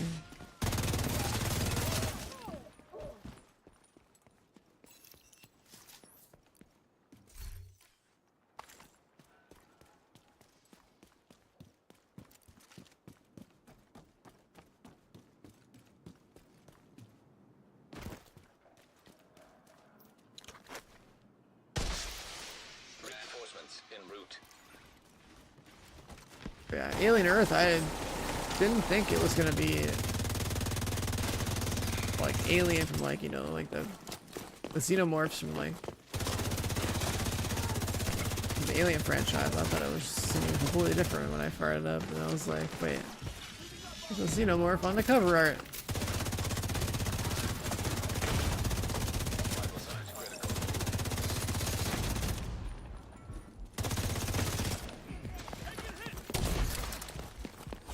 Dead.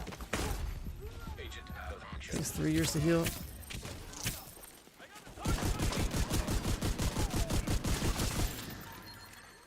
Detected.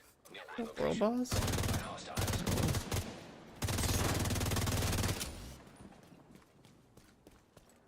The eyeball parasite's so crazy. I think it's definitely like the start of the show. I like how the thing has fucking I was gonna say, I like how the eyeball parasite has balls. One ball. But like, dude, like literally just like infected something. Or took over like something and then attacked the predator, the xenomorph. I was like, holy shit, dude.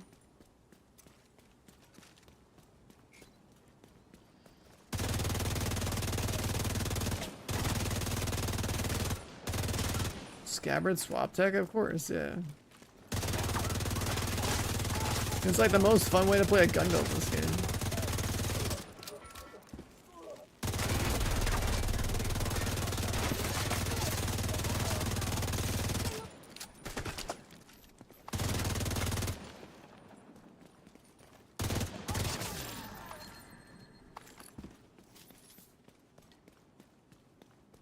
Yeah, there's like that plant looking thing that hangs off the ceiling and some other like flying bug. And I guess they said they had like what, 5 different specimens, so like I guess it makes sense that like they're gonna have to introduce those in different ways and make them have us like see the different.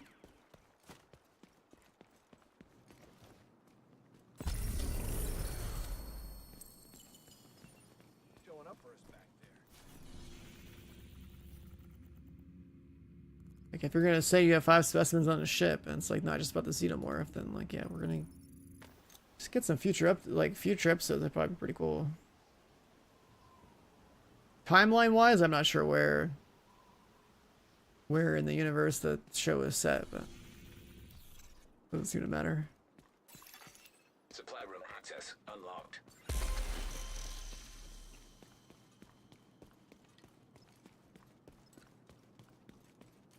What's up, Drop? Good evening.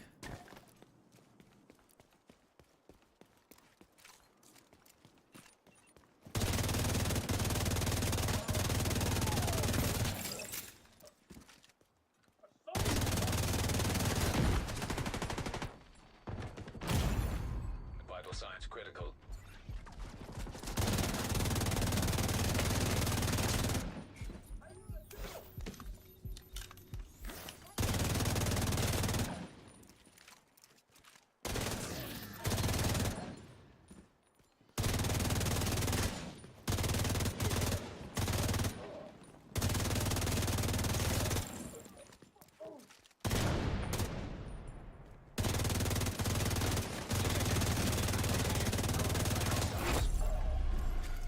Heavily armored hostile.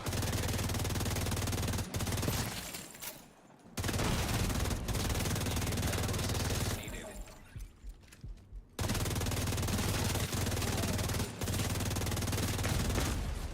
Agent down. Somewhere between Alien Covenant and the first Alien movie. What the hell is Alien Covenant? So I just going through all the Alien movies. The game swaps and gives both buffs at the same time. Yeah.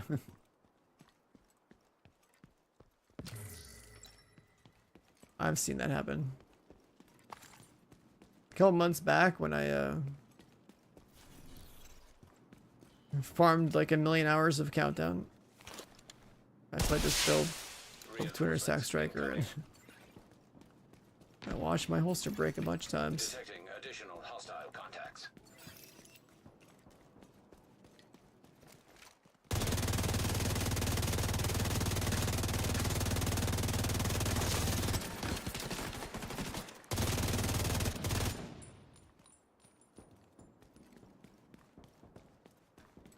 The Prometheus sequel?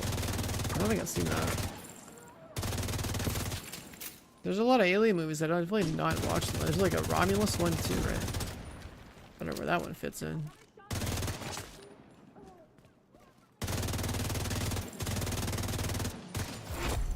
Heavily armored hostile detected.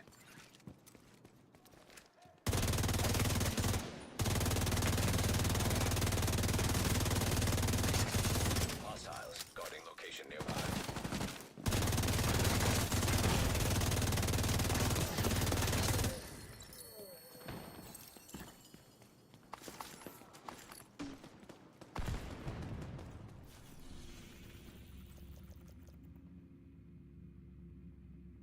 Stock up the...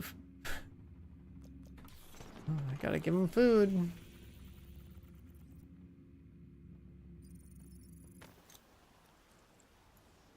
Prometheus into Alien Covenant, into Alien Earth, into Alien, into Romulus, into Aliens, Alien 3, Alien Resurrection. There's some names in there. In proximity. There's some names in that list there that I've never even seen. Very thoughtful of you, Agent.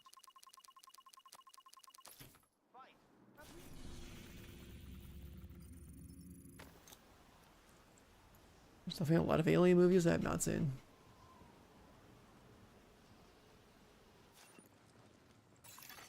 Supply room access unlocked. Supply room access unlocked. Take care of yourself, Agent. The weapon swap backpack, yeah, I mean, I'm aware of that backpack and stuff, but We're running low on supplies. Could really use your help. there's no way I'm using shotgun SMG. What else do you want to know? The heiress. Thanks, Which Agent. one? Bridge is off limits. That shit stings too much right now. Merritt. Oh, okay. Sure. What do you want to know about the Wool Queen? What's West her End. relationship with Nat? Target Unrelated. practice. What the hell does that mean? Matt could never be the woman Nat wants her to be. There's one What do here. you mean? She's too selfish. She's a famous philanthropist. Yeah, so are like 100 other billionaires who make their money on child slave labor and destroying the planet. You see, their public good deeds You prioritizing the alien into the new Predator universe again. So, all of her stuff is made in, like, Malaysian sweatshops? Oh, no, her stuff is all ethically sourced. She actually is a philanthropist. Wasn't Prometheus the movie where there's a giant wheel that's rolling around and some dumbass is running from the wheel in a straight line? Isn't there like a giant wheel in Prometheus?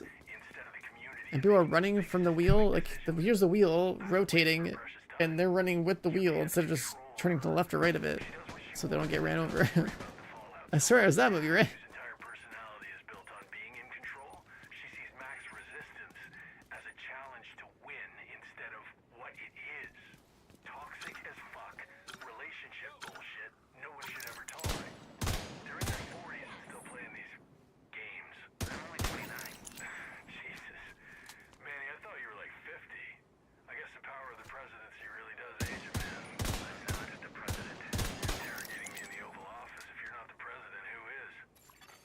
Detected. Nearby location. Conquered by hostiles. Detected. Control point in proximity. Target practice.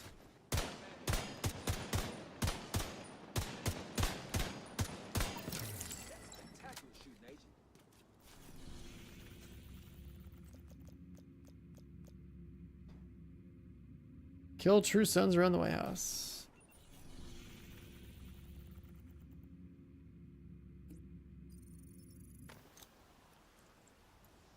Countdown game? Yep, the one countdown match of the day. What up, man? Don't mind me. This is one of those rare Division 2 streams. I show up from time to time.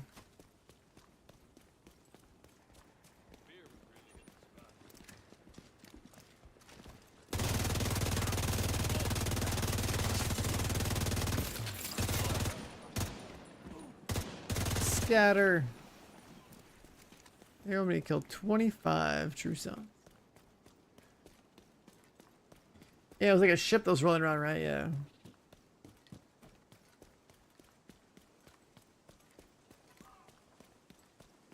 It's like, oh no, I'm about to get run over by a train. Let me just run down the track from the train. Surely I'll run it. Instead of just stepping off the rail.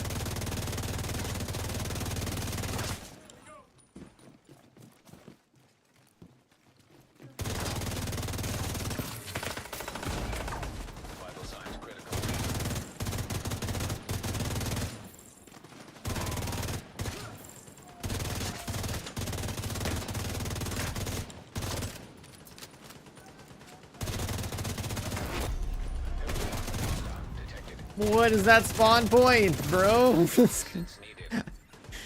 thought I had a nice little angle here. This guy just pops out of the closet.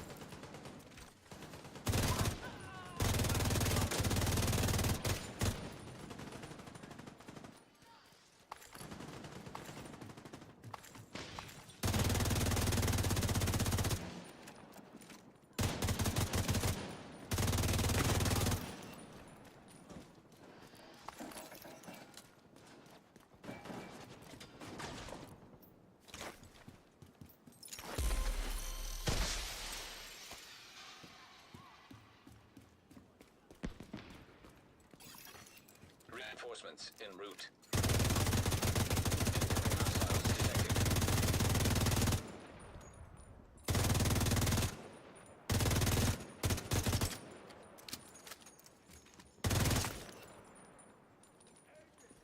Not within their numbers.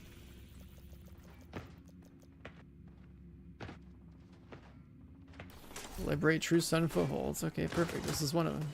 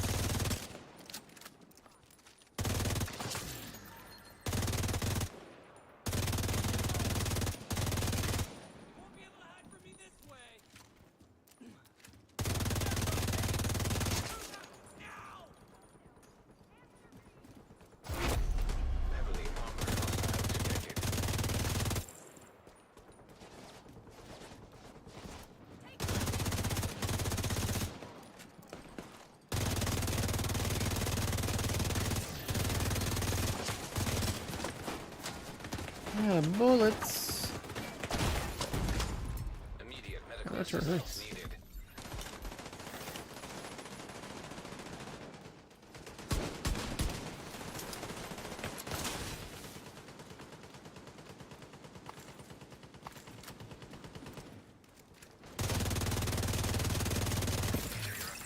We've already wasted 2 months. If it's too much, we can take a break. I guess this is why you're the key. Oh god, are they still calling me that? They are very committed to the code names. I knew you were strong, but Faye was strong. Okay, how many chests is that? Supposed to take me alive and conscious. We did. But in transit, you slipped into a coma. Figured it was a delayed reaction from a TBI. And not that your doc drugged me? Summers was in charge of your care, so he controlled the labs. No one here questioned your treatment. Or his credentials. We had no reason to distrust him. We were wrong.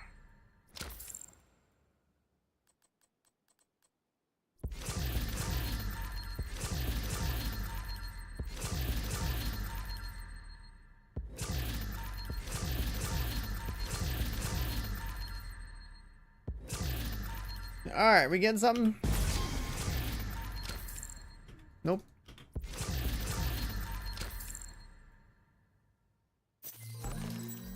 Helmet. Cool. Nope. Man. Draw me the loot.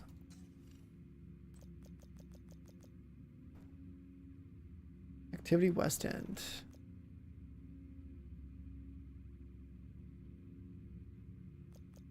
Oh, they're gonna be able to control the West End, huh?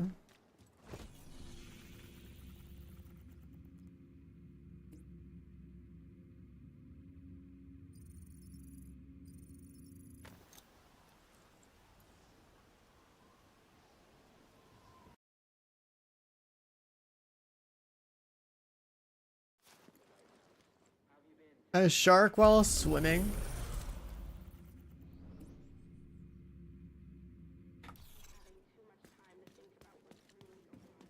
When I did some scuba diving way back in the day. Hostiles guarding location nearby. Supply room If I access. see something that's like sus underwater, I'm just like, I'm gonna recoil a little bit, but like I definitely don't panic like that. Part of the problem with being underwater is like not knowing. If you don't know much about the different types of fish and other animals types down there, then everything just kind of shows up. You're like, I don't know. It's like, is that just a colorful fish, or is that thing hostile? I just killed him. Serious trauma detected. Agent incapacitated.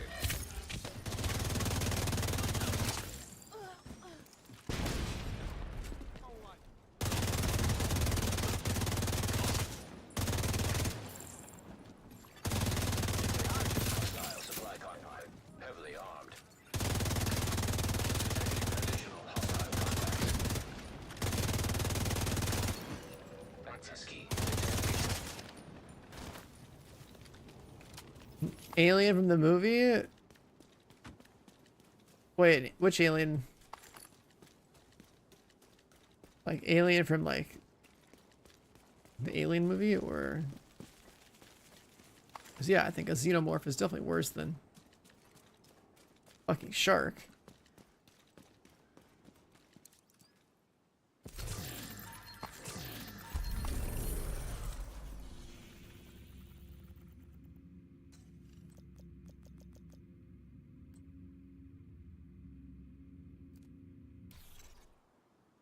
Okay, so we're in the West End, right? Oh, and West End's up here, never mind.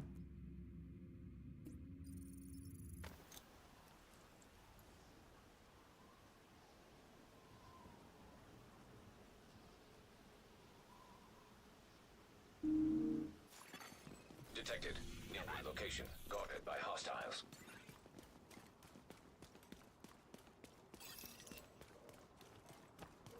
I mean, that's messed up about the eye parasite is that it's somehow able to like take over your body just after ripping your eye off.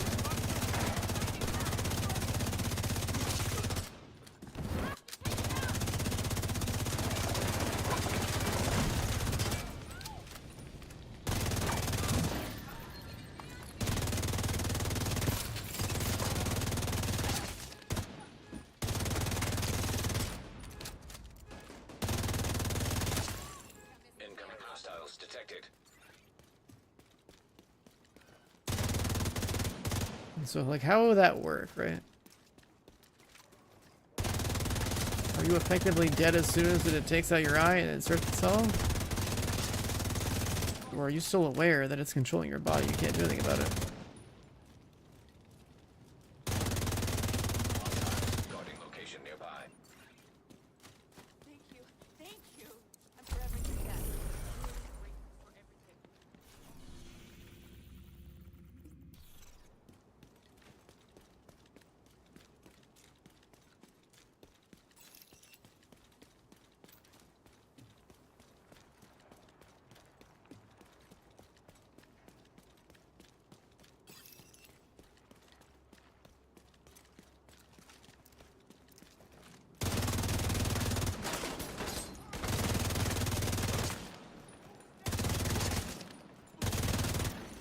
Detecting additional hostile contacts.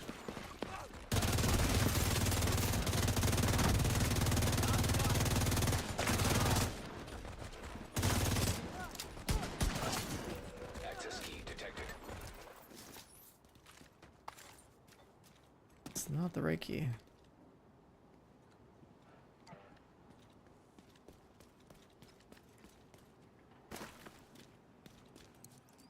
Yeah, what up, Manny?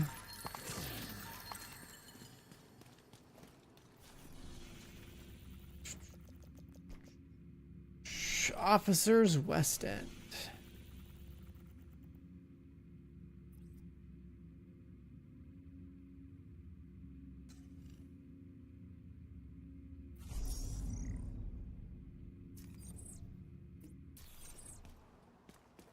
Guess I could do this. Countdown? What are you farming in Countdown? Don't you have like every item in the game by now? 13 PFE? Oh, okay. Understandable. I did farm. I had that 1 week of like hardcore Countdown grinding though, where I found everything. I already got 13% PFEs somewhere in my inventory. These 3.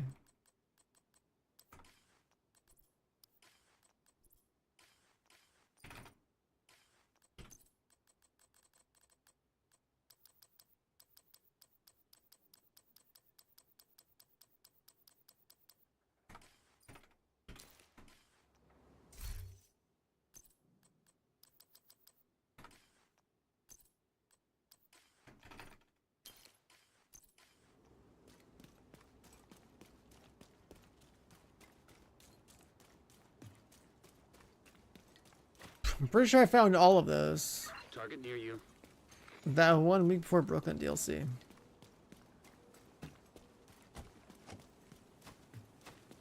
Sitting there just spamming Countdown. The amount of progress I made that week was insane. We found the unicorn chest piece and backpack and the PFE mods. And just got like everything done. Everything that was remotely like a chase item was chased down in a week.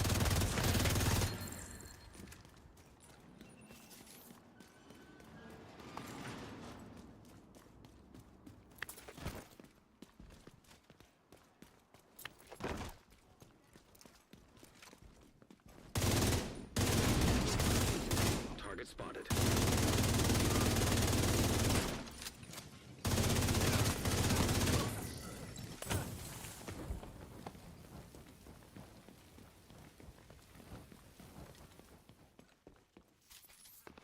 So if you just put in like, I don't know, like 80 hours of Countdown in a week, you too can have everything in the game.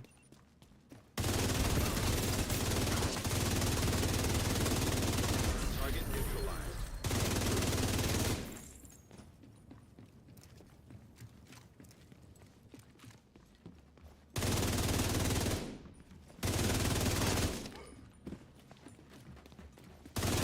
That's the target agent.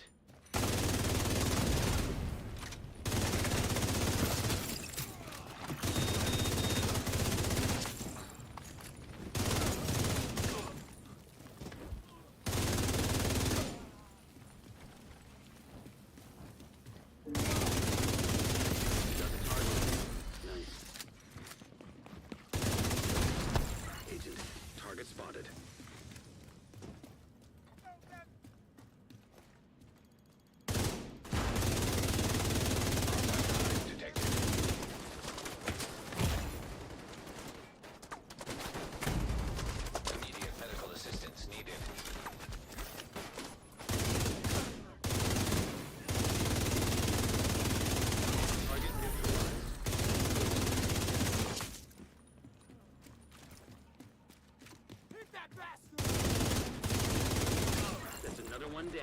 Good job, Agent.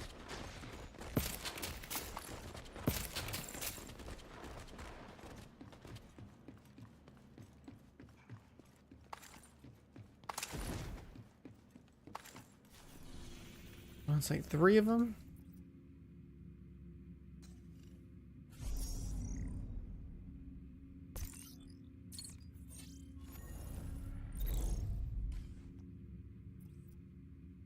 All the way over there.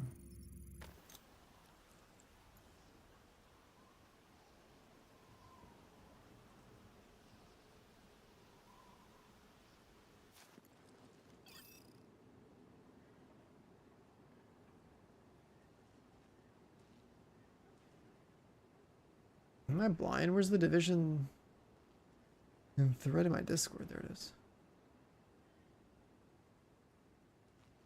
Showing up.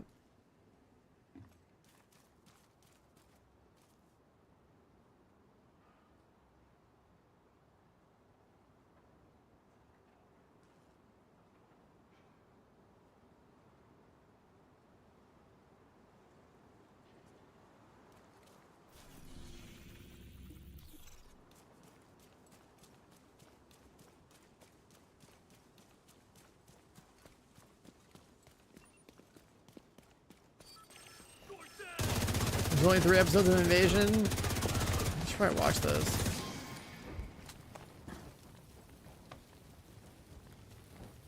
The ROG Xbox Ally? Wait, so how does that work? Is that like a handheld that's going to let you play your Xbox games, or how does it work?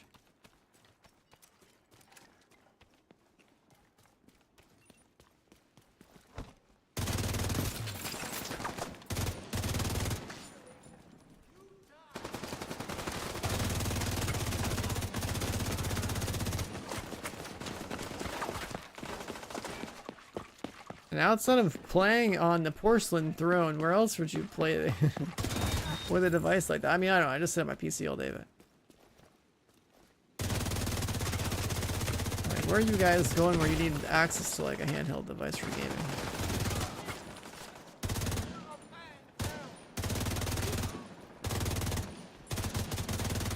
I guess a flight wouldn't be bad, but that's like so rare.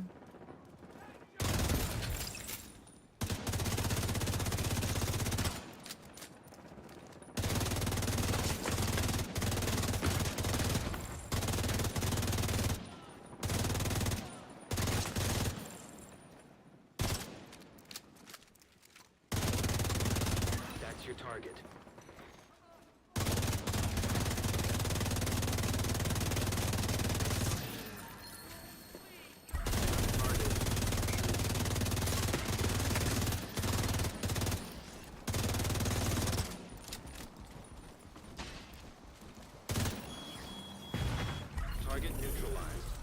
Good work.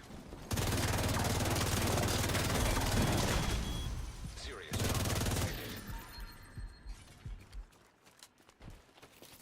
You got the target. Nice. You do travel a lot? Then yeah, I guess that makes sense. Gotta do bunker again.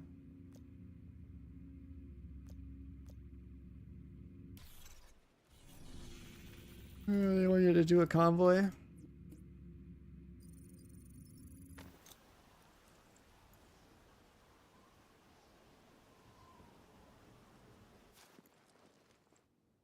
Thank you for keeping us safe, Agent.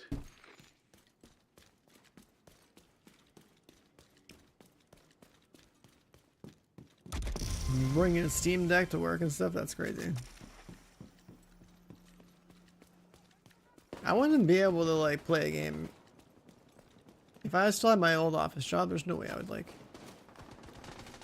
be able to context switch between the work I was doing and like playing a game. That's crazy.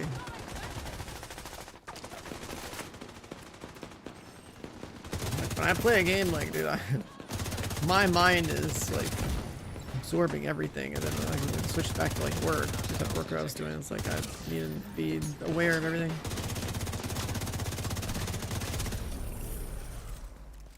Oh, I could do that.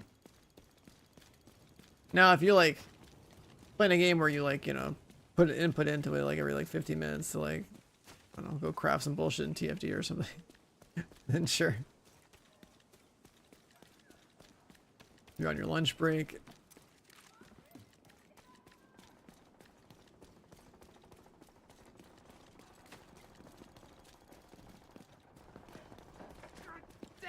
Also depends, I guess, what kind of work you're doing, but there's no way I could like mix a handheld with actual work. Detecting additional hostile contacts. Outside of like a very passive like farming scenario.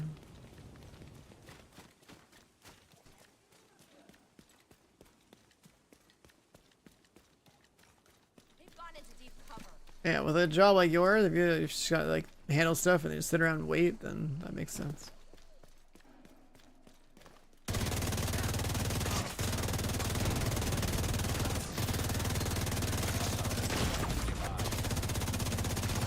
Immediate medical assistance needed.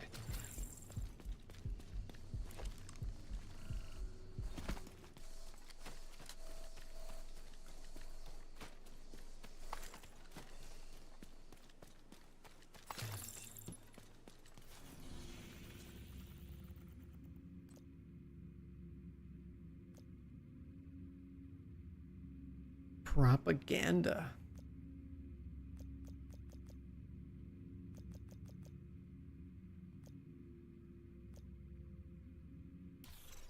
They want propaganda, they want East Mall.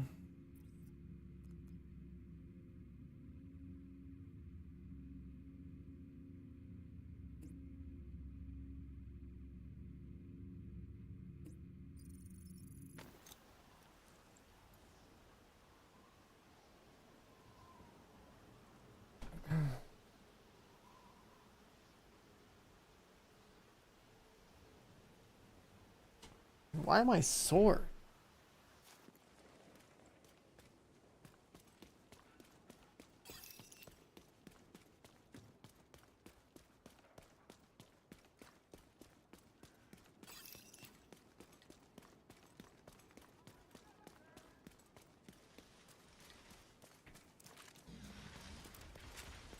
Got one.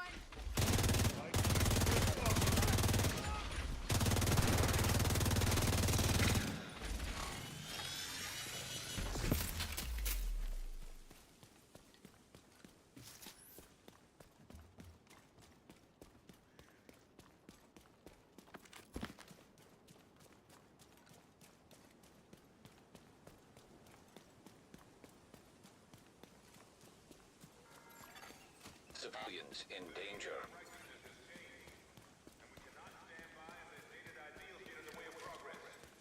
The true sun will give you something worth believing in. Join us and be part of the great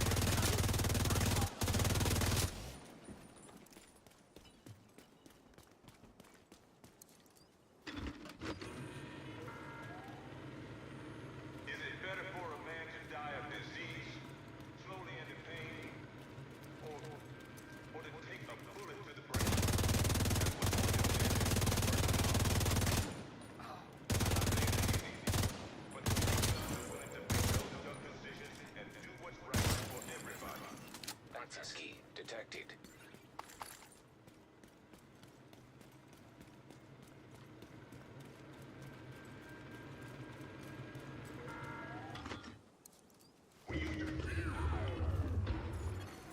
Civilians in distress.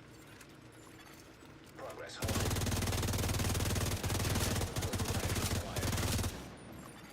Progress resumed. I forgot these activities are like this. All the mobs are dead, just end the broadcast. GG, it's over, right? Like, come on.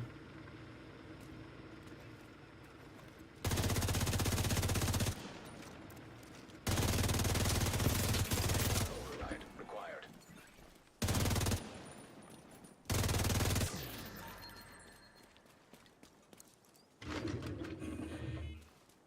Okay.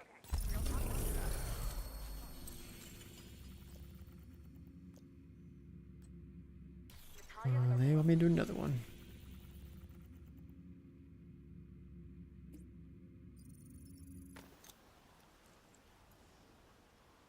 Self-employed, if you're a game at work, you don't get paid.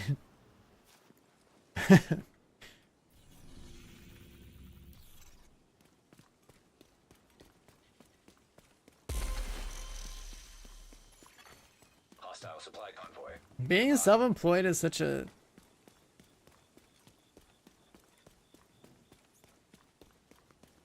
I guess like a weird thing with like how you might structure your time. It's like you can always be working.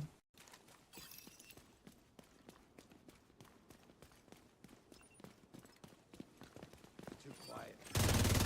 Like in my case, like man, I could just be, I could be live more. I could be. Incoming hostiles detected. There's always more you can do when you work for yourself.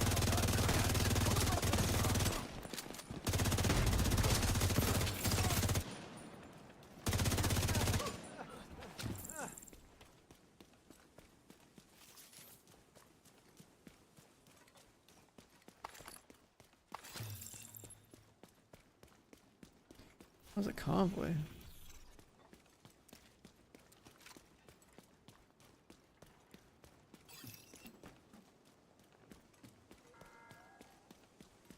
The true sons are coming for you. It could be today, it could be tomorrow. Either way, it's time to make a decision. Stand with us, or face the consequences.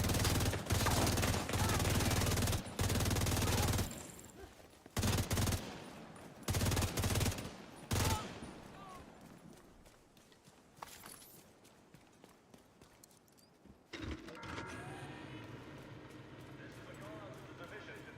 We know you're listening. It's time to pledge your allegiance to the true sons. Join us today, and we will welcome you with open arms. Yeah, like I think back to when I was working full time, being employed for someone else, right? That was definitely Access key detected. a lot of benefits though.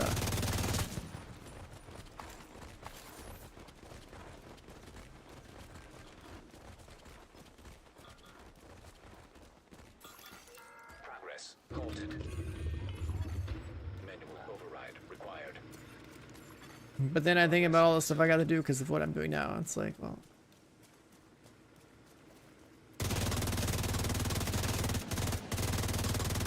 perks are a little bit different.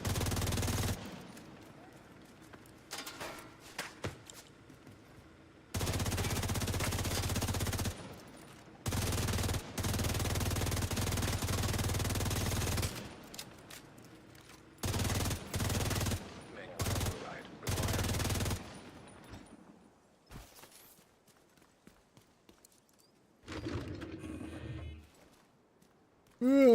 This is like the worst activity in open world, I swear to God. Alright, only did 2. High rank Black Tusk. He's small.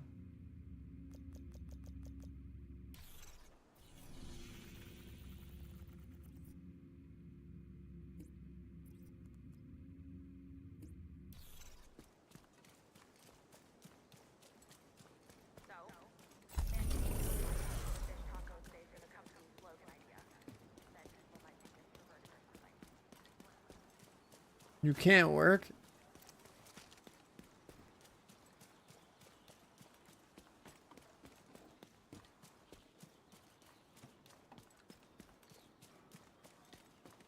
We better make that game, Thum. The looter shooter players need it.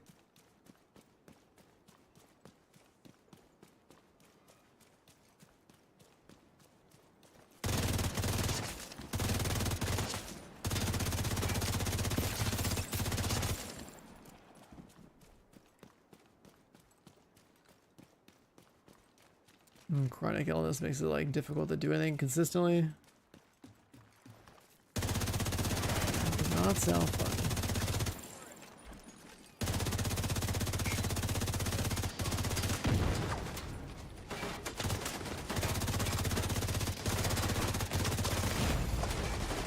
Medical assistance needed.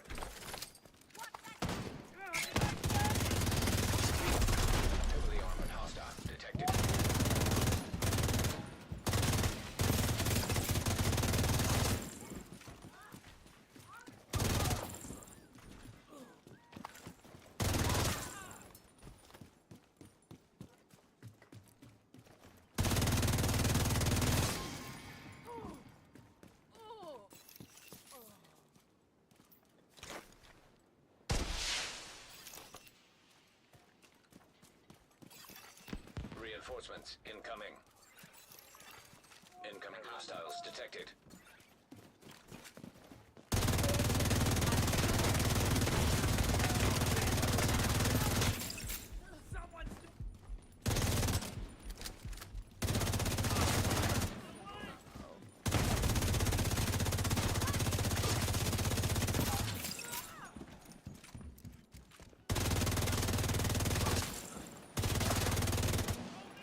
Fighting for my life out here.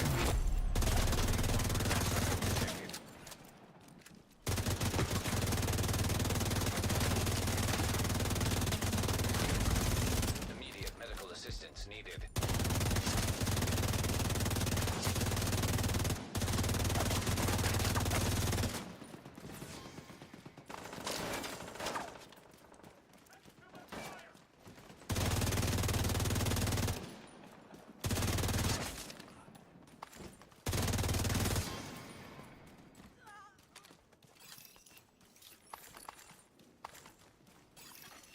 Reinforcements have arrived. Almost there. Vex. I'd rather play Rafa. I'd say Vex is probably like the next best choice though. Civilians in danger. I'm a gun gamer, you know. Doing the all red Rafa build.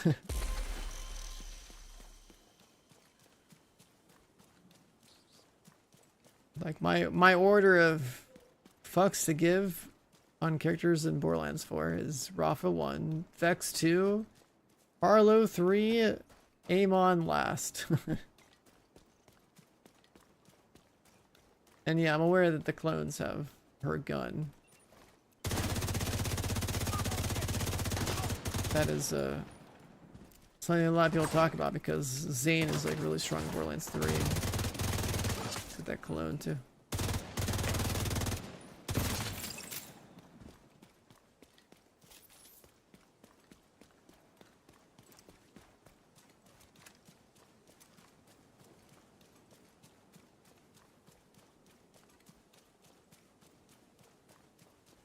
We're playing Borderlands 4? Definitely Rafa. I want to move fast and shoot my guns and make them hit big numbers, so simple. A simple choice.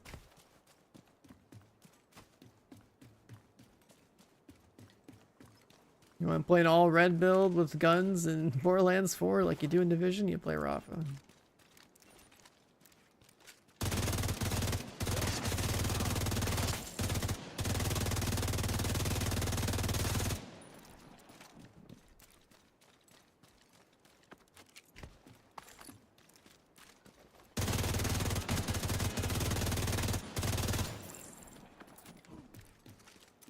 Grenade deployed!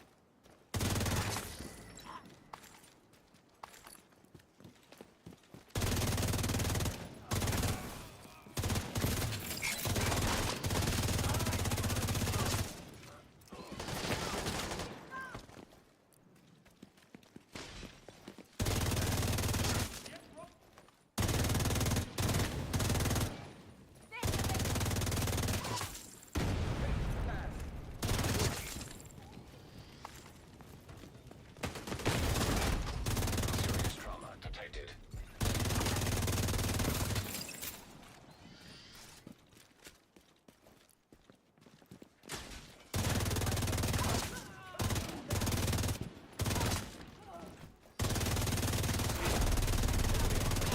Detected.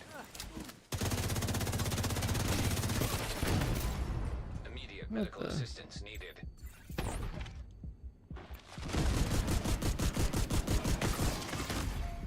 Agent down.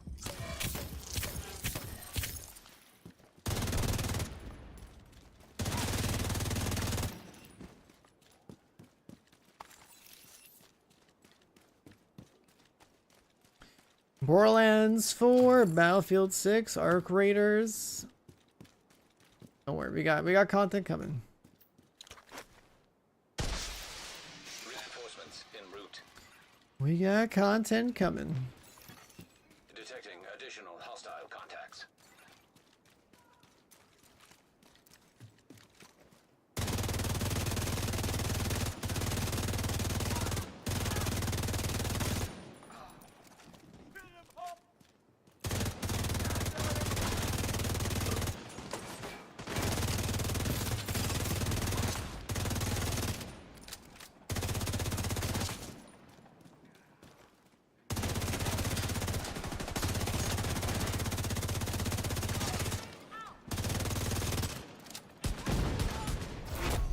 Heavily armored hostile detected.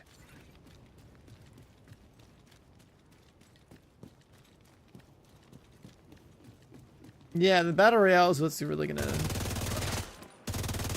keep me more invested in Battlefield.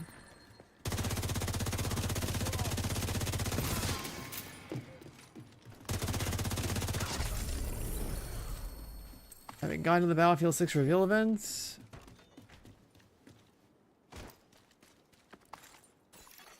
Supply room access unlocked.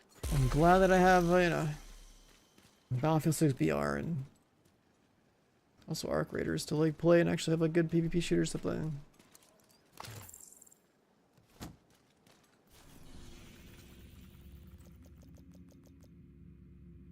So bunker, East Mall in progress, high ranking Blatusk.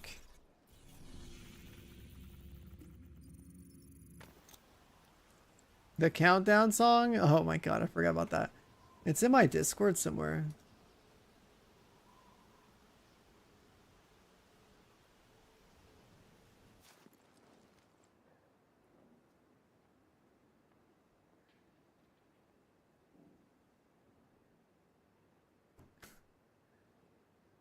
I forgot about the clip. Is he gonna play?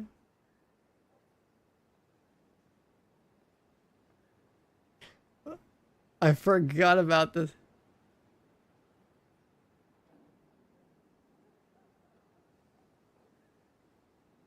I forgot about this. I found the clip of me watching it and hearing it for the first time or whatever. The AI songs, dude. The AI songs that people made last time I was running Countdown was crazy.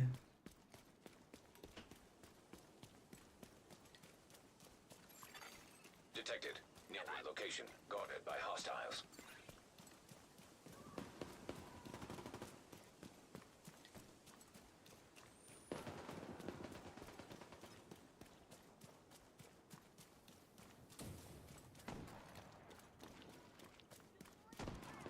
Let's go this way. Let's do another one.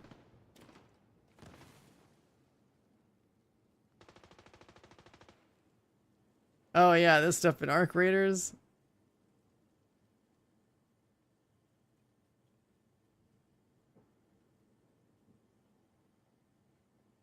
Arc Raiders. Dude, being able to grapple on these is so crazy. This guy was sitting there third person on this corner because I was over here. I grappled this drone. And then I basically wrapped on this guy. Hostiles guarding location nearby. So that guy got played so hard by the grapple gun.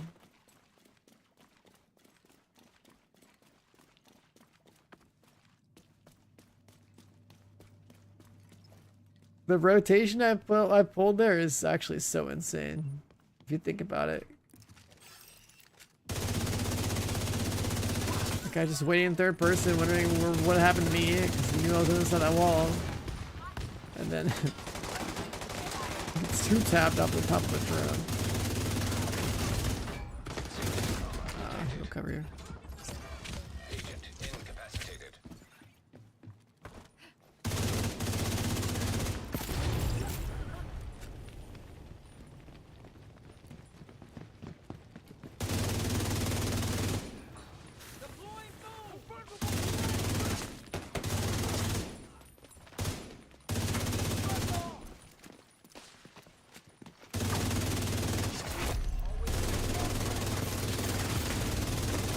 We're dead here. Medical assistance. It wouldn't let me heal myself. Agent deceased. should have killed the guy behind me before I pushed in there. Didn't have any options. Hostile control point detected. Now, if I had a shield, I would have options. I'm just choosing not to use it. The shield does not play very well with this holster. Well, I actually have a decoy on. What am I doing? Decoy is the best thing here. Decoy is the best skill you can use if you don't have a shield.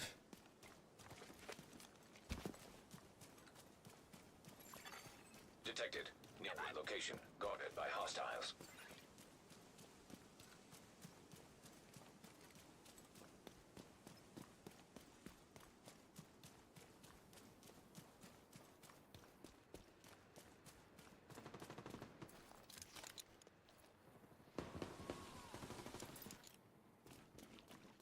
Also, that clip reminds me, man, the custom crosshairs of Arc Raiders are super good too.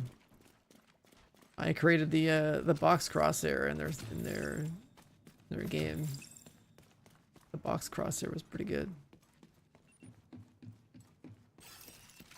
You're gonna die today.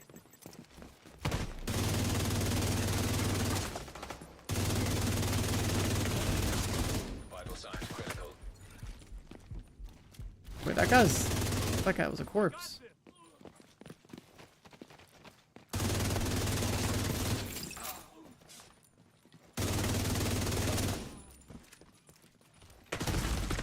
Serious trauma detected. The Borderlands 4 early like Moxie. If I did, I wouldn't be streaming right now.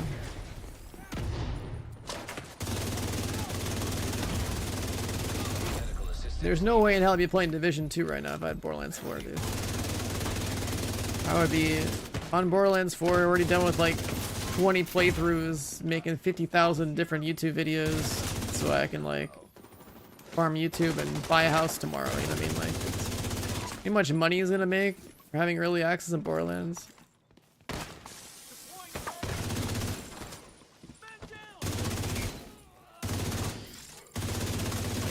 It's literally like hundreds of thousands of dollars easily in terms of overall income over the next like couple of months, dude. Just because he has early access. Like, I'm not even kidding. Like, the amount of money this guy's gonna make for being in that position is crazy.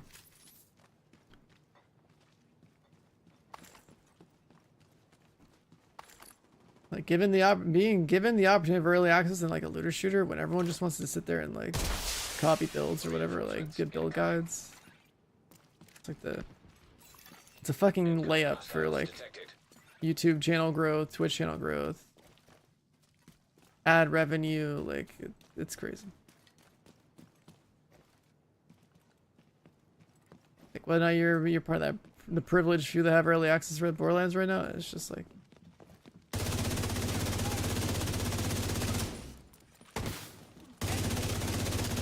your yearly salary in a month or more.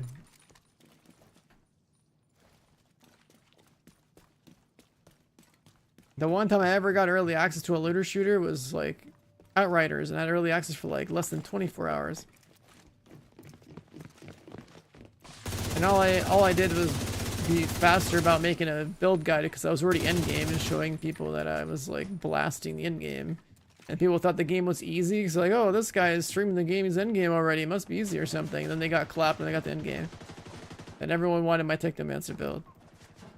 The only time I think I like proactively really even made videos at like the launch of like a looter shooter like that, where I actually had like a little bit of early access, and I can tell from that experience alone that the amount of money these guys are going to be making for Borderlands is like tremendously higher than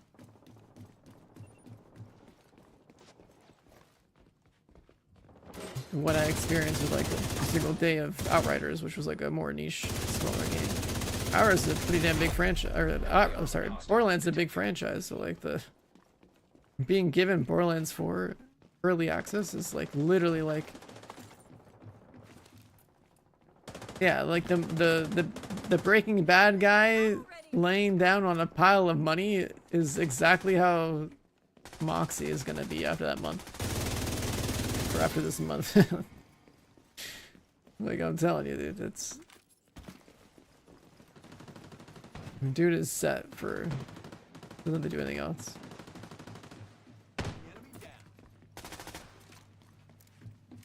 That's also why I dislike early access. Because I think that it also fucks up, like... It fucks up the discovery period of a game, too. Because it's like, oh, you have all these, like, min-max, like, your fucking builds day one. Agent down.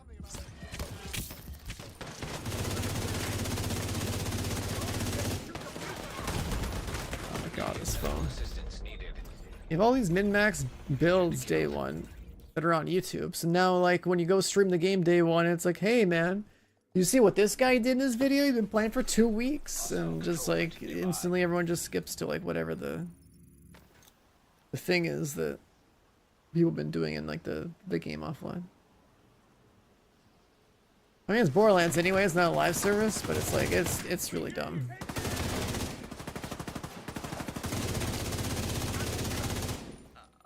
I like how you keep fucking up his name too. I'm calling him Mossy. Does he seem a little damp to you?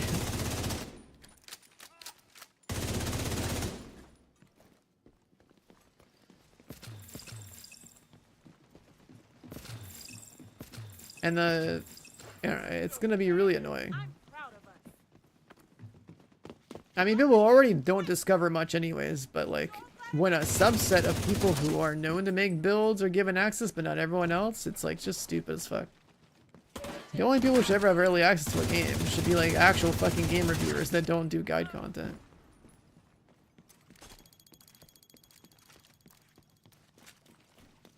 Because being able to make an entire fucking library of build videos and stuff,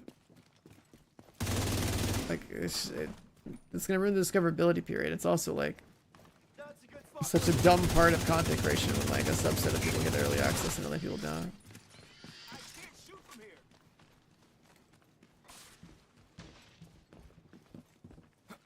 But some of these different dev studios, they do that.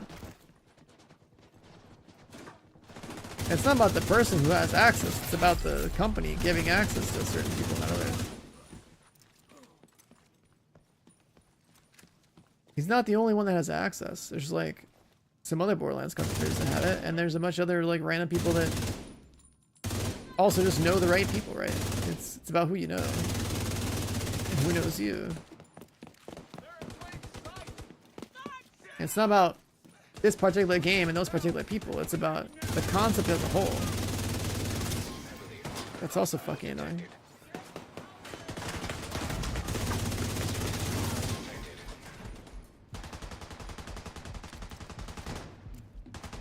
Like, I wanted to do like a, you know how like usually I do like a huge like launch stream for a game?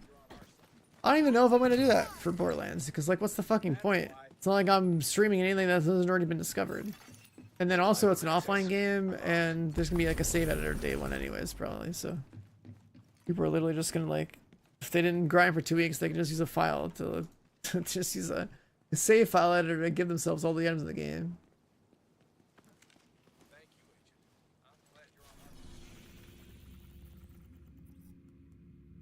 You don't pay the devs for access. If you could pay the devs for access, I wouldn't be streaming right now.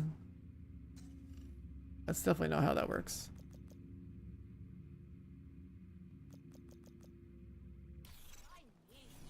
Like, you find me a dev that's gonna give me Borderlands 4 access, I'll pay them whatever they ask, and I'll go play the game, and I'll see you guys later. Like, it's like, it doesn't work like that, man.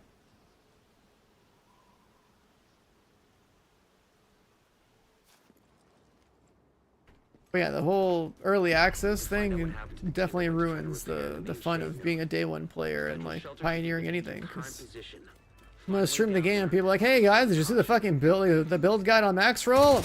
Why are you building your character that way? You should be building it this way. That's what this guy said. He's been playing for 2 weeks. What the fuck do you know? You know what I mean? Like it's so annoying to be in that environment.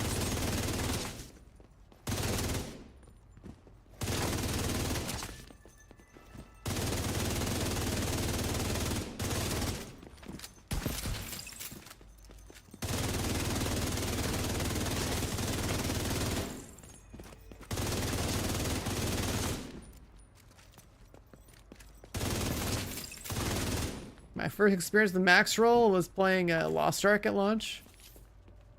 I've despised that website ever since.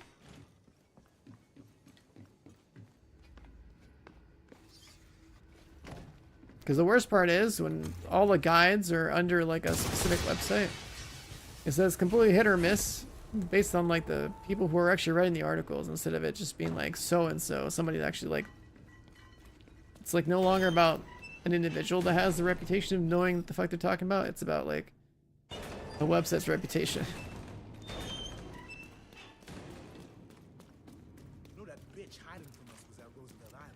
And then their reputation gets carried by certain individuals who actually know what the hell they're talking about. And then they'll start talking about dumb stuff that like other writers or whatever on the site might be posting, but they're not even accurate. They're not even worth like, listening to. It's just because like one giant megaphone of like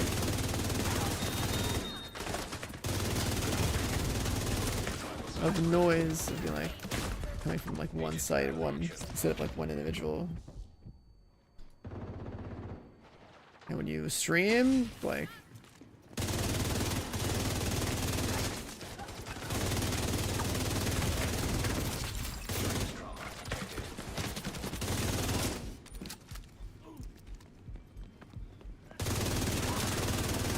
you'll encounter a lot of people.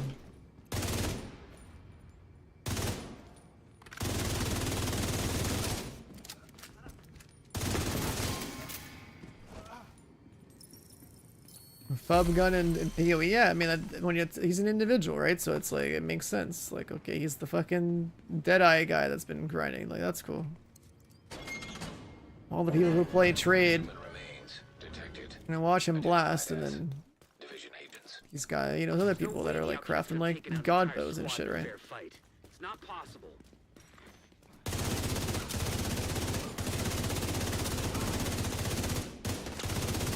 Actually, kind of why I like the Mobalytics website more, because it doesn't have the same noise as like Maxwell does. It's still about the individuals who post.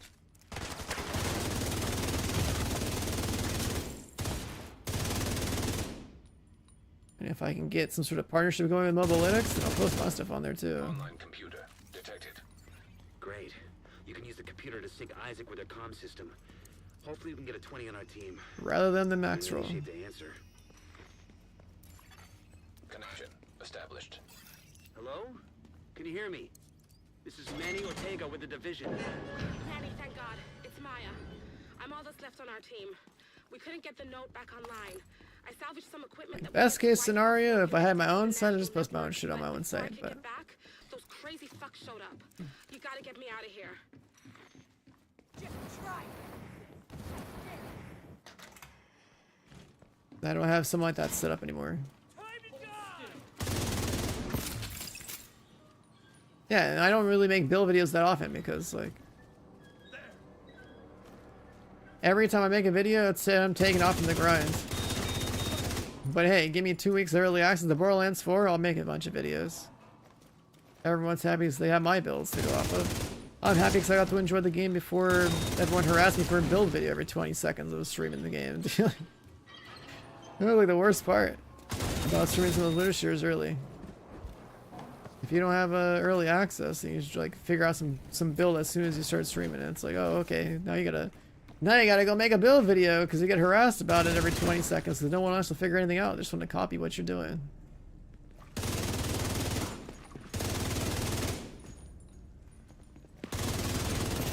Same goes for New World. Remember, I was playing all sorts of like a bunch of people wanted to copy my build in New World.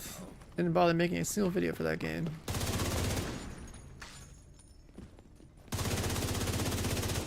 A build video for BL4, I got you, man. Play Rafa, shoot your gun. Run fast, shoot till you win.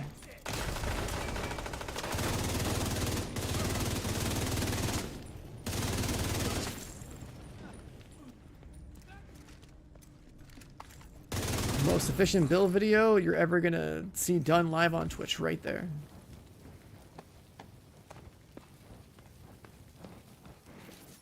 That bitch, kid. I might actually do a... I might do a build video before Borderlands 4 drops. in terms of just like analyzing the 4 characters and their talent trees and stuff, and then picking out all the talents ahead of launch of like knowing how the game works and just being like, here, pick these. So like that, the talent trees already exist, and the traits are already out there. As far as gear is concerned, it's like that doesn't matter as much. But I know people are gonna ask, so it's like I can analyze the skill tree and make a video for that because I got time for that. I could do that sometime in like the next like 3 days. Because looking at the skill trees and like optimizing the like the point spends in different parts of it. So many miles to get done now.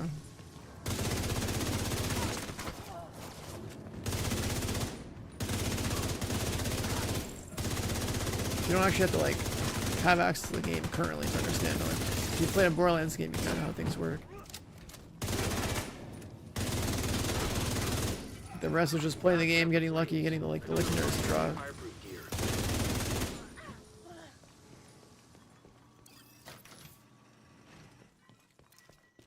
It's not that Borderlands even that complicated though. It's like a pretty casual looter shooter. But people want guides, so. Yeah, I mean, the only site that has that info is Maxwell, because like there's people that they cover Borderlands content that all work on the team over there, and they've been proactive in getting early access to things or like being at different events to be able to collect all that information.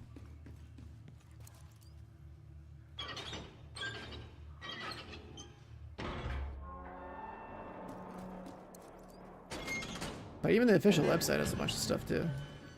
They don't have a talent tree calculator, but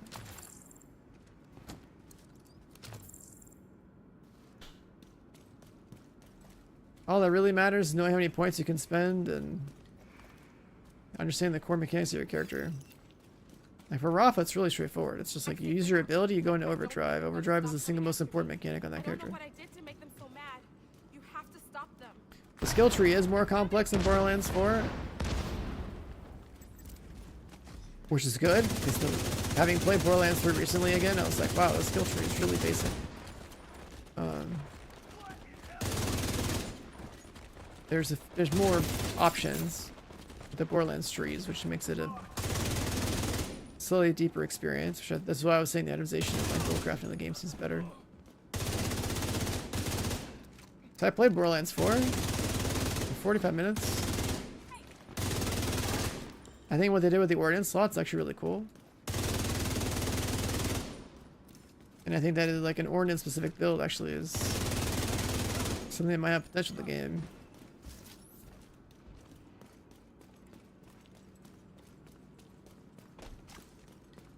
So if you're unaware, in Borderlands, normally you have like a mod for your grenade slot. In Borderlands 4, the heavy weapons that shoot like rockets or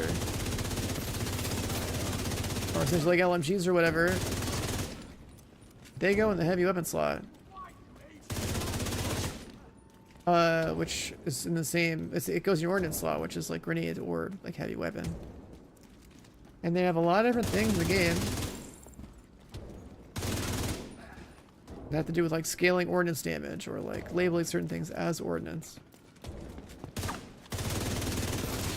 So I think an ordnance specific build actually makes a lot of sense. It's like one of the many variations you can go for.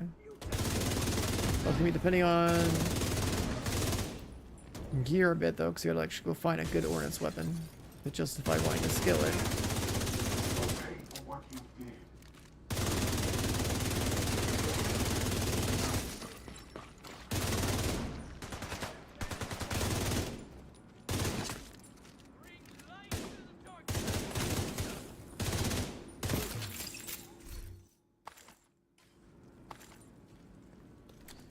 So that's one of the cool things about it.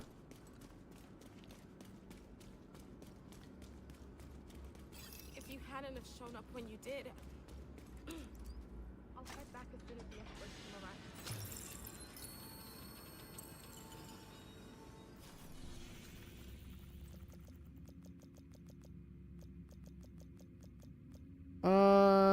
be small? I didn't get control of it. Oh. Oh no, it doesn't count because it was already green. That's annoying.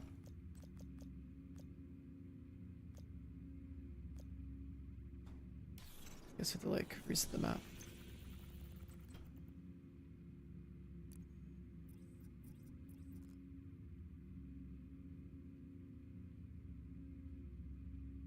The specializations, if you're talking about like the reaching the bottom of the one of the 3 branches in your trees, With the equipment Maya recovered, actually, like you're just gonna get down there to get like a certain node. Which I felt like it's not actually that necessary. Like for Rafa, like I know that we want to be in overdrive, so should we really care about any one individual specific? Is the map not on? Sounds heroic. Why is that a level 1 control point?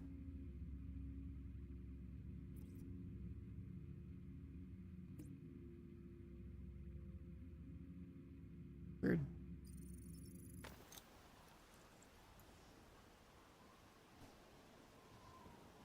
I mean, Rafa is gonna be really. I think Rafa is the most efficient choice for day 1 campaign clear too. Not only is he a gun class, he's got like the most movement speed. And the game, I'm pretty sure, has more open world stuff now.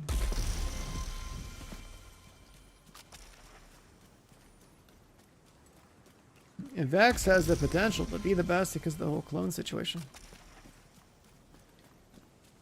Those are the only 2 contenders for like gun DPS. It all depends on what kind of anointments there are, what kind of other talents are in the game. But even then, you just gotta rush the campaign, then every other character you make will instantly be able to skip the campaign and be level 30 instantly. So making the alts for endgame is gonna be like way easier. You need a campaign rushing character, and then the other 3 are free.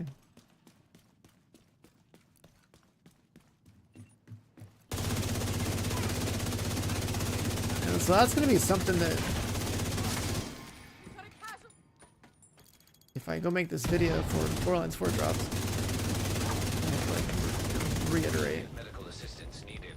That's such like an important distinction. It's like we'll class you in a pick. It's like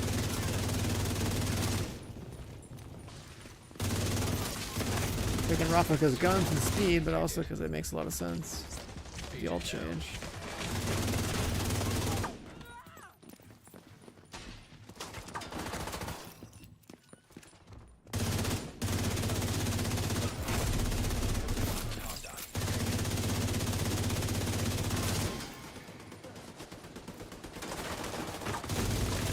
Immediate medical assistance needed. Huh? How did this guy come in?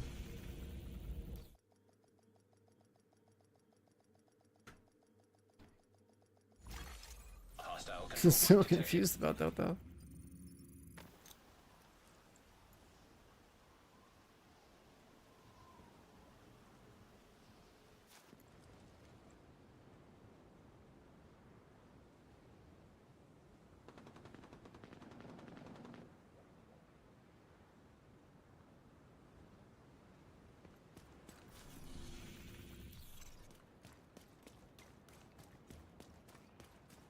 Am I playing Borderlands 4 for a month? I mean, it depends if the end game is good or not. Most Borderlands games only take a weekend, then you get to the end game, you realize there's almost nothing there. You're playing Slot Machine Simulator on like a single boss for all the legendaries, and then you move on. From a content perspective, like, yeah, it would be cool to, you know, make a bunch of builds and make a bunch of videos on them, but I didn't get early access, so I don't even know if I really want to do that anymore. If I had early access like these other guys do, then I'd be on an even playing field with them, and I could be making my content accordingly. But to go and make the same builds 2 weeks later, like them having a 2-week head start is crazy for that type of content. So like, why would I bother? Chances are I play one character, I juice it up, I do all the content, and then I wait for Borderlands 5 to be announced so I can finish the rest of Borderlands 4 DLC.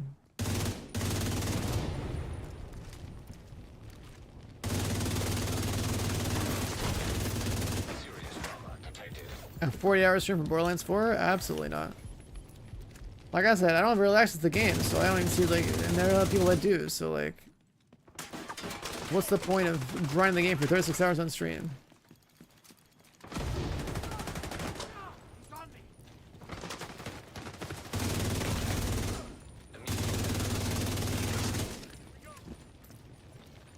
The whole early access situation, like, legitimately is depressing in terms of, like, wanting to be, like, a day one player. Doing what I usually do.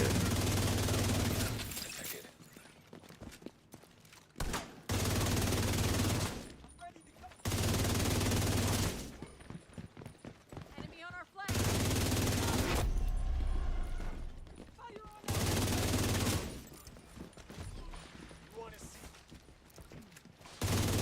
So the whole point of doing, like, a really long, big launch stream, how I play games, is to get the end game and, like, you know, show the cool shit that's there.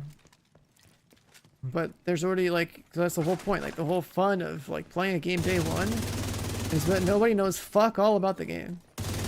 But that whole experience is, like, essentially ruined. Because there will be people who... What's the build? Striker. There will be people who are going to be, like, 2 weeks deep into a game that you just got to experience for the first time. Those build guides are going to go out. When you're actively engaged in this stuff, these sort of games, like you stream and whatnot, or are in streams, and then you got people watching those videos, then they see all the stuff that, you know, takes hours to get to ahead of the game launch. And the whole discovery period and, like, experimentation period is already dealt with. It's just a solved game. Being the one that solves the game is fun for me. That's why I play this game. Going to a game that's already solved is, like, pretty pointless, and it's even worse when you stream, because it's like a bunch of people walking around thinking they know shit because they watched the video, being like, hey, you're doing it wrong. Like, so and so made a video and said this is the best book.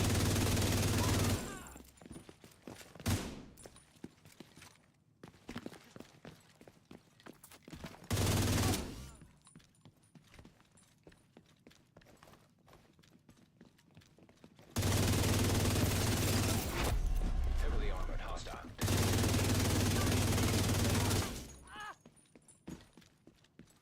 A unique build? I mean, it's just, I'm gonna be making the build that is logically the strongest thing that I could make for a particular character, because not all playstyles are created equal, ever. In the case of Rafa, anything related to Overdrive is instantly the best build. That's, like, baked into his traits and how he's supposed to be designed as a character. Right, so if by just looking at the skill tree, you should be able to determine what is the best way to build that aspect of the character. The only thing that might make a difference is, like, what is the, you know, what is the list of all legendaries and traits in the game, and what kind of modifiers are there to justify you switching your skill tree.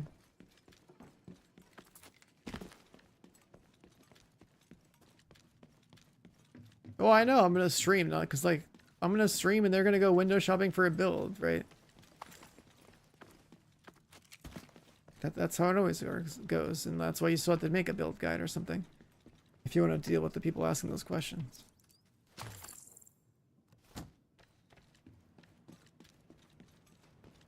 But still, the fun of making a build that you're proud of, you know, 2 weeks later after it's already, the game's already been solved, it's just like, that's gone.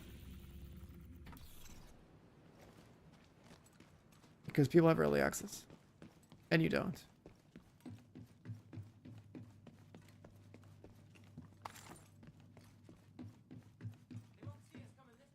So outside of doing, like, a pre-launch, like, skill tree analysis type of deal for, like, what I think is the ideal build for the characters that I care about based on reading the skill tree, it's like, and knowing how mechanics work.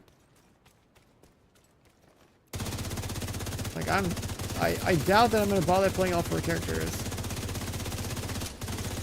So I've already, like, I know Amon, like, I just don't care about him. I don't care about melee classes in that game ever.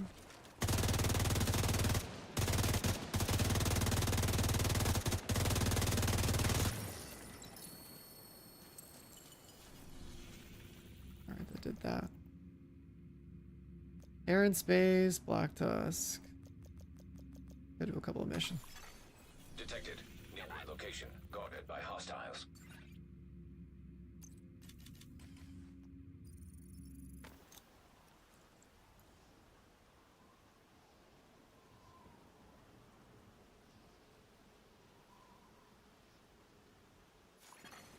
Civilians in distress. But yeah, going in to play the game when it's basically solved, I think is still The ramp to the parking garage. like I'll still have fun in one playthrough, but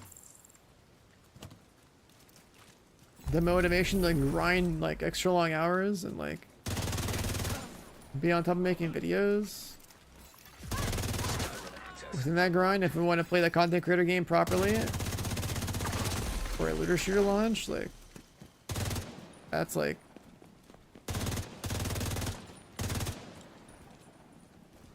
fucking peak already. Holy shit.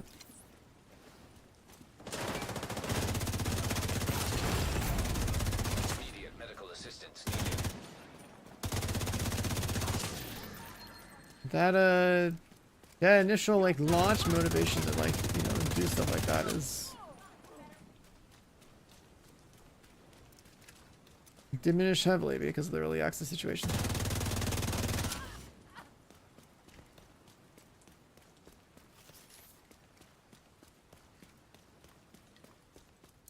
Like, whose build guy would you rather pay attention to? The guy who's been playing for 2 weeks or the guy who just started playing that one day?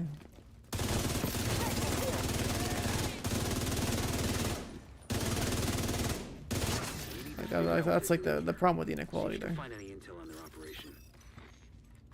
Seems like these guys are salvaging and repurposing anything they can from this place. They're crafty bastards. I'll give them that. Tag anything useful and I'll send in a recovery team later. And blow the shit out of anything too dangerous. That's a good.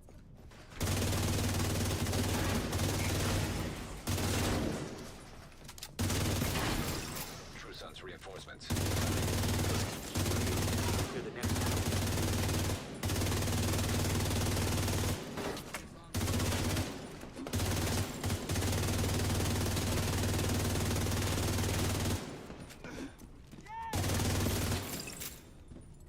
Guy's actually good at making builds. I mean, sure, but if somebody who is known for making builds has 2 weeks of early access, and somebody who's known for making builds only has 1 day of play, and it's like, well, the guy has 2 weeks of fucking playtime, surely has seen more stuff in the game to make a more comprehensive build guide, right? Like, it's a time advantage. Part of the reason why I do those like big 36-hour like day one launch streams for games. It's because it's the time advantage of getting into the end game and learning shit, and figuring things out, and being ahead of the pack, which also is giving people a reason to watch the stream. They're seeing the end game be pioneered, right? Like they figure shit out, and having your experience being ahead of everybody. But when people have a fucking 2-week head start, it's like they have all the time in the world to not only completely play the game. Like if you grind the game for 2 weeks off stream, like the way I would grind a game, every single aspect of that game would be completely finished, and have all the time in the world to like basically min-max the fuck out of a game, and to package all that up in a nice neat video. Minimum like per, you know, you could probably make like 4 videos minimum scheduled to launch. Like you can do it all. Like you have everything built, done, grind it out, like release schedule set. Like it'd be so organized. Like it's just, that's such a huge time advantage for like building like the guides out.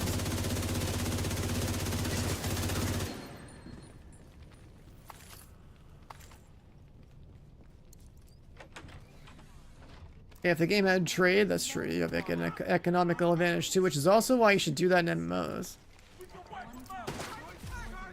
A lot of my progress in New World was because I was endgame first. I was selling stuff to people that were behind.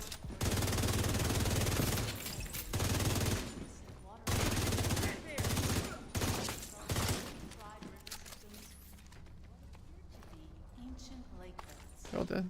There are also minerals present on the surface of Mars that only have been But that's why it pays to be efficient in multiplayer games. You know, there's build diversity in BL4. There's always one of the trees is stronger than the rest. The rest are just options for people that like play casually that want to play a different play style. There's always something that's better than others. Like for example, for Rafa, his baked-in class trait is that he gets overdrive after using ability. So why would you ever not pick all the overdrive related nodes in this tree? Especially some of them being as strong as they are. Which then means you're stuck going into the bottom of one of the red trees.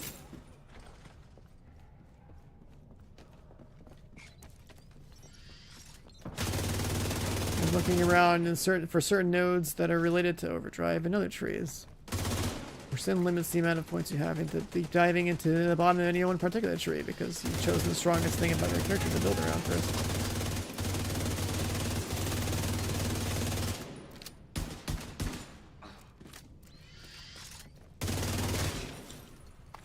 Skin parts for or like in the case of Vex, do you want clones that are holding your current weapon and presumably doing the same damage you are with the weapons? So if you can put down 3 clones yourself and then there's you essentially quadrupling your DPS, Link up with them and you'll be done there. or use whatever other ability she has instead. Just because you think it looks cool, right? Like, there's numerically powerful stuff, and then there's just choosing stuff because you want to be different or try something different. Kinda goes without saying, but if you see any missiles lying around, make sure they can never, ever be used. That's a combination of whatever the skill tree ends up feeling like in, you know, when you actually play the game, and also what itemization they exist to support the other playstyles.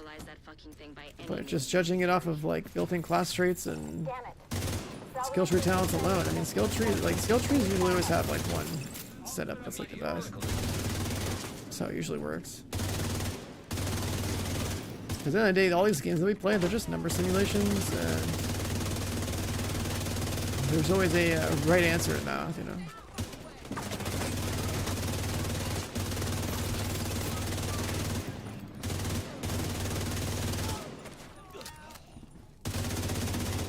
Yeah, I mean, there's like legendary weapons that do all sorts of funky shit, but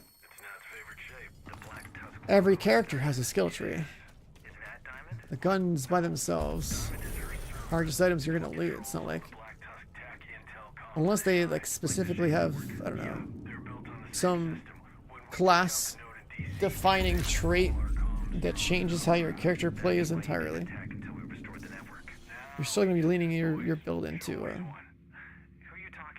certain facets, like I said, like for Rafa, overdrive. It'd be really stupid of you to not lean into overdrive related things for Rafa because it's like baked into the character.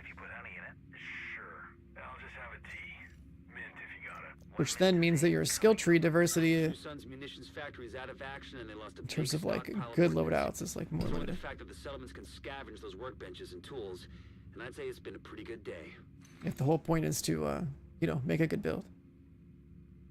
You make a build that is just different to be different and you don't care about it being good, then like, yeah, there's diversity because you can go into 3 sub-trees, sections of the 3 different trees. So like essentially like 9 different branches plus whatever you want to do with your active skill and how you modify it and or how you augment it and how you specialize it or whatever the terminology is over there.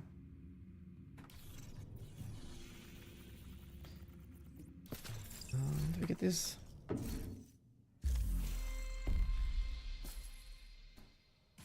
Some more boxes.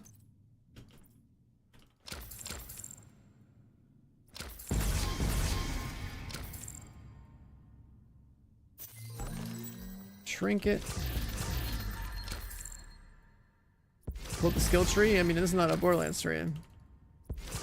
We're just yapping about it while I'm shooting stuff to get some stuff done here. Batch.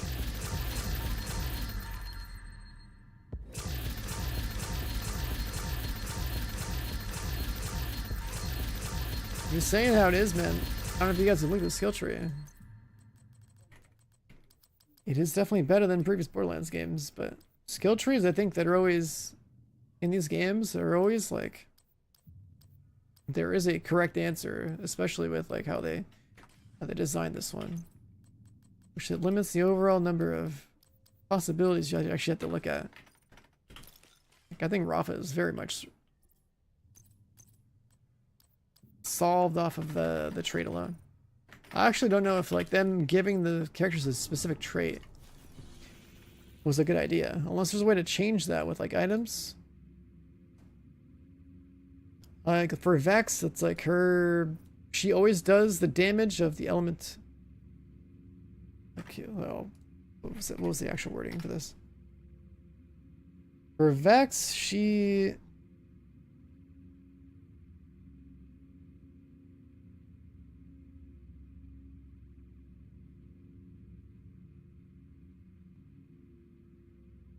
scroll down. Siren Vault Hunter trait. Vex is attuned to the elemental type of her current gun, converting all action skill and melee damage into that type. Right, so she, depending on what gun element you have out in your hand, you can convert all your skill damage and melee damage into that type. So obviously, like, she's a Siren character that's supposed to, like, you know, handle that elemental stuff. So she can be all in onto one particular element to play to the strengths.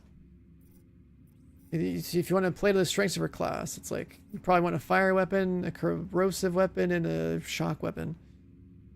So you can alternate between those three to maximize your damage output to flesh and armor and shields. So with hers, it's like not as much skill tree based as it is just a weapon swapping thing that you should be mindful of when you use your abilities or melee if you want to optimize your playstyle. You know, there's gear sets. There are gear sets. There are. I forget what they call them in the game, but there's 5 equipment slots in the game where you can have set bonuses. I don't know if it goes all the way to 5-piece bonuses or if it's up to like 3-piece bonus with like a 2-piece or like 1-piece, 2-piece, 3-piece exactly. But yeah, there's 5. There's supposed to be some stuff like that. I forget what they call it. Borderlands 4 set pieces. What are they called? Sets? Firmware. That's the name for it.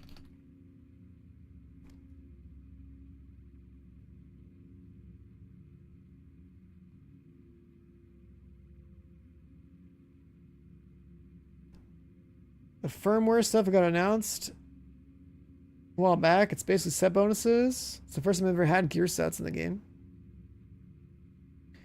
But you can have a 1-piece bonus, a 2-piece bonus, and a 3-piece bonus. But 3-piece bonuses are the ones that have like the actual like talents that you would care about. So you'd probably, well, you can figure out which 3-piece bonus you would care about. And then just look for other like 1-stat bonus, 2-stat bonus combinations that fit your build.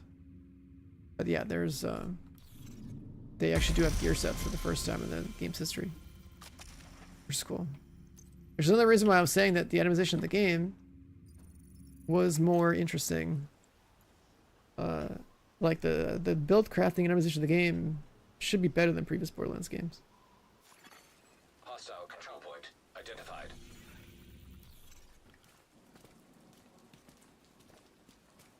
This is the mission I have to do. Grand Washington Hotel. Okay, here we go. That should get there eventually. Head to the service entrance on the east side of the building.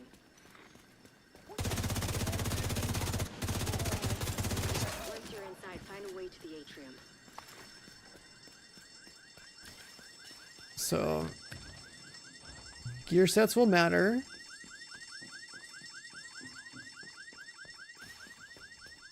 Legendaries will matter. Hostile radio intercepted. Legendaries are gonna be harder to get though.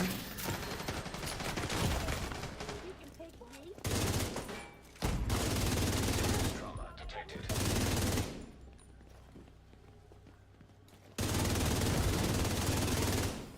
And you can equip like 5 gear pieces and like 4 weapons. If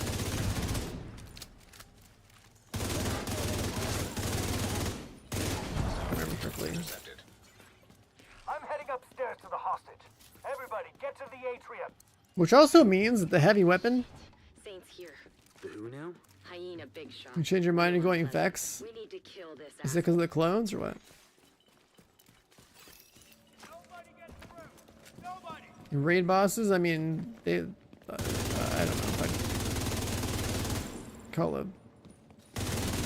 I don't know what kind of mechanics Borderlands has historically, but the proper raid bosses, like actual mechanics.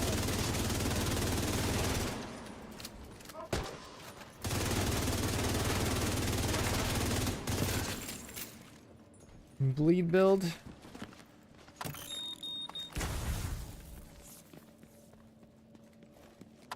What I mean is that, like, when they call them raid bosses, like, to me, a raid boss is something that you should be doing with a group, and you should have mechanics. So when you design a, when you label a boss fight that can be soloed as a raid boss, it's like, does it really have mechanics? Is it really a raid boss? If you don't have a raid team, like, you know what I mean? Like, it's. I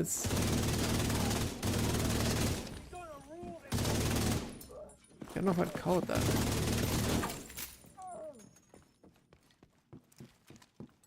So I'm thinking about, like, you know, you're raiding in the looter shooter genre. I think about, okay, I gotta get a team. I gotta get a team comp. I gotta have time set aside to, you know, run some content with some people and figure some shit out. Oh, how do we get the damage? Okay, how do we do our rotation to do damage such that we kill the boss in, like, you know, 2 or 3 phases at most?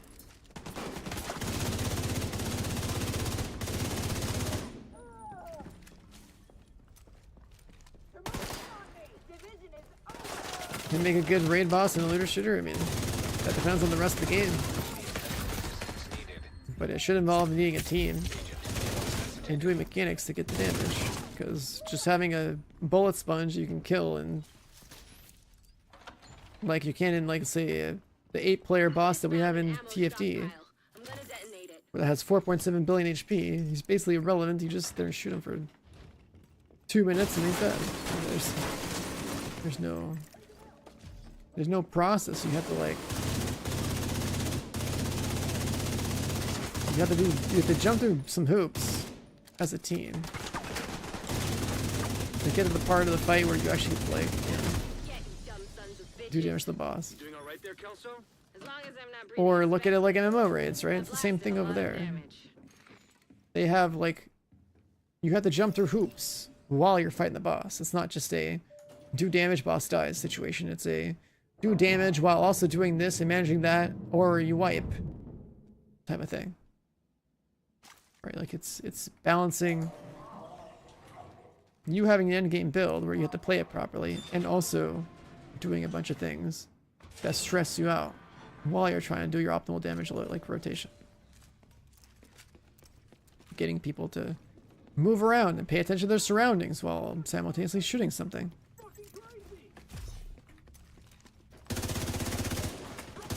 Just that alone is, you know, a big difficulty increase.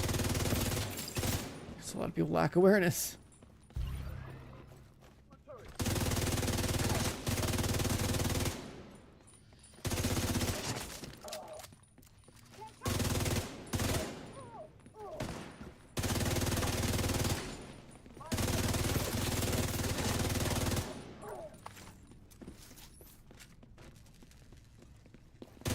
Guessing does have some good raid boss examples. They're the only looter shooter that's actually made enough raids for the past years that Holding for backup. I have eyes on you. they have some pretty good ideas and experience over I there. don't know what he looks like, but there are plenty of hostiles up there. And then, yeah, so at PAX, the 45 minutes I got to play, it was only like one vault I got to play over and over again on 3 different characters. And at the end of that vault, there's a boss. And that boss is a pretty large, like, mobile thing that would, you know, maybe shoot some projectiles at you or swing at you or whatever, and then it would also go and latch itself onto the ceiling. And then you had to like grapple onto some plants so that you would have an angle to shoot the top of the plant that the boss was like in a cocoon or whatever the fuck. Right, like he's in the ceiling. Right, like imagine like a cocoon, this boss becoming like a cocoon into like the ceiling for a bit, and the top of that cocoon has like a weak point. And there's some other little plants that come up from the ceiling, and you like basically grapple to them, and you grapple to it, you land on it, you can start shooting the boss. But then the thing would fall. So you like keep like grappling because the floor was like lava, kind of. Or like it was poison or whatever, like acid. Right, so the idea was you wanted to get off the ground onto these plants to shoot the top. That was about it. It was just like a jump up and survive type of thing. But that exact boss also shows you why you shouldn't play a melee character. Because the boss was attached to the ceiling. Good luck trying to melee the weak point. You definitely want to be shooting your gun and making sure you can do gun damage. Because there will absolutely be bosses you just shoot weak points on.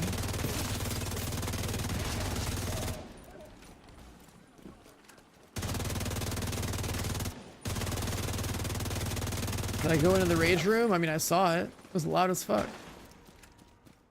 I didn't bother to. I don't want to waste my time over there smashing glass bottles and chairs with a baseball bat.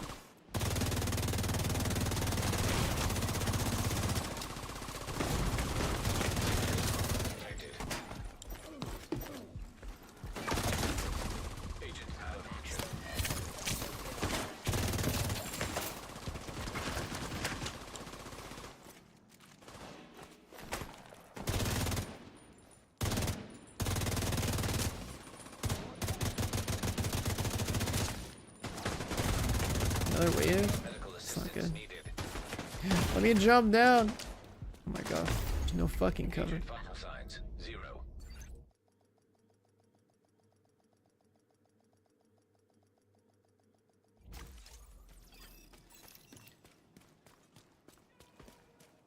Let's do this.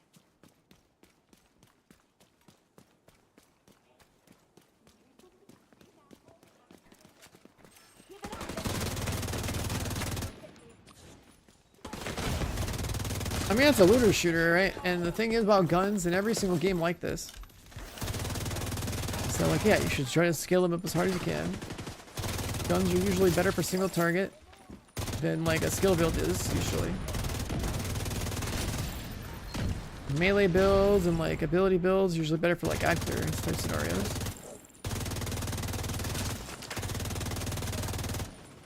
But, like, you should always be thinking about boss output. Primarily. Like, what are you gonna do when you gotta fight a boss? Or like an elite or something, right? Like your single target would be good.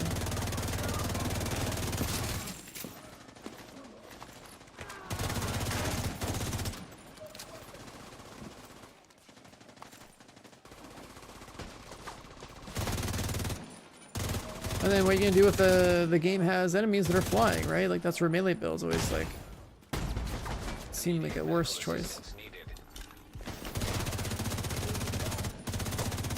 The safest thing you can always do is be like a ranged gun build over like anything else. When's Div 3? Couple of years. Ask me again in a couple of years.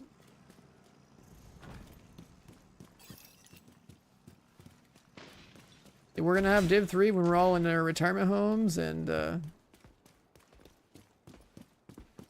Eleanor? have one too many gray hairs to worry about. Sent us to bring you home.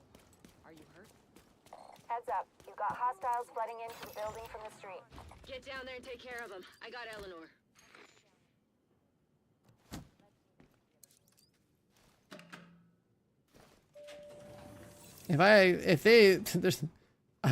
If they gave me early access to Div 3, then I'm making videos 100%.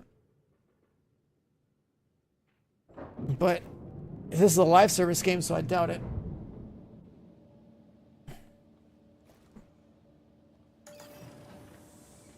But yeah, if I had early access, 100%, yeah. So that, like, it's so much better for me to be able to make videos if I get to enjoy the discovery process of launch. Ahead of launch, I guess, right? Then sure, I could just everything I figure out and just package that shit up. Anyone that gets early access as a content creator is instantly like,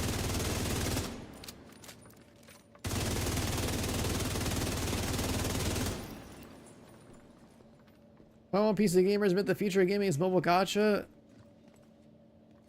Man, you are.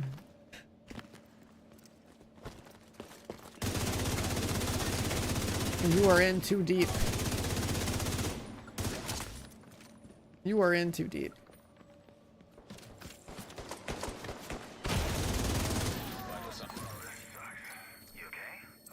I think there's a Greek word for this. Exactly what I planned to do this winter. Sorry. Should have kept up with your PT, but we didn't have the resources. It's what it is. Can't change the past. You just gotta work on making a better future. You want something for the pain? You got painkillers, or you want me to chew on some ginger root to numb the pain? I was planning on commandeering Keener's cherry whiskey. There's a Greek word If your goal is to steal his shit and torture that would describe you pretty well. I'll be right back. Manny, is Odessa on the line? I'll patch her in. Did you guys ever play Assassin's Creed Odyssey? Is that Odyssey? We got Eleanor. That was Greek, right? Is she okay? She's okay. I'm bringing her home. Oh, God. Oh, thank God. See you soon.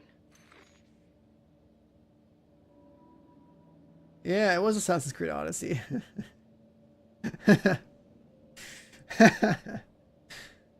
It's just dropping the word Malacca all the time. That definition of that word's hilarious. As an insult.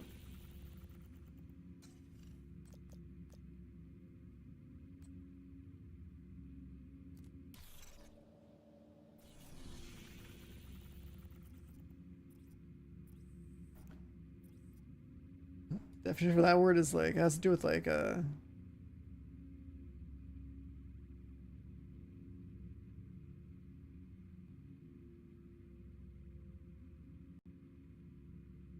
profane Greek slang word that has to do with I mean, it's supposed to literally mean man who masturbates, but it's like worse than that. Basically a goon too much to where you're just stupid. Literally the wanker. Oh my god, looking at the definition up is funny, all the different versions. But yeah, it was Assassin's Creed Odyssey where like everyone would just drop the word. I thought it was funny. A word for jerking it too much to where you're like dumber in the brain type of thing. Am I gonna play Rafa and Borderlands 4? Yeah. Alright, we gotta do this real quick. Maybe Black House bounties.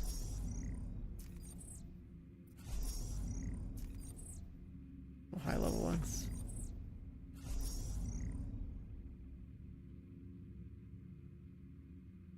Oh, we do have a high level one.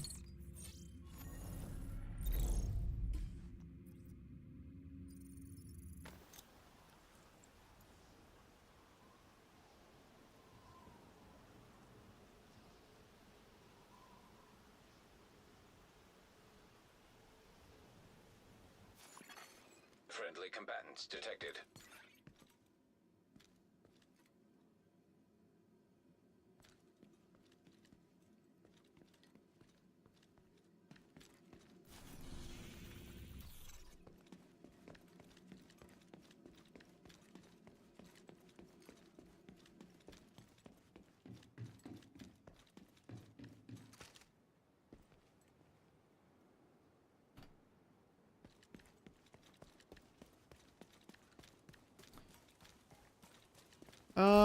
Oh yeah.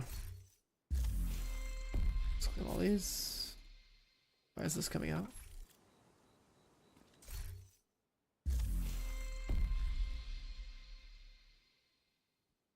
Did I click on this? I did.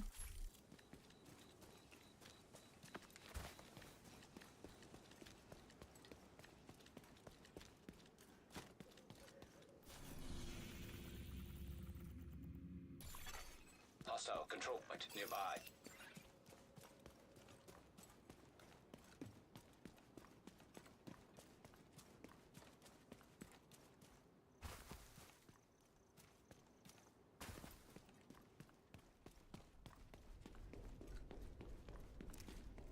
Target is near you, Agent.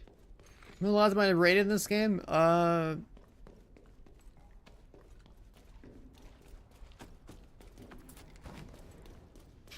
Many years ago. There's no point in doing raids in this game if you have the raid exotics, or if the speedrunning. You don't have a speedrunning team, so.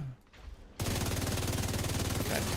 I raided in 2019 for Eagle Bear and for World's First and for speedruns, and then raided again in 2020 for World's First and for the exotics and like a speedrun or two, and then it was like, alright, no one wants to play anymore. GG, game's over. It's going into maintenance mode, and then there hasn't been a new raid since. And I did the incursion one time, and I got my incursion exotic literally first run ever. And then also I was world second on the incursion clears, so like I think if the first team didn't get any Ouroboros SMGs, I think I legitimately have the first one in this game's history.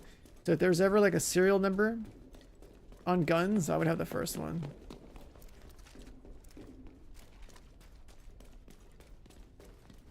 But yeah, I don't like raiding is only interesting to me when the raid is new and I want to like first go for worlds first and then go for like speedruns and stuff. But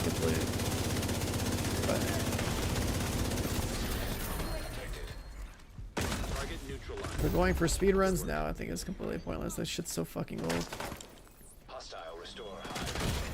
I think the speedrunning is a lot more fun when you're like in the process of like pioneering strats and stuff. Frog in the raid, or you're like finding strats to speed it up some more. Like for example, in 2019 with Dark Hours, speedrunning that.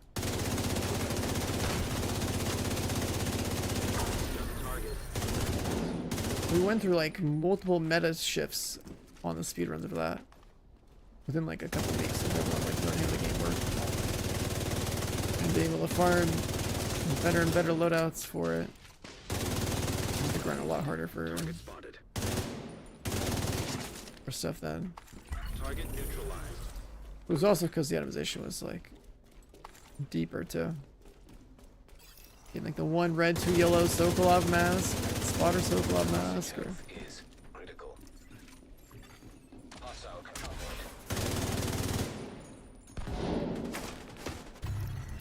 a dedicated TAC 50 loadout. That was pretty cool.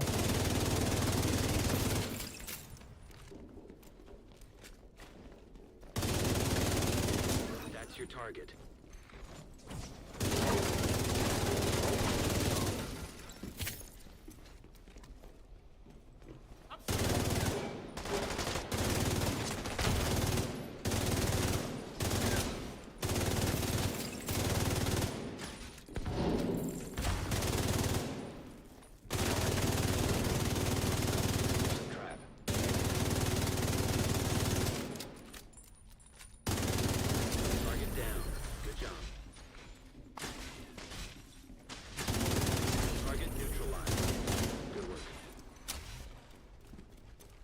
Looks like you earned yourself another bounty. Well done. Yes. Alright, that looks like... Wait, that didn't count? Gotta do another one?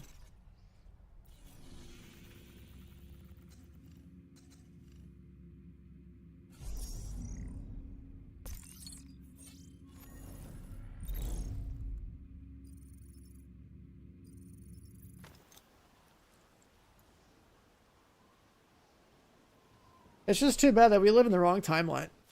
You know, there's a timeline where Division 2 launched multiple expansions and had multiple raids in like the last 5 years. Target near you. That would have been a nice timeline. Unfortunately, we're not in that timeline.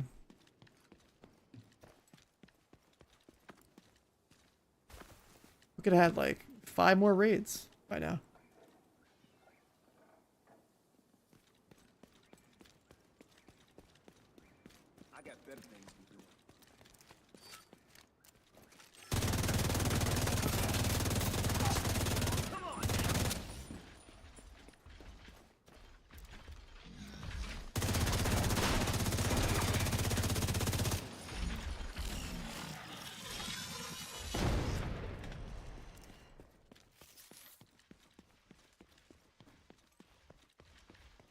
In a world where we have 5 more raids in Division 2.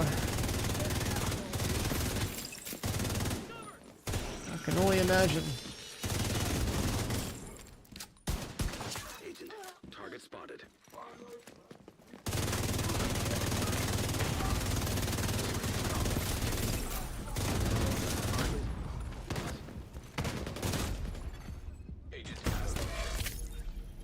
World peace would be achievement, Astro. That's the target, agent. There's a world where we could be raiding together, Astro. Isn't that crazy? We would have had the first clear of the incursion too. If there was more content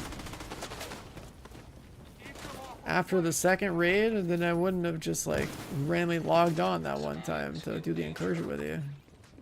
Then I could have been like, yo, Astro, stop playing a tank build, just be on DPS. And then that would have saved us the 60-second difference to get world's first incursion instead of world's second. Oh my god. If we were in there with like literally any more prep, with that little 60-second gap would have been solved. Wait, that didn't count? Oh, I have to actually do the whole bounty. Wait.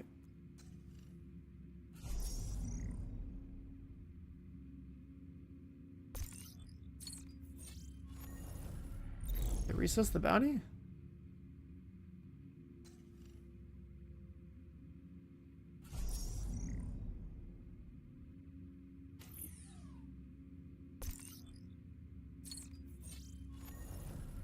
They only had to kill like a couple of named NPCs. I thought I finished it.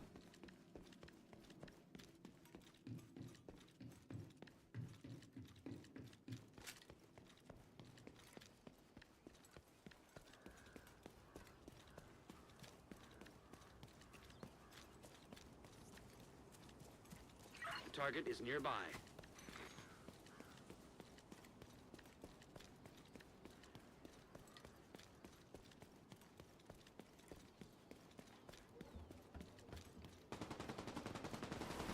But yeah, I would love to know what this game would have looked like if we had like 5 more raids in it.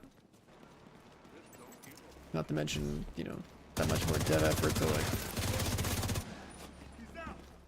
expand the game and whatnot.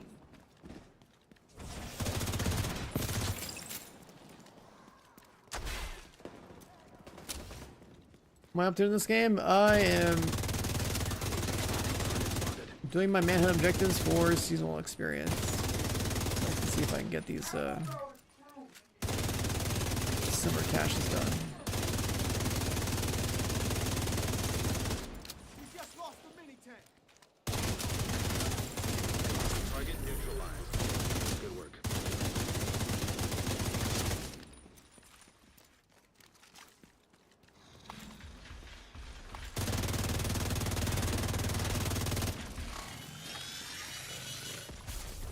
System malfunctioning.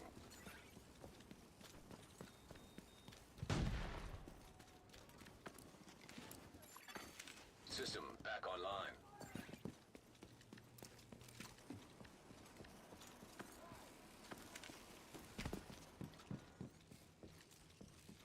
So yeah, it's definitely 100% worth it to not do your manhunt until the end of the season. There's so much free seasons pass experience on this thing. To make your stretch goal stuff go a lot faster. That's the target, agent.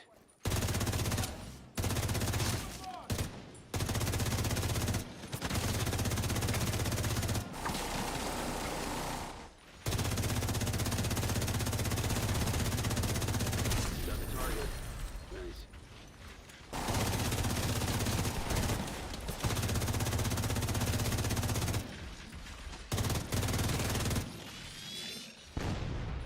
Agent, target spotted.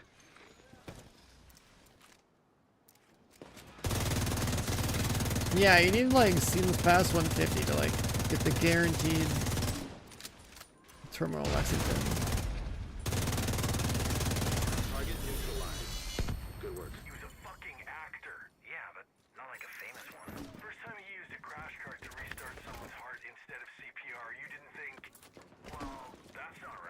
It's like 130 for one of them and 150 for the other one. That wasn't fucking suspicious? Not really. Not a lot of heart attacks in the last year. Mostly gunshot wounds, burns, and shrapnel. You don't... Manny, who the hell put you in charge? Fate? How old are you? Jesus. You never signed up for this, did you? We got a skin. What happened to you? Yeah. You never watched Summer's Way, right? What's Summer's Patch. Summer's Way. Dr. Summers. That was the show your actor Get the was pants. on. Never heard of it. Who's still missing? The boots.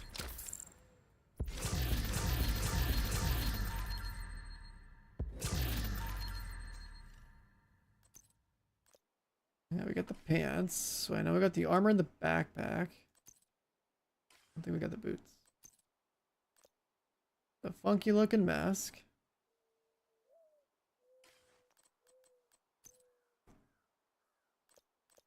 Got 3 of the 4 patches. Why is this equipped? The fuck is this one?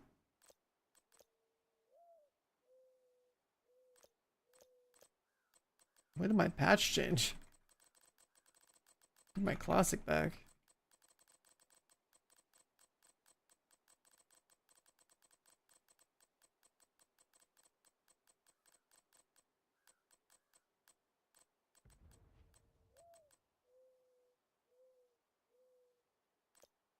(2018). Is that Div2 beta? That was the beta was in 2019.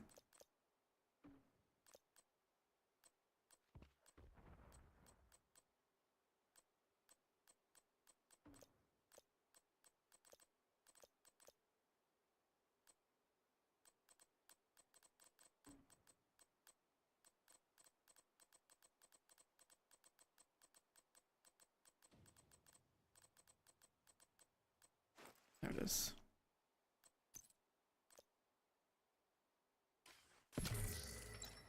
This game does have tattoos. I mean, I guess they could always have more. Thank you for keeping us safe, Agent.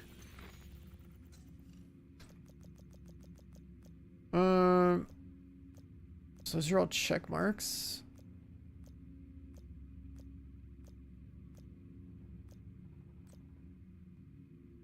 Okay, what's this? Oh, it's just the mission itself. I already have that. This game had Gunner skins. The Chinese version kind of does. What's my favorite Borderlands? Borderlands 4.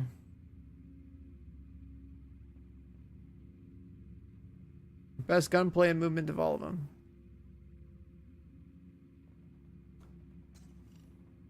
Alright, so we can't do any more of that. We gained 37 levels. Well, that's like 6 hours. Did I get to try it? Yeah, I played it last week.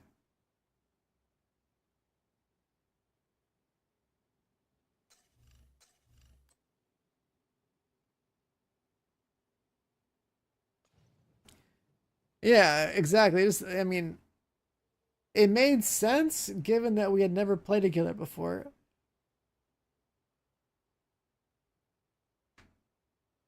I don't remember what bugs we had, but yeah, it was pretty.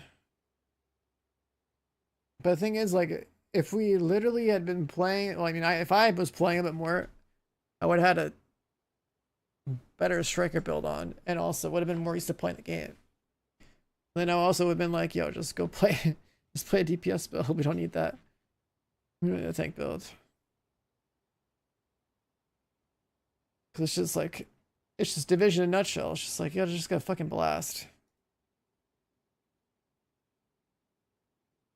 Is the Vile Mask a random drop? You should be able to just farm it. Chat, can't you just farm a Vile Mask by playing, like Countdown or something and put it on, like, mass target loot?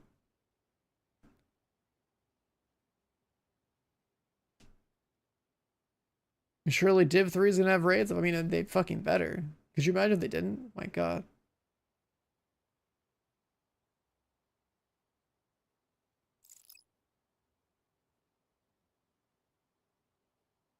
Yeah, you should be able to farm a vile mass just by doing mass target loot.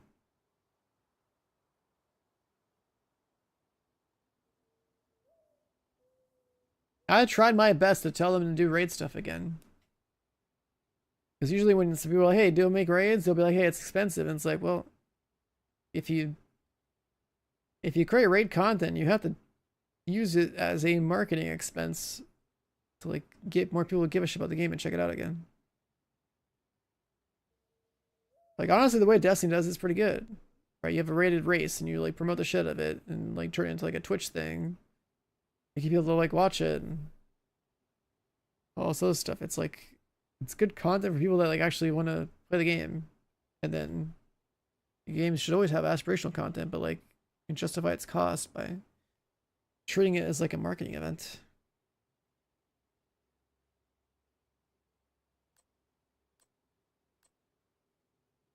Stronghold mission. Raids are cool, but Loot 2.0 is so bad. Yeah, I mean, Loot 2.0 is super boring. And then I'm telling you, I've been saying this for like the last, I don't know how many fucking times I've streamed this game, but when Div3 drops and it's there, like, they're trying to innovate on the loot system. The people who are used to the Division 2 as it is right now and have no context of what it was like to play Division 1, or sorry, Division 2 at launch, they're going to go into Div 3 expecting an optimization station and expecting this brainless loot system we have now. And then they're going to bitch just the same way that the people that adopted Division 1 late and then went to Div 2 and complained. It's going to be the same shit's going to happen with Div 3, I'm telling you. I'm telling you, there's going to be so much noise at the launch of Div 3 whenever that happens.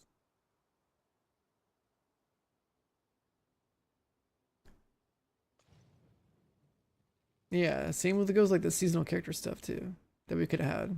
We could have had seasonal characters in this game. We were so close to being like the first like looter shooter that came close to like the replayability of a ARPG.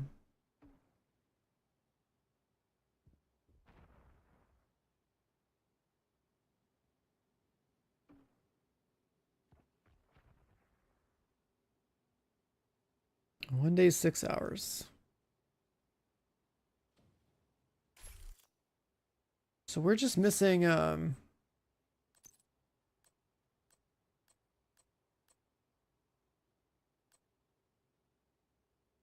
we have the mask, we have the shirt, we have the pants. Where's the boots? Yeah. The turmoil in these? Bro, I mean, I played for like the last 6 hours. I'm assuming since you haven't logged in a while, you probably haven't done all this bullshit, right? Like this stuff right here. If your season's past 100, like I did a bunch of these for XP and I'm like 137 as of today, right? Like I gained 37 levels in like the last 6 hours. So it's not hard. If I'm assuming you have them all available, like, you know, you're a gamer, you should be able to get to like, you should be able to get those 50 levels pretty fast. Especially if you haven't done your manhunt stuff. If you haven't logged in at all, like you should be able, like, well, you gotta get to 100 and then you gotta get to 150, right? It's like, actually no, it should be faster. There's a fucking XP event. It ends in a day and a half, a day and 6 hours. But there's this. You get double XP for your first 100 levels. Then you just gotta get the last like 50 levels for whatever guarantees there. I think Turbo's at 150. But like if you started right now, you should be fine.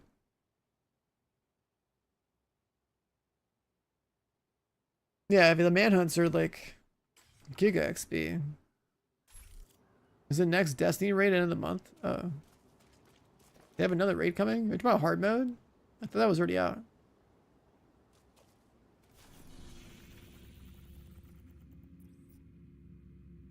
Yeah, I thought the epic raid was already out. but I think that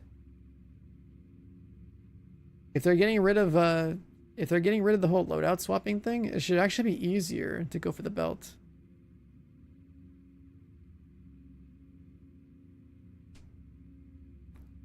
I think that if you have not swap in this new raid, this should be a lot easier.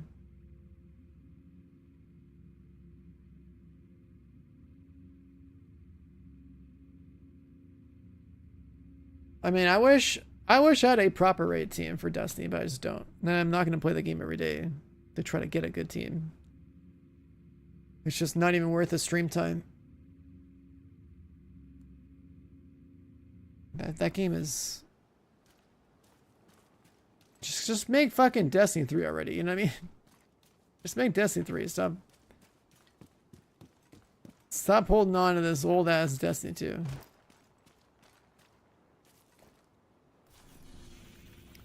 Alright, what are we doing for XP?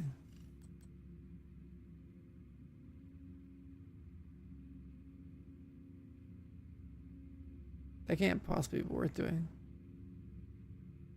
Two more White House activities.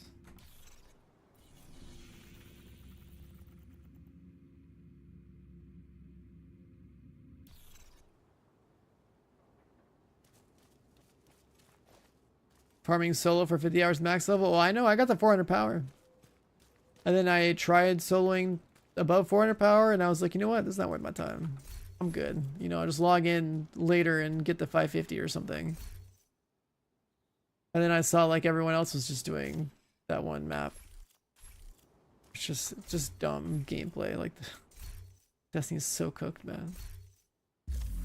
All that just to like give yourself some sort of stat advantage for a raid.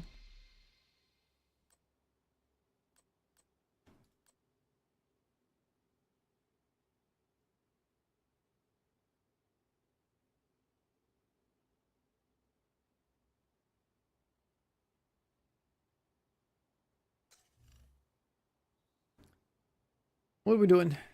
A mission with a guaranteed exotic? Sure, let's see. Coney Island.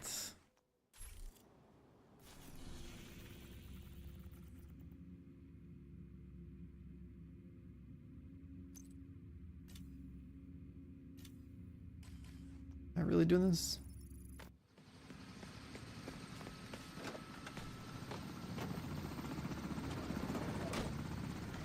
See, I just wanted to get the cosmetics.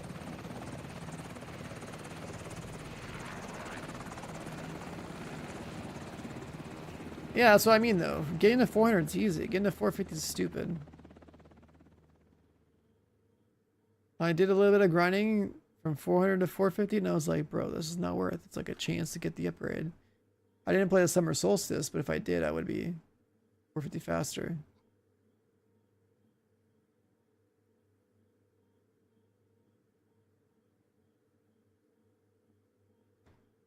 You're logging on Tuesday, just 450 instantly? Yeah, I mean, that's part of the reason why the grind is so dumb in that game. Some fucking genius at Bungie was like, you know what? Let's stagger the power levels. Like, come on, that's just fucked up.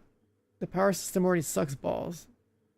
But then you're going to make people get the 400 or 450, and then stall them out until the next thing that says get the 550. Why even bother? You know what I gotta do? I'll be honest, I'm pretty hungry right now. I should just stop playing. Yeah, I think I'm good. The power grind is just awful. Like, I think the idea of like the tiered loot was kind of cool. Being able to like go farm for like shinies and stuff. But, like the power level system just kills the fun. Anyways, whatever, it's just Destiny. I only play that game like once a year anyways, so whatever. Thank God I'm not a Destiny main. Dude, could you imagine? If I was a Destiny main, holy shit.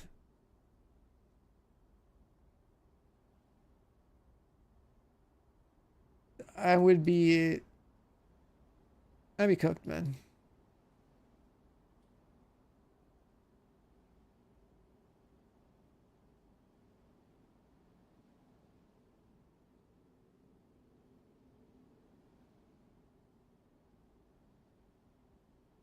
Alright. Boys, we're gonna end here. I'm hungry and I want to go sleep. I probably will do more Division 2 tomorrow. I should also probably just look at Borderlands skill trees so I can try to take everything I have thoughts about with that game and put into a video or something. So that we have that ahead of Wednesday morning, because early Wednesday morning I get to play Borderlands 4.